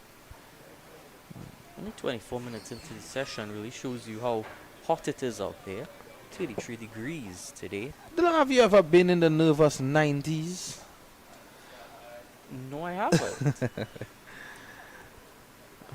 Would have been born in the nervous 90s. Never been in the nervous 90s, but I've reached to 82. Never reached beyond that. Here's Charles. Cut away nicely by Jangu. Finds Joakim. Oh, chance for a run here now. Overthrows. And they'll get it. That's free. That's free runs. Especially on a Friday afternoon. You take that. Jangu. I'm interested, Dylan, to see how Vikash Mohan plays this passage of play up until that point of 100. If he does get to it, you know, I'm excited to see how he plays here. Well, it's always important to remember how you got to 90 and continue doing the same things that you would have been doing prior to that. Correct. And many times you see batsmen looking to preserve and to really stick out those 10 runs. Just as we saw right before tea in that over that Jid Guli had bowled. Yeah, but the thing is, at times, Mohan is pulling and pulling hard. That's going to be 4. takes him on to 94 now, Vikash Mohan. It was short. It sat up to be hit. And there it is. And it's good to see that when that ball is shorter and it's there to be hit, and you're in the 90s, you don't want to be going into your shell. You want to continue with that free scoring spirit. Because just as they say age is a number, the score is just a number too. Nothing about the pitch changes, nothing about the bowling changes. Correct, yeah. Will Charles rebound? Or short again. Mohan missing out this time. Only will get a single this time. He has to settle for that. And that's the thing, Dylan. I was about to say before that shot from Mohan, you know, many times we see batsmen trying to preserve their wicket in the 90s. And when they get a ball to put away, they struggle to do so. It's not that much of a struggle, but it's all an attempt to save your wicket until you get to that point of 100. But at times it pays off to continue playing positively, just like we saw from Vikash Mohan. Yeah, and we do have the luxury of time in this 4-day match. Whereas if you're in a limited overs game especially, you can't be affording to spend too much time in the 90s. Yeah, Jangu goes hard down the ground. That's 4. That brings up Amir Jangu's half century. That 50 coming up, 132 deliveries. A brilliant knock from Amir Jangu, the left-hander. Wonderful knock indeed, and what a celebration to go with it. Just adds the icing on the cake of a half century from Amir Jangu. It's been a brilliant innings, and he has looked to push on quite intently since this final session has begun. So we see that scoring rate go up to 2.95 now. They only trail by 94 runs.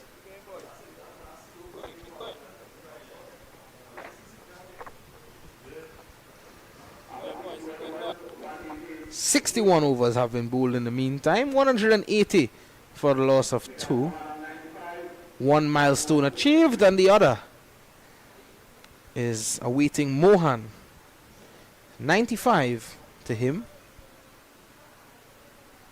Could we see a Vikash Mohan century at the NCC? Sweeping this time. Well, that would help the situation. Lapping it down to fine leg. And that's 2. Jangu is saying, tell me if you want the 3rd. Well, he definitely want to retain the strike.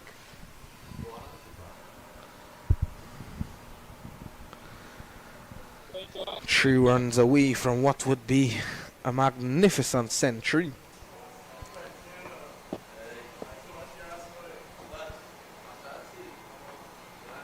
Cut away. Punching no there. run. Too short from Jukim. Yeah, he'd be a bit disappointed he wasn't able to get any runs out of that. Was there to be hit. Well, Jid Goody was standing at leg slip for that paddle from Mohan, but he goes back to the traditional slip. Oh, well played by Mohan, and what would you expect? I don't think I would have expected anything else. Mohan solid as a rock, given the fact that he would have faced 181 deliveries. Short cut away, but finds Otley at backward point. Otley would have been under the watch of that umpire Danish Ramdani earlier.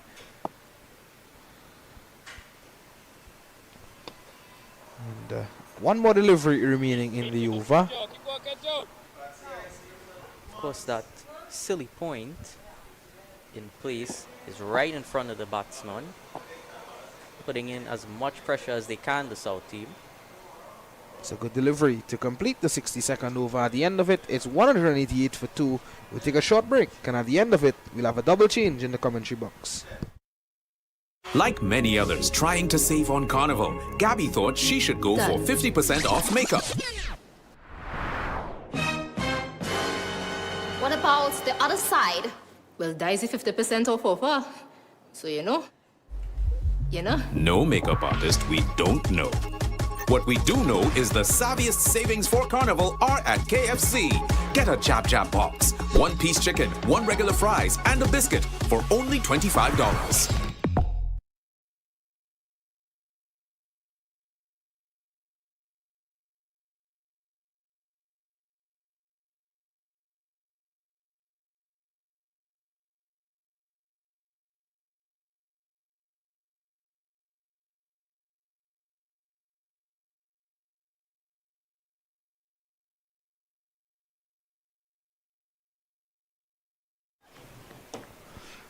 So we're back. 182 for 2. Jangu on 53 of 133. It's been a watchful innings more than anything else. As I say, good evening to Liam. Yeah, definitely. It's been pretty watchful from Jangu, showing us that, there's multiple facets to his game. And it's exactly what, the selectors would want to see coming into a 4-day competition. Jangu, though. It's exaggerating the fact that that one kept low, very low outside the off stump. But it's good to see Jangu and Muhan together batting. These two, they're very close friends, understands each other. I think one thing you would not see happening is a run out, a mix up. They seem to know each other. Commentator's curse does exist. Well, So we didn't just let's hope I didn't put that curse on them. Jangu and Vikash Mohan, you're right, pretty close friends from a long time now. Jangu's been on wall. They've not been able to break that barrier. But I would on Marlon. Would on Charles though, Brian Charles, sorry. Charles has been really, really good. He has really pulled well today. As he usually does, it's just what you come to expect when Brian Charles is out there. He's going to give you an abundance of overs. He's going to pick up wickets. He's going to bowl well. So his flat wicket, not much turn on offer. But he's been toiling away all day, Brian Charles. 18 overs, 53 runs, 1 wicket. No stranger to bowling very long spells. He's a fit cricketer. Normally turns in on an average 30 overs a match. An innings, sometimes in regional cricket. Yeah, he's pretty disciplined as well. He doesn't share off his line too often. This guy, Damian Joachim, he's come in to the attack and he's looked to cause some problems. He's been bowling well. Yeah, a missed opportunity for stumping with Mohan on 87. I've always said I've had a lot of time for Joachim's bowling. You always think when Joachim is bowling that he can get a wicket. Driving in the air, but safely into the boundary for 4. Yeah, Jangu just opening up now, gotten over that barrier after 50. A loose one from Joachim, really. Yeah, just over pitch outside the off stump and a beautiful shot from Jangu for the covers for 4. Deliberate. You can see him just looking to lift that over the infield. I don't think Joachim will be too worried about that though. He might be well encouraged. Keep going, Joe.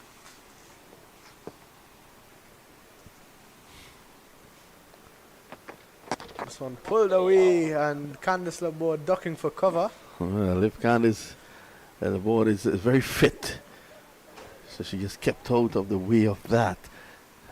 Well, the way Jangu has started now, since getting that half century, Candice Laborde may need a helmet. She's seen the funny side of it.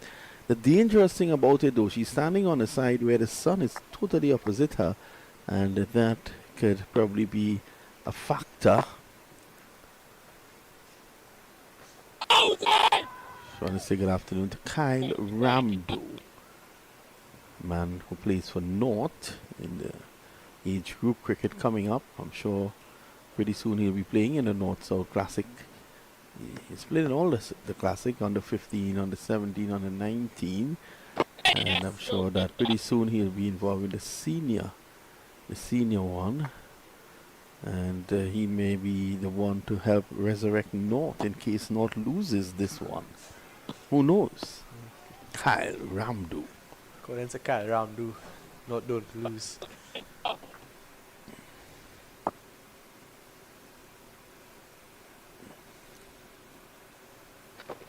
This time it's pushed away down to backward point. Well, I believe the last under 19 North-South Classic, Ramdo might be correct in saying that North won that. I don't think he had a big hand though. I think the gentleman sitting next to me sent him back in a haste. He just had a rush of blood. Something about Kyle Ramdo.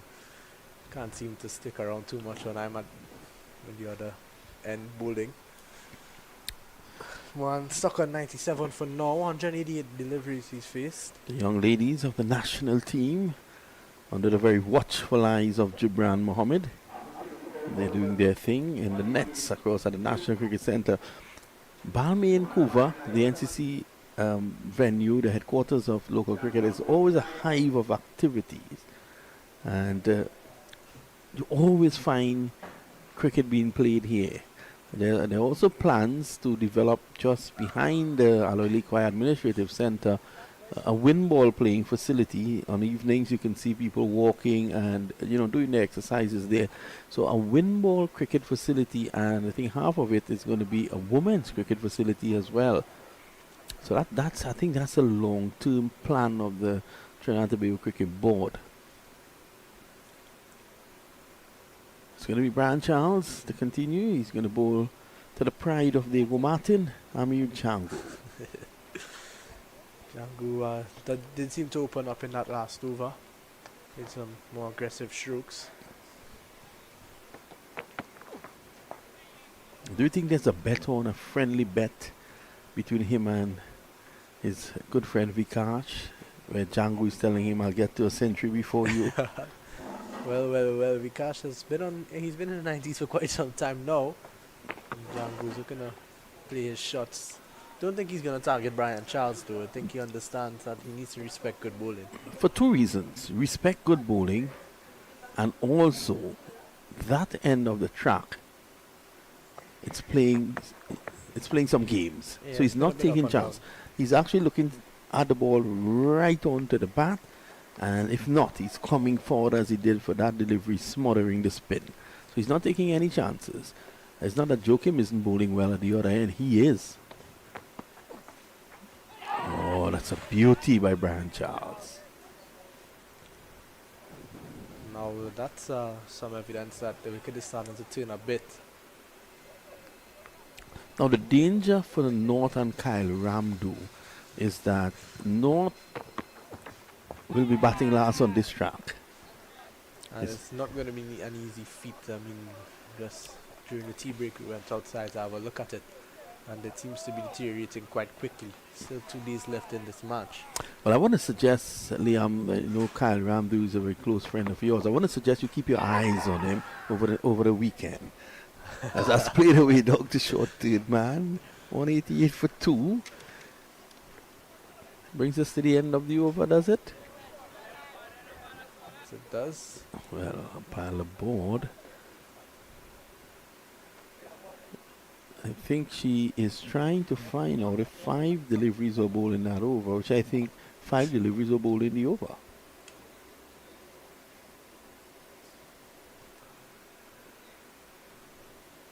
Or is she waiting on cake? It's going to be Joachim to continue.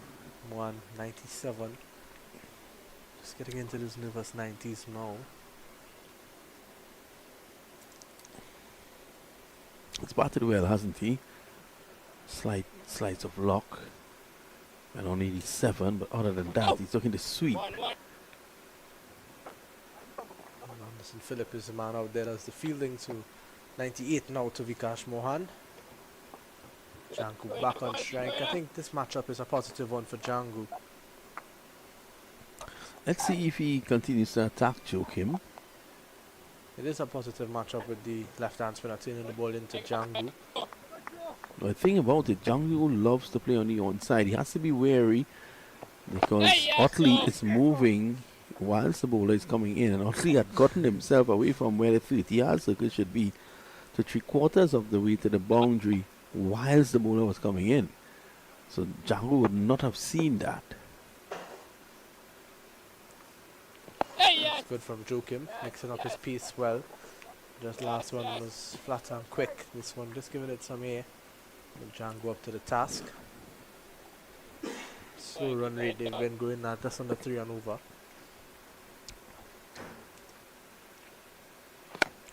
Driven from Jangu, beats the fielder at cover, and it's going to run into the boundary for 4 now.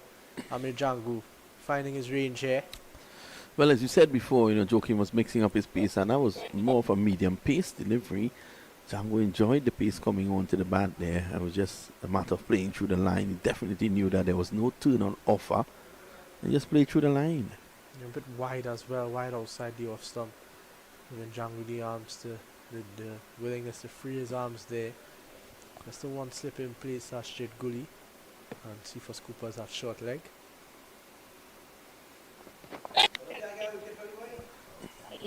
93 for 2.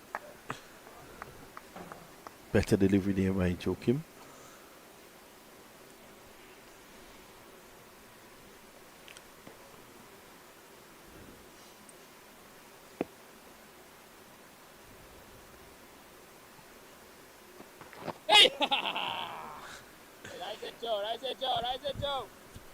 Better from Joachim. Better line delivery. End of yet another over. 193 for the loss of 2.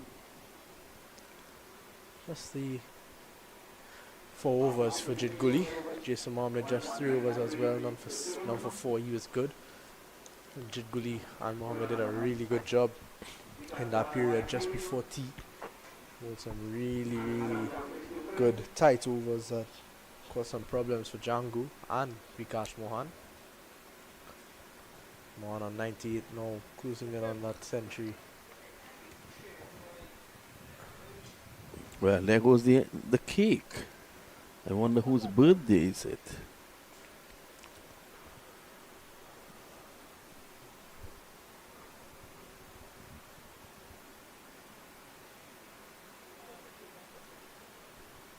It's going to be Brian Charles. 19 overs, 1 for 53. A light day for him, is what we are accustomed seeing. Is it that they're going to take the cake out for Vikash Mohan when he attains the century?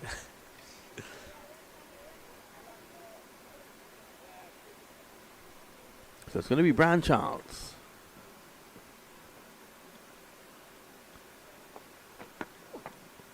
And there is Mohan looking to play a reverse sweep, not out, says umpire on the board. Well. What was Mohan trying to do? Let's have a look at this. Confident appeal. Probably struck outside the line of leg, you think? We're not in the best position. Umpire Laborde is. Like by signal. Lifts that left leg and taps it to indicate a leg by. So Mohan's nervousness showing, manifesting in different ways here. Looking to sweep, play the reverse sweep. I think he's better served just looking to play in the V, standing back and playing or coming forward, which has been his forte, and playing in the V and get to the century. What he needs to understand is that he's probably 102 short of what he should get. Gets to get over that milestone, get out of these nervous 90s, and then it's business as usual for him. You know, he hasn't looked troubled up until he probably got to about 85. That's when things started to look a bit troublesome for him, and that's all due to him being nervous. Jangu just getting back and defending that one. Well, I think what should happen here is we haven't seen Jason Mohammed. Jason Mohammed is a guy with a golden arm. He did get a small spell early on, but Jangu is down the ground. Good hit. Boundary. Yeah, it's just about that time for Amir Jangu. He spent a lot of time out there. 153 deliveries is what he's faced. And he's ready to put away those bad balls. Seeing it like a watermelon out there by now. Yep. I still think that Jason Mohammed should have been probably given another try. He more often than not gets a wicket. Remember back in the day, TNT would have been playing regional cricket, and you know, you're looking for a breakthrough, you bring on a guy like Imran Jan, and he used to get breakthroughs as well. So you need that sort of player in your ranks. I think they've got that to the likes of, you know, Jason Mohammed, Jit Gully, maybe Kamilo Puran, who just bowled that one spell earlier on. You could try something. They've got to try something, because Jangu and Mohan they've been trotting along quite easily since before lunch. Batted all day together. On the ship, 139 runs.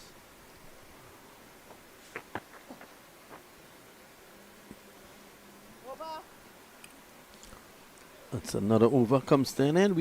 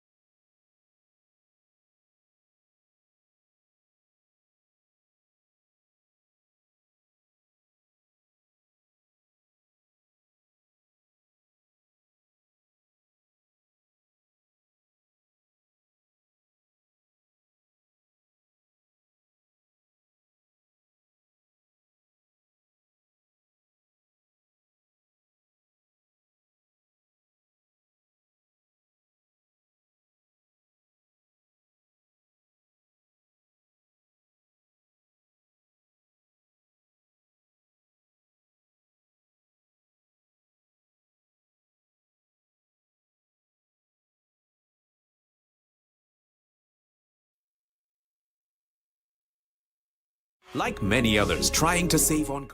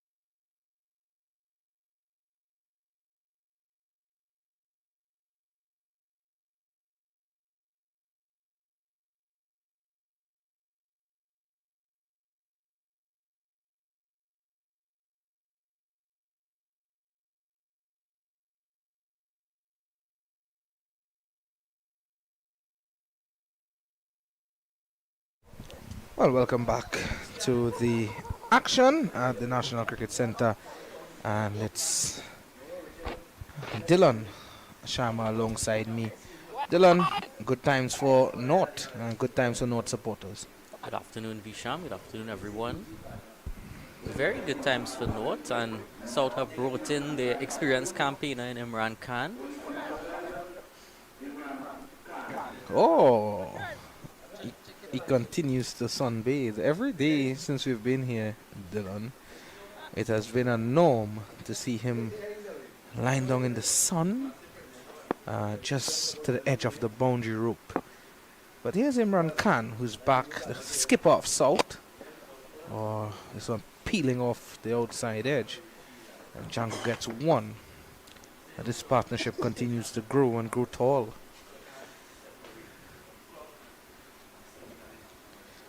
Mohan has faced 200 deliveries. South now trail, North now trail by 68. And just inching closer and closer to that 274 that was set by South.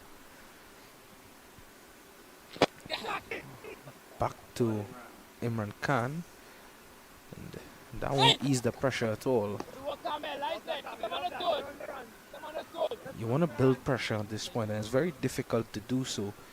And with the batsmen, these two batsmen going as they are, Dylan, it's always difficult. It's going to be difficult, and you want to, tie them down as much as possible. A limit run scoring, get in a couple dot deliveries, and induce a false stroke. Well left by Jangu. Imran Khan would want to have better feeling off of his bowling as well. Missed that chance there. Well, not chance, but missed that delivery that came back to him.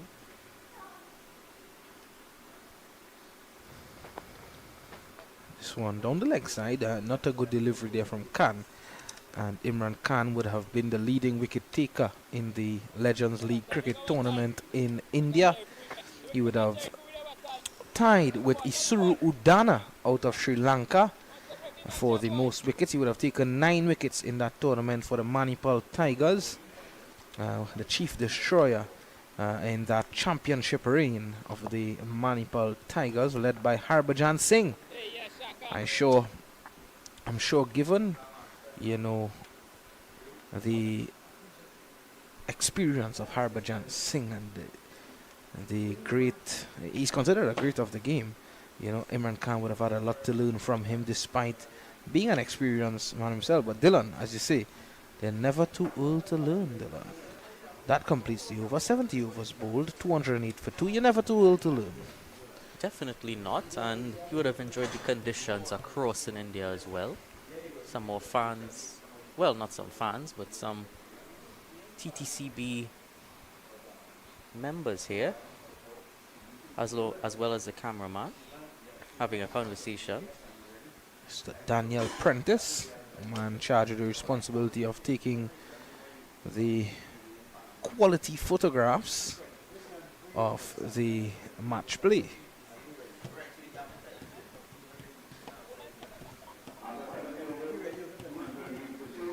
.208 for 2. Charles is continuing. Well, actually, Joachim has swapped ends.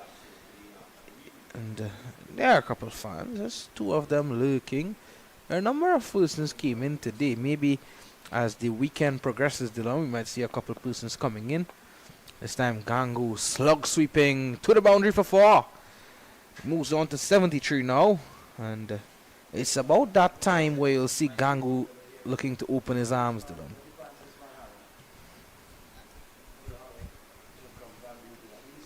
It was a powerful shot from Jangu. 150 run partnership coming up. 153 the partnership at the moment. And the conditions at the National Cricket Centre continues to be excellent. The outfields, we spoke about it, it's in supreme condition, and the weather, well, it has held up nicely for this contest. Of course, the ODPM sending out notice yesterday that the dry season have started, and we're all set and ready for a brilliant cricket season ahead. Dylan, who will you be playing for this season, if you're playing for anyone in terms of the cricket season? Well, I only see myself at this point playing for Cricket 360. Okay. All right. Sounds good, Dylan. Sounds good. This time, good delivery from Joachim. And Jangu just having a look, continues to have a look at a few deliveries. And it's 212 for 2. It's about this time yesterday, in terms of the runs, 207 for the loss of 2. That's when wickets started to capitulate for the South team. I don't think the North team would want to mirror that at all. And down the leg side, in the air, a loud appeal, and not out, says umpire Laborde, and she's signaling that it hit the legs, the thigh guard of Amir Jangu. Here's a look at it again. Yeah, looked as though it was far away from the glove and the bat of Jangu. 71 bowled to 1-2 for 2. It's definitely been tough for the south side out there today. Haven't really gotten any decisions to go in their favor. But rightfully so, none of them have really particularly looked to be howlers. So good umpiring out there as well. Yeah, and speaking about spinners, earlier, and wickets taken by spinners. Well, he's certainly spinning. I think you may need to go down there and ask which team he's out here supported. He's not really giving us much hints. Well, we know which team this man is from, Mr. Kadir Sebastian. He is, of course, the manager of the North team, the manager of the Red Force. But Dylan, I think in the next water break, we'll certainly go down and have a chat with that supporter. He's always at the ground, though. He's always at the ground. Must not live too far from here. Imran Shaki Khan, the man with the nickname Shaki, is coming in. Down the track. VM Vikash Mohan, number 22 on his back. Where did Imran Khan get that nickname, Sharky? Well, I think we'd have to ask that question to Liam when he comes on. He might have a better idea of where did Shaki get the name Shaki. I hadn't heard it up until yesterday. Yeah, his Instagram name is Shaki Khan. So, which means to say that that nickname has stuck with him and it is significant to him.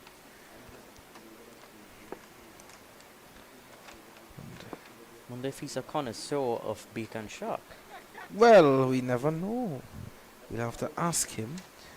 But that is the reason why I was suggesting that a leg slip should have been put in, Dylan, sorry. Because of that said odd bounce, and look at it. It would have ballooned straight into the hands of the slip fielder, the leg slip fielder. Yeah, and I mean at this point they only trail by 61 runs, so they have less and less runs to play with, and they would be in less of an attacking mindset as that lead goes down and eventually could turn into a deficit. Yes, certainly. Short, and Jangu allows it to go into the gloves of Williams. Now that completes 72. At the end of it, 2-1-3 for the loss of 2. We'll take a short break and be right back with more. Like many others trying to save on Carnival, Gabby thought she should go for 50% off makeup. What about the other side? Well, Daisy 50% off offer. So, you know. No makeup artist we don't know. What we do know is the savviest savings for Carnival are at KFC. Get a Jab Jab box, 1-piece chicken, 1 regular fries, and a biscuit for only $25.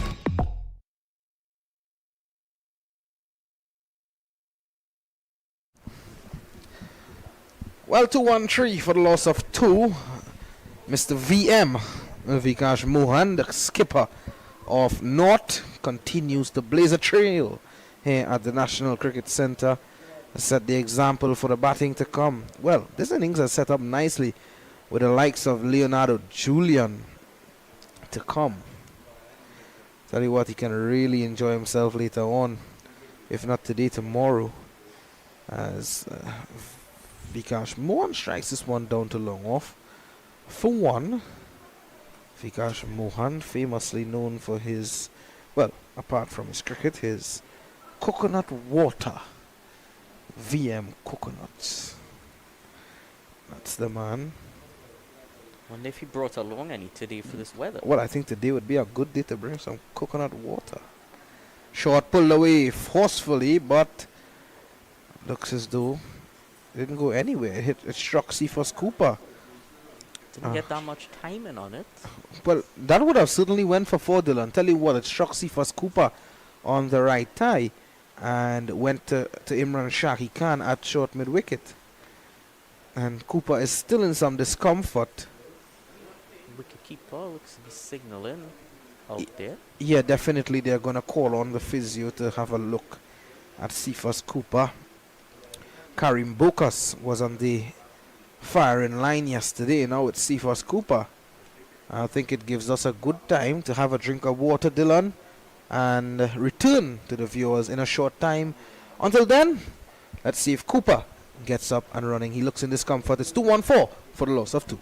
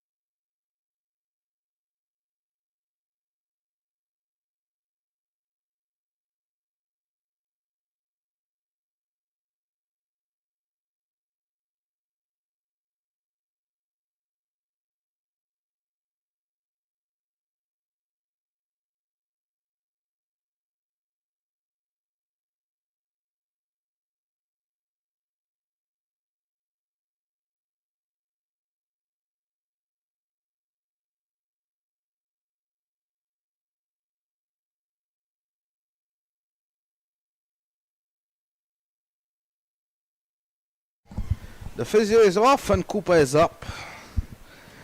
And he would have, I think Carimbocas would have been smiling from ear to ear when Cooper was struck there. So I would have said, getting back some of what you did to me. Dylan is back. It's a thankless job in that position. Next time Dylan is playing cricket, we'll have to put him there. Oh, lovely delivery there from Joe Kim.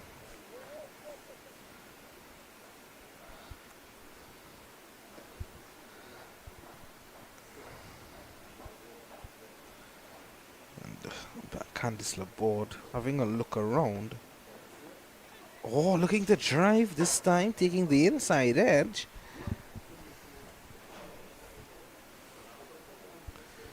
And Joachim looking to sneak one through here.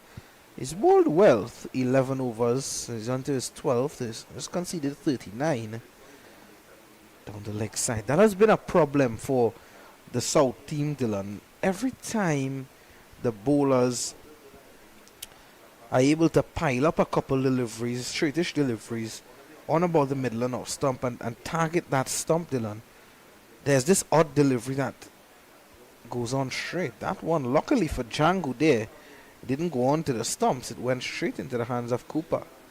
Well, he called himself very lucky that didn't go on to hit the stumps. Oh, some bounce there from Joachim. And Joachim is someone who you wouldn't really associate with all that bounce because of the fact that he's a short man and he delivers from a low trajectory. And that brings the 73rd over to an end, 2-1-5 for the loss of 2. Mohan, the skipper of North, is on 108. Jangu is on 74. And as I said, we were speaking about spinners, and with 2 spinners operating and a leg spinner at that, you know, yesterday we saw Wanindu Hasaranga from Sri Lanka picking up his best figures, 7 for 19 in an ODI match against Zimbabwe. I believe it was at Palakele, Colombo, actually, Yes. Colombo, and his previous best would have been 6 for 24. So 7 for 19. Hasaranga really put in Fifth some. best figures in ODI cricket ever. Yep.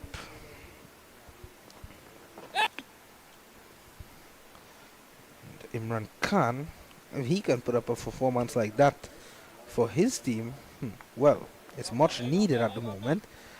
Not 7 wickets, but at least 1 wicket at the moment would be a handful for South. Well, as they say, one brings two, sometimes three. Yeah, definitely. And you can hear in your stump mic, wicketkeeper also referring to him as Sharky. Yep. Everyone around the cricketing arena who would know Imran Khan knows him as Shaki. What I will say though is, for large parts of this session, Jangu goes over cover and 1 bounce into the boundary for 4. It's a beautiful shot up and over the infield and inside out. One of the more difficult shots to play in the cricket game, Dylan. yes, that lofted extra cover drive is very difficult shot to play, and he played it to perfection there. He's played that shot as well as the straight lofted shot quite well today.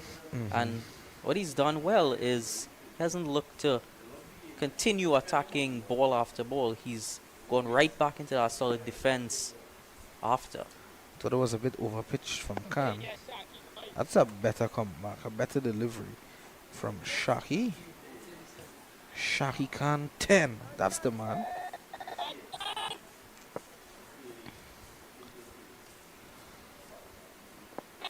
Oh, just short of Cooper. Millimeters away from the hands of Cooper. Have a look at that again. Oh, that was close. And Jangu lives on. You can almost sense the fielding team becoming a bit less confident at this point. It's been a long day. It's been a long day indeed. And one more delivery to go. Actually, that completes the over at the end of 74. 16 overs remaining in today's play. It is 219 for the loss of 2. Dylan North well and truly on their way to that 274 set by South. Well and truly ahead of the match at this point, and really just looking to put the foot on the throat of the South team now. You have to say it has been a good game thus far. We've seen a number of occurrences, varying occurrences in this match. We've seen teams starting off on a high with the ball yesterday. That's North, and then Jason Mohammed and Cooper fighting back for South. In the end, the bowlers of North, they came back after and struck some big blows, and now we are seeing the batsmen of North really putting the pressure on the men from South. So here's Joachim, and he continues to be consistent. There's that odd delivery that the bowlers tend to shy with. You'd probably think the North team is looking to just bat once because they wouldn't want to be batting last on this pitch. Yeah, well, you would assume that's the intention of Mohan and his men. Well, South would want to take away any opportunity from North of doing so.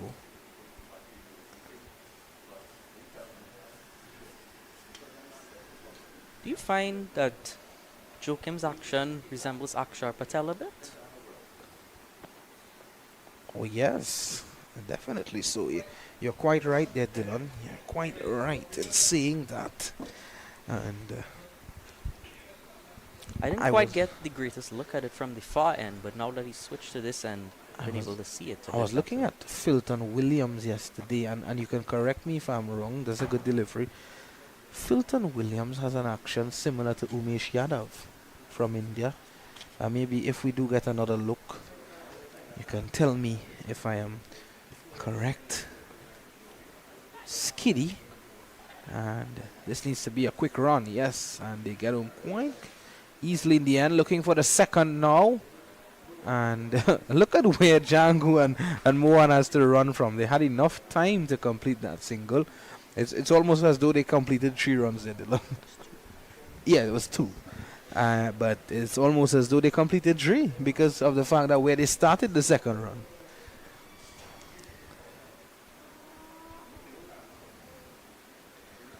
That's good running, spotting the opportunity for that extra run. Definitely don't want to overrun too much like they would have on that occasion, especially with the weather that we're having here. Don't want to burn yourself out.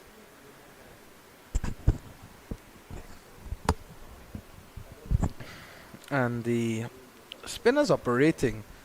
I don't know if we'll see the comeback of Anderson Phillip and Sharon Lewis for a quick burst in the final 10 overs when they do get that opportunity to take the new ball. Jangu cutting and cutting hard.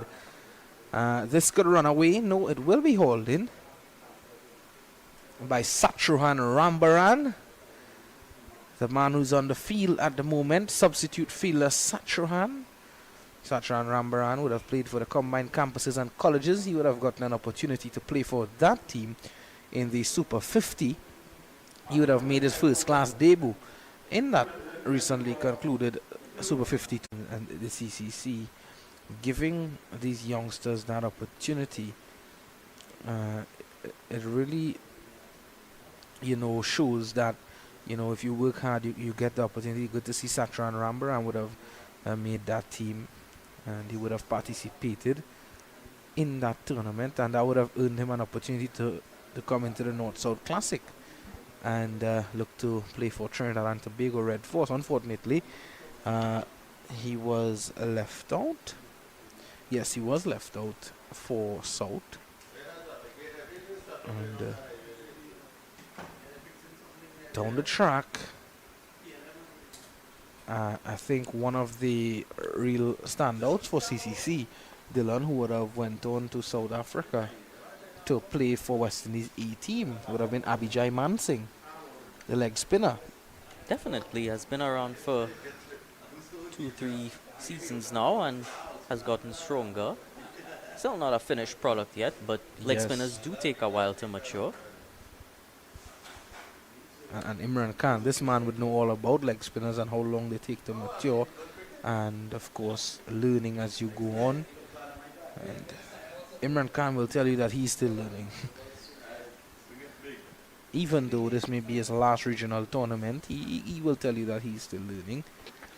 Down the track is Jangu, straight to Mohammed at short mid-wicket. And well, in all facets of life, really, you continue learning outside of sport, anywhere, really. Yep. Now, you were asking if we might see the return of any of the pace bowlers at this point, and with the older ball and the pitch breaking up a bit, it might not be too bad a decision. Maybe a bit of reverse swing coming into play, Dylan. We'll have to see what Imran Shahi Khan's decision is. I'm really interested to see if there were to be some reverse swing here, of course. With the amount of dust and cracking up there is out there, all the heat on the surface. All loud appeal. Not out, says the umpire Dan Ramdhani.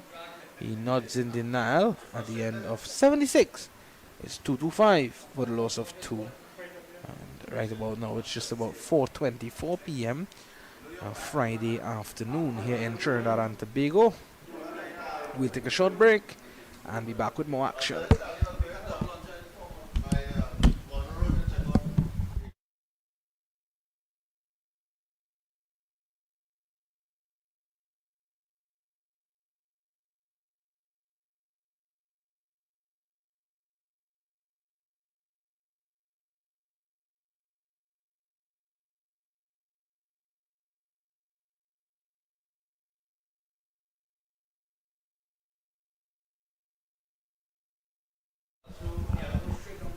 Still in search for that third wicket, that breakthrough.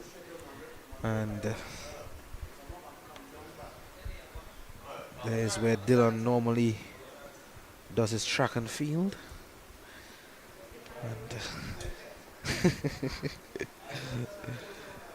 Dylan, Joachim is back, and I was just about to ask you, Dylan. Oh, wonderful delivery there. Some assistance from the pitch. Yeah, Dylan. So, uh, what would be your message as a coach now going out to South? If you're Coach Stephen Ramke soon, what message would you be sending out at the moment to your players, given the fact that you are searching for that wicket? Well, that is quite a difficult question. It is really tough out there for them at this moment. Now, what I do think that they should have persisted with longer, which they were doing earlier, is nicely tucked away down to low on for mid on to for a single. Brings Jangu back to strike. Earlier on, they had the ball turning both ways from either end, so the leg spinner and the off spinner on from either end. And I don't think they persisted with that for long enough. As we saw yesterday, Jangu hits that straight back to the bowler. So we saw that yesterday. The North team did persist with that for quite a while. PA bowling from that North end for the marathon spell. And of course, Vikash Mohan, who's at the non-strikers end. Oh, that one seemed to have struck him on the glove, then onto the pad, and luckily it didn't go to hand. It is 226 for 2. After this over, it will be a double change in the commentary box. Liam Mamchan, along with Mr. Vinod Mamchan, will be joining you for this afternoon's proceedings. What is remainder of this afternoon's proceedings? Jangu 182 tucked away to mid wicket. That completes the over. 226 for 2, Dylan. Thank you for your stint this afternoon. And we're going to hear a double change in the commentary box. Thank you as well, Vishal.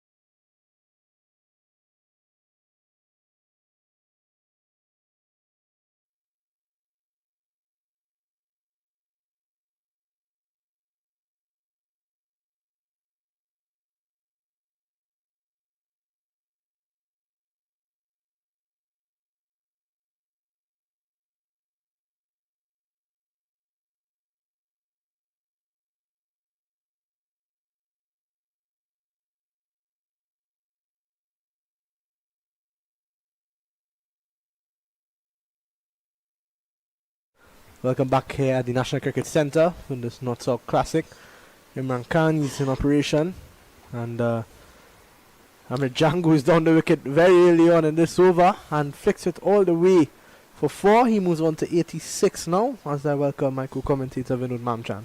Yeah, lovely shot there. Jangu dancing down the track as if he's in residence. And he was able to get that away from long on and into the boundary for 4. And 86 of 192 deliveries. Vikash Mohan, 112. And these two, I think, this is a lesson for all the local cricketers who are vying to get in to that Trinidad and Tobago team. This is something you must look at. Jangu, who is an ultra-attacking batsman, having faced 192 deliveries for 86, that should tell you something. And also Vikash Mohan. So what they've been able to do is to bat, play each ball on its merit. And you may think that the track is a feather bed, but I'll tell you something. On one end, definitely you have some tricks to deal with. Yeah, definitely we've seen a couple from Anderson Phillip, and even some from Brian Charles. Keep a bit low on that other end, not this end that Imran Khan's bowling on now, that the northern end. And the southern end has some demons in it, and we see Jangu overreact maybe for a few that kept a bit low. He's moved swimmingly along to 87. He's batting at some tough periods. He came into bat just before lunch, which is never easy. Weathered that storm, then saw that tough period when Jed Gully and Jason Mohammed were really on top of their game in about 5 overs before tea. and he maneuvered that period well, and he's been free flowing after tea. Yeah, he has been good. He has grown nicely into this innings, coming in 20 minutes before lunch was always going to be a difficult time. Hey, yeah, Shaki. Imran Khan using all his experience to keep him quiet. And at the end of 78 overs, the Southerners have faced 78 overs out there today. Another 12 overs will bring us to the end of the day's play. It'll be 90 for the day, 233 for 2.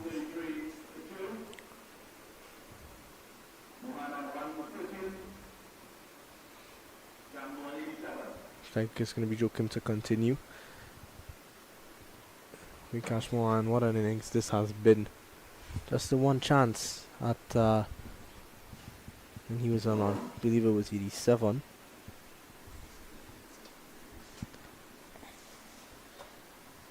And he's made the most of it after that. Joachim, 14 overs, none for 46. He's back in now to bowl to Mohan.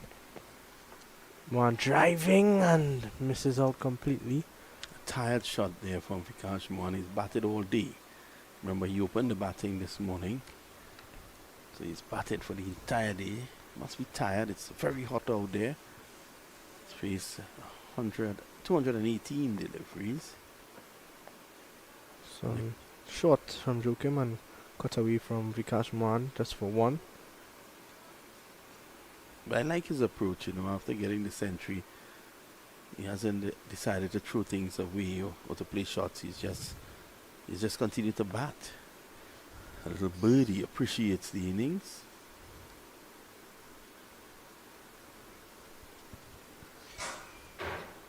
It's Joachim to Jangu now.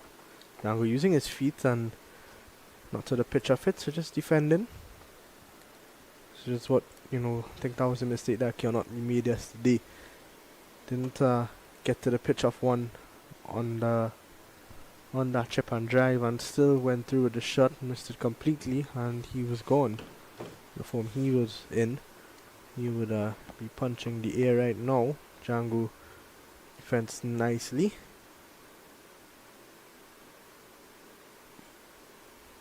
This has been a good innings from Amir Jangu. And all of a sudden, they trail by just 40 runs, the Northerners. It's good running between the wickets. Direct hit may have been Direct hit, close. yeah, it might have been interesting there. Jangu taking a bit of a chance. He gets off the Australian unlucky number, which is 87. Partnership moves on to 176. Huge partnership between these two.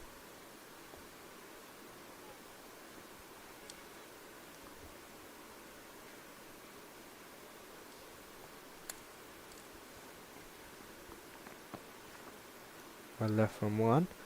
No need for the shot there, and that brings us to the end of over number 79 now. Just one over to go before that second new ball is available. And I'd like to hear your thoughts on that, if they should take the second new ball. Nothing has been happening out there. I think the new ball is probably your best option. Yeah, probably, as you rightfully said, nothing is happening. The fast bowlers have been good. So take the new ball. The other thing they'll have to consider is whether or not, and the last time the fast bowlers were on, which was quite some time, they must be tired, but there's two strong men you have there. Anderson Phillip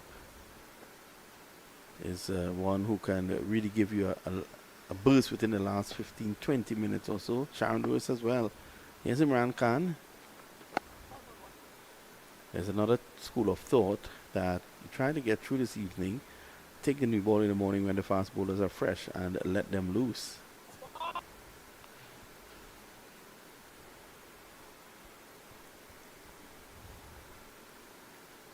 So we wait to see what will be the decision. But regardless of what is the decision, North is firmly in control at this point in time.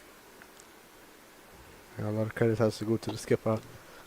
In both facets of the game, in batting and bowling, picked up 4 for 57. And it's on 100 and 15 now with that quick single. Kamilo Puran not able to pick up cleanly.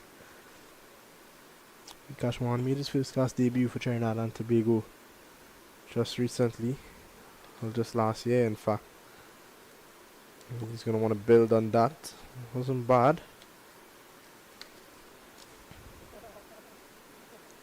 It's been 3 first class games in his career now.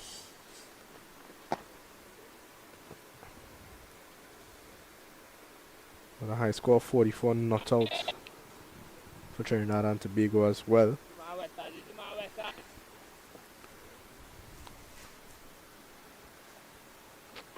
Using his feet is Jangu, and this one goes into the boundary for 4 now. Jangu in firm control as he moves on to 93. Yeah, a lovely shot. Just a replay of the shot previously played in down to deep mid wicket. Goes into the 90s, as you say. So Jangu, 93. He's on 93 now.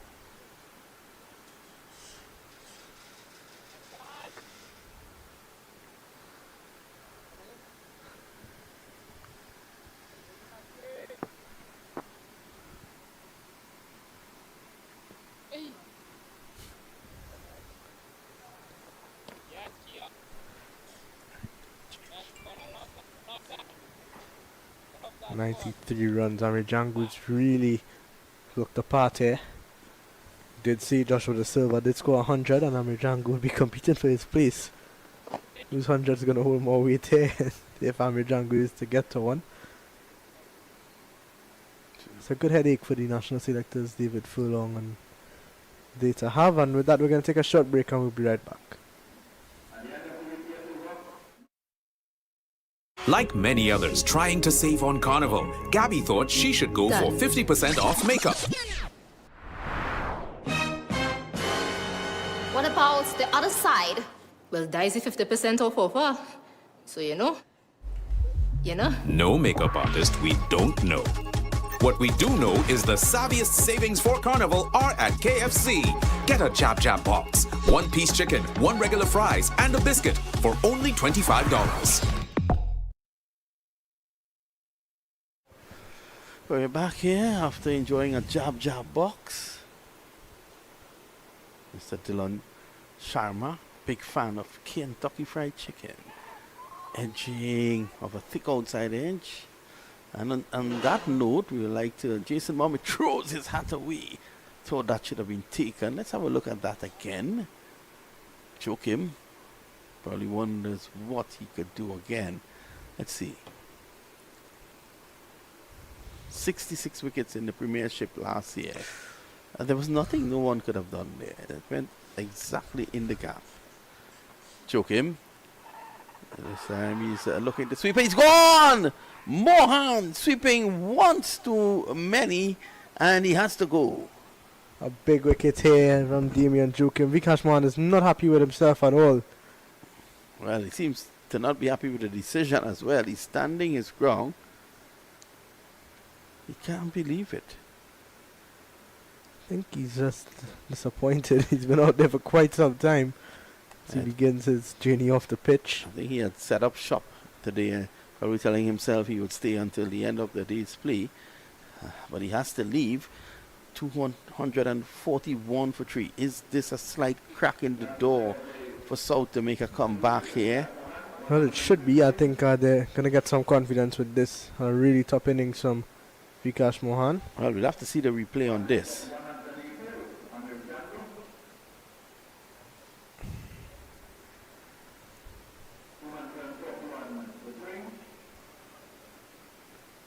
There he goes. Seems to just be on the edge.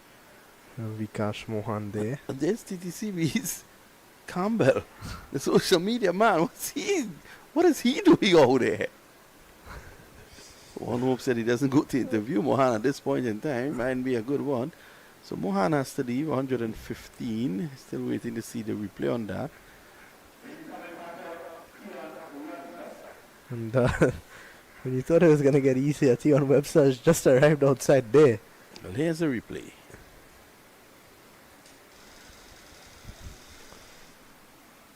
In fact, that was a previous ball in the over that went in between Silimidov and first slip. It's not going to be any easier for South here. This North batting lineup very, very strong. Tion Webster's just come out there. Still Leonardo Julian, Cyan Hackett, Dejon Charles, train under the 19 batsman Andrew Rambaran. And, not to disappoint anybody, but, Gary Pearce. Gary Pearce quite a capable batsman. Yeah, he's a first class 100, hasn't he? An excellent batter as well. Does a really good job in the end for his team. As we see Anderson Mahis and Amir Ali having a race off the field. They've had a good fun watching Vikash Mohan bat today. So Vikash leaves the arena for 115. That makes Amir Jangu's role so much more important now. With the way that he's been batting, he's been playing his shots as of recent, and now with that wicket falling, how does he resettle? How does he refocus this innings? Can't afford to lose another quick one now. Don't want to give South a sniff in. So it's 241 for 3. Tion Webster, the new man in. Well, it's difficult for us to see from here. Are they claiming a catch to the wicketkeeper, or is it a leg before? Let's have a look at that again.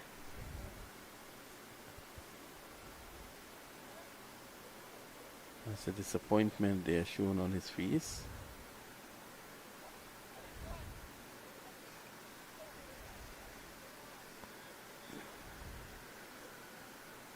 Probably now might not be a bad time to have that new ball. It's definitely an option. In comes Joachim Tion Webster. A lot of pressure on him early. 2 slips on a short leg. And immediately Joachim challenging that outside edge. Now South in a good position here. Very good bowling by Joachim. There's a plan. 241 for 3. South will think to themselves, if they can get rid of one of these guys before the end of the afternoon, that they may still have a chance of at least not being able to restrict a lead that could put them out of the game.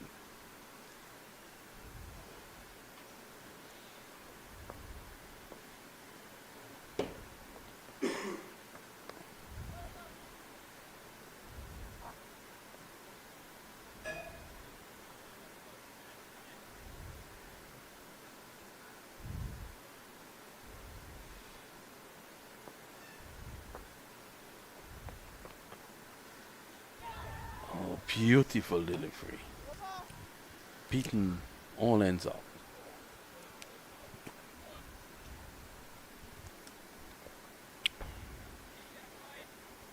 Pongs and in from Joachim there.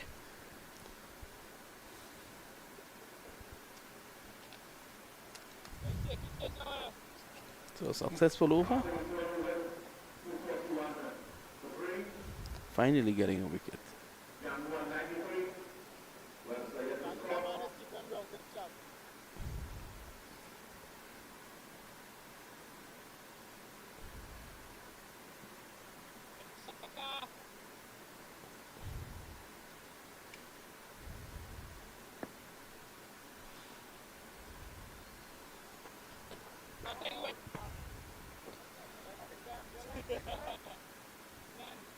Fielded by Jit Gully. Was really impressed with his innings yesterday afternoon. The maturity that he showed.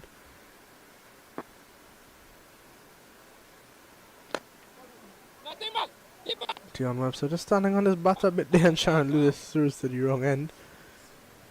Shannon Lewis just seemed to be asleep there for a second. And Amir Jangu challenging him for a single. He moves to 94.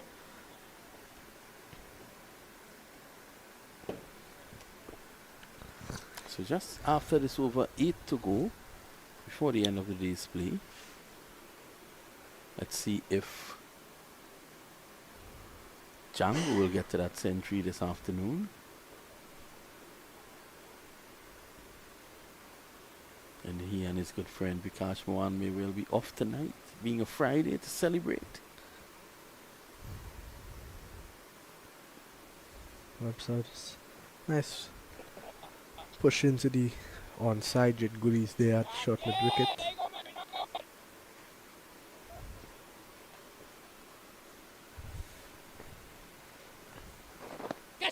Oh, a chance there, Cephas Cooper. But he's dropped him. Cephas probably falling asleep. That was the wicket they wanted. Oh, in and out.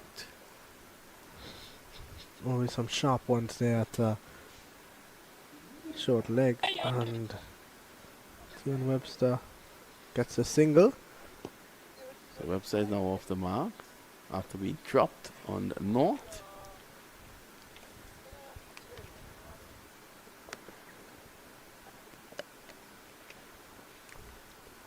'94 of 205 Jangus look good. Cooper will be disappointed. It normally sets himself high standards in the field.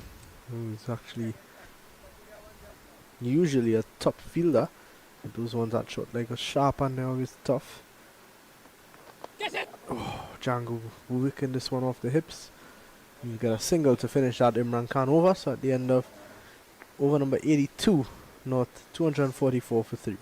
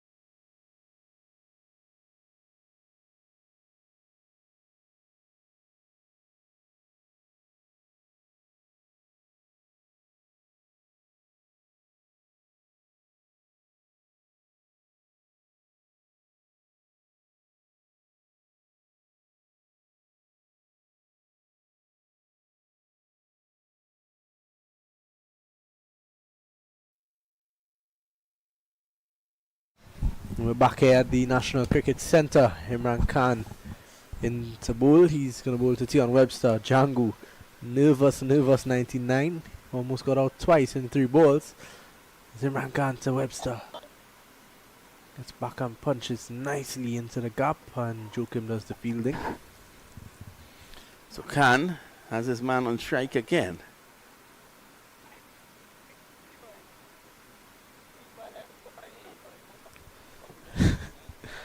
The Jangu do here has been all entertainment in the last few overs. Does Jangu have 100 to his name in this game?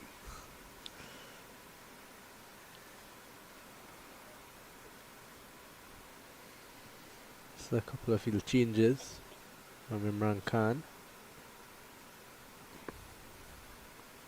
He comes to bowl to Jangu. Jangu defends nicely. Good old Shaki using all the experience in the world. Don't think there's much players left in the Caribbean as experience in first class cricket as Imran Khan. And a real loosener. A misfield. Well, and every Jangu is going to get to 100 now. A brilliant 100 from a brilliant cricketer. I think you will see muted celebration because of what transpired. Let's see. Let's see the celebration. You know, Amir Jangu Well, loves the celebration. Amir Jangu finally gets up that nervous 99 that he's been on. so while I saw the arrow, what was the signal before? Didn't really get a good look at it. Well, he was telling someone to zip it, wasn't he? Yeah. This, Passionate. he's a passionate cricketer, Amir Jangu, and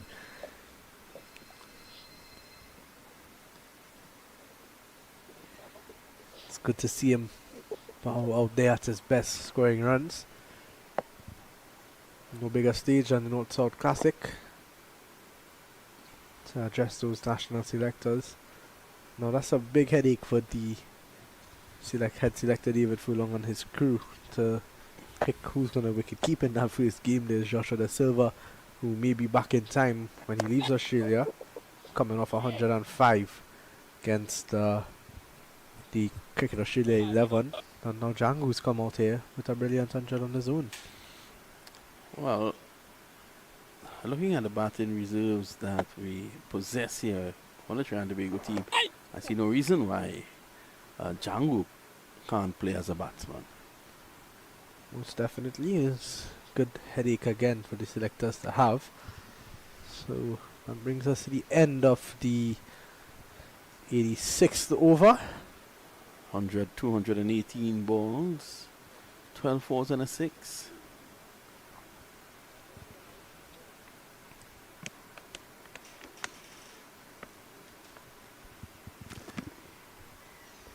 It's going to be Joachim to continue.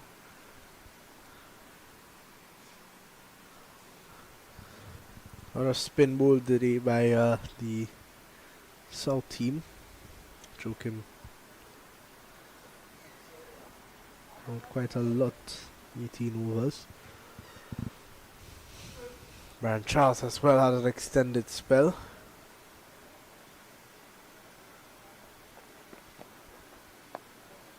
Jangu may just look to play some shots now. I think the best option for him is to come not out at the end of the day. Just take it to the end of the day's play and have a good go at it tomorrow. Yeah, I think that should be his intention.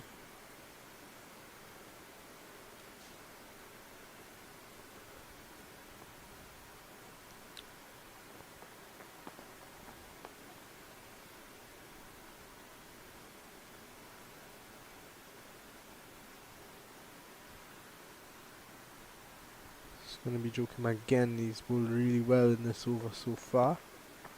Not giving Jangu anything. And Imran Khan unable to get down there.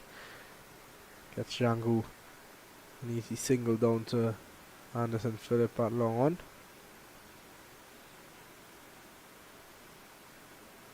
Toiling day in the sun for South.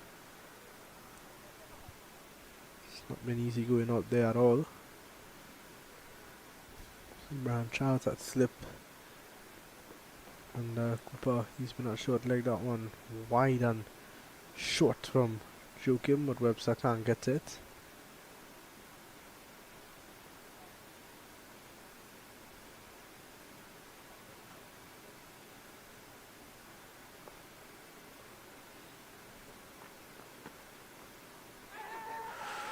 Well, played uppishly and away from City North in Cooper. Just coming off the higher part of the bat. End of yet another over. 87 overs gone. 259 for 3.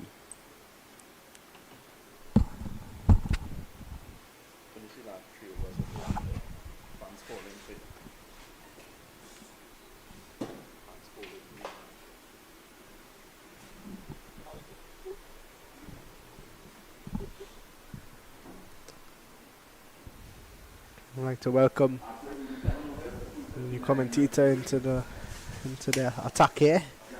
It's Dylan Sharma, he's going to come in. Looks like Brian Charles, he's going to come in to bowl the 88th over. South looking for a wicket here. Jangu gets to his 100. I'm going to chat with Cephas Cooper at short leg. Cephas Cooper and Amir Jangu would have batted together quite a lot in the Dream 11 T10. Both fantastic players, and both had fantastic games. Cooper got 80, Jangu's got us for 100. Now this is the mistake that I believe South made.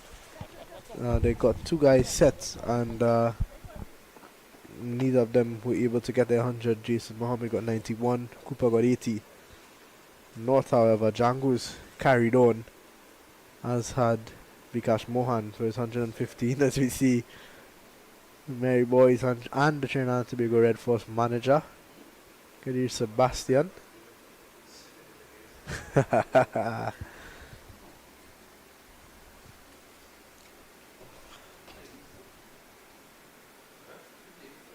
It's Brian Charles, the bowler.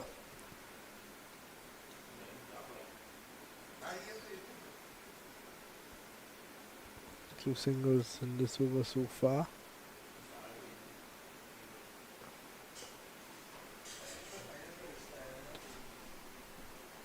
Okay. Brian Charles to Jangu. Charles coming from the other end now. Gonna do something different. Good evening, Liam. And the South team would be hoping they can get a final breakthrough before the end of play today.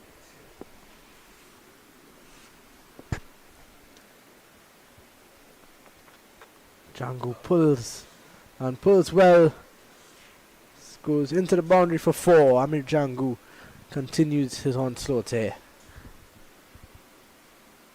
Short and outside the line of the leg stump. Jangu getting back and pulling it away nicely. Jason Mohammed does the retrieving. He walks up the hill.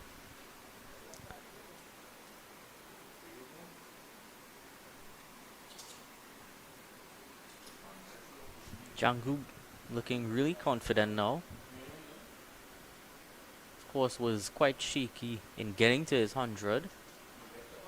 It was the most nervous 99s I've ever seen. And the South team would be disappointed with those chances that they put down. Yeah, it's always tough, late in the day. They've been in the field all days. Been very, very hot out there as well. It was a tough day for them.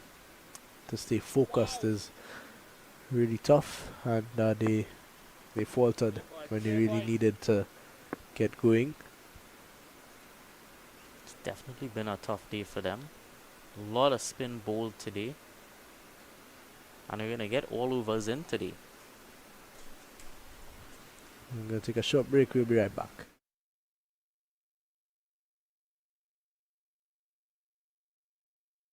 Like many others trying to save on Carnival, Gabby thought she should go for 50% off makeup. What about the other side? Well, dicey 50% off offer. So you know. No makeup artist we don't know. What we do know is the savviest savings for Carnival are at KFC. Get a Jab Jab box, 1-piece chicken, 1 regular fries, and a biscuit for only $25.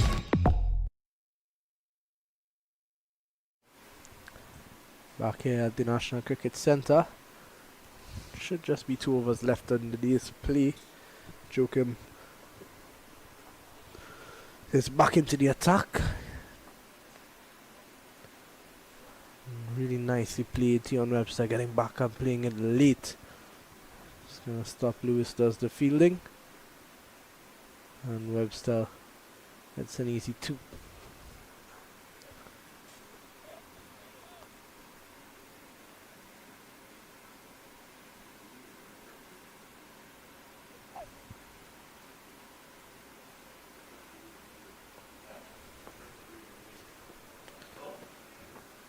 Good delivery from Joachim. Webster would want to make a good impression here. Has been around for a while and has had a moderate run of performances over the years. You want to make sure he gets into that team. Last time Trinidad and Tobago played a first class game, Tion Webster picked up a 5-wicket haul as well, so he's handy with the ball. Didn't see much of him in the first innings when South batted, but he's more than capable, and they're going to get a quick single here. Sharon Lewis is fielding that one, and Jangu is back on strike.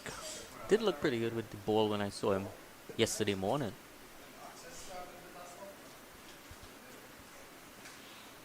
He still has ample time, as North would want to bat once on the surface. They wouldn't want to bat last, especially not for an extended period of time. Definitely, it's not going to be easy. Don't want to be chasing anything over 150, to be honest, on that last day. Sets up the game nicely for tomorrow, though. Not still a lot of batting to come, as we keep mentioning. Still yet to see Leonardo Julian. Dejon Charles, Cyan Hackett, Andrew Rambaran, Tion Webster just facing 26 balls so far. So a lot to come for North.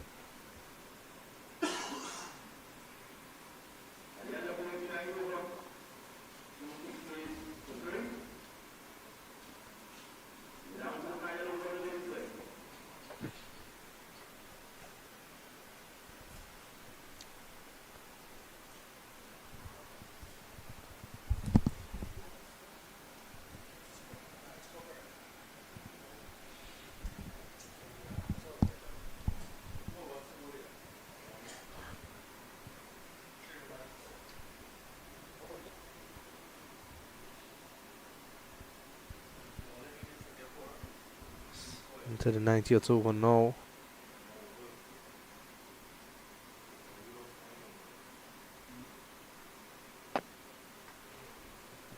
Comes Brian Charles.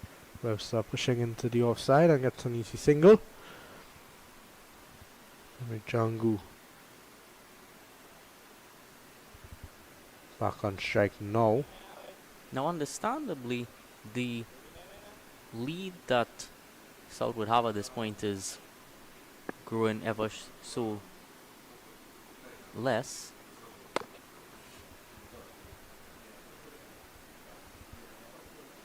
But you wonder, being the last over of the day, whether they would want to apply a bit more pressure with some close-in fielders. I think might not be a bad idea. Not sure if it is the last over of the day. Don't know if they're gonna play until 5:30, which is the cut-off time. Still about 20 minutes till then. It's possible. Light is fine.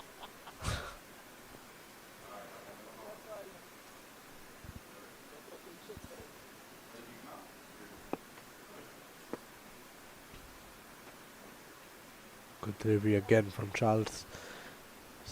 Having Jangu on the back foot. 2 deliveries to go in this 90th over. Partnership of 31 between Webster and Jangu now. good delivery. Don't know what the umpire saw, but it looked pretty close to me. Let's have another look at this one. Well. A shocking decision, to be honest. Looked to be pretty good, Jangu.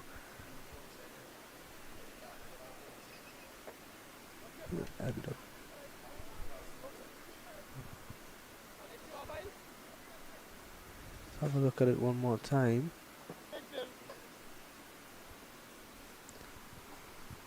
Daniel Williams did seem to hear something.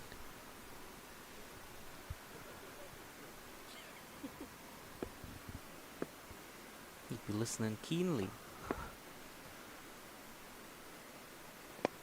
A play from Jangu, and that's going to be the end of the day's play. A brilliant 100 from Amir Jangu. And for the third time today, he's faced the last ball of the session and absolutely just run off the pitch. So a fantastic end of the day for North Jangu. 107 not out. Tion Webster 16. And that brings us to the end of a fantastic day's play, Dylan. Definitely a fantastic day's play for the North team. They would be firmly on top at this point. Almost the same amount of runs that would have been scored yesterday, but the key difference being 7 less wickets fallen, and Amir Jangu and Vikash Mohan would definitely be highly pleased about the day's proceedings. Yeah, 100%. Amir Jangu especially still out there, still a chance to maybe go for 150, 200, depending on how North want to approach this one. But Tion Webster also out there still. A rough day in the field for South. There are not a lot of happy faces out there, but still another day to go. Another 2 days to go, in fact. We have an opportunity to make things right tomorrow. So with that, North 271 for 3. And that's going to be it from us here today.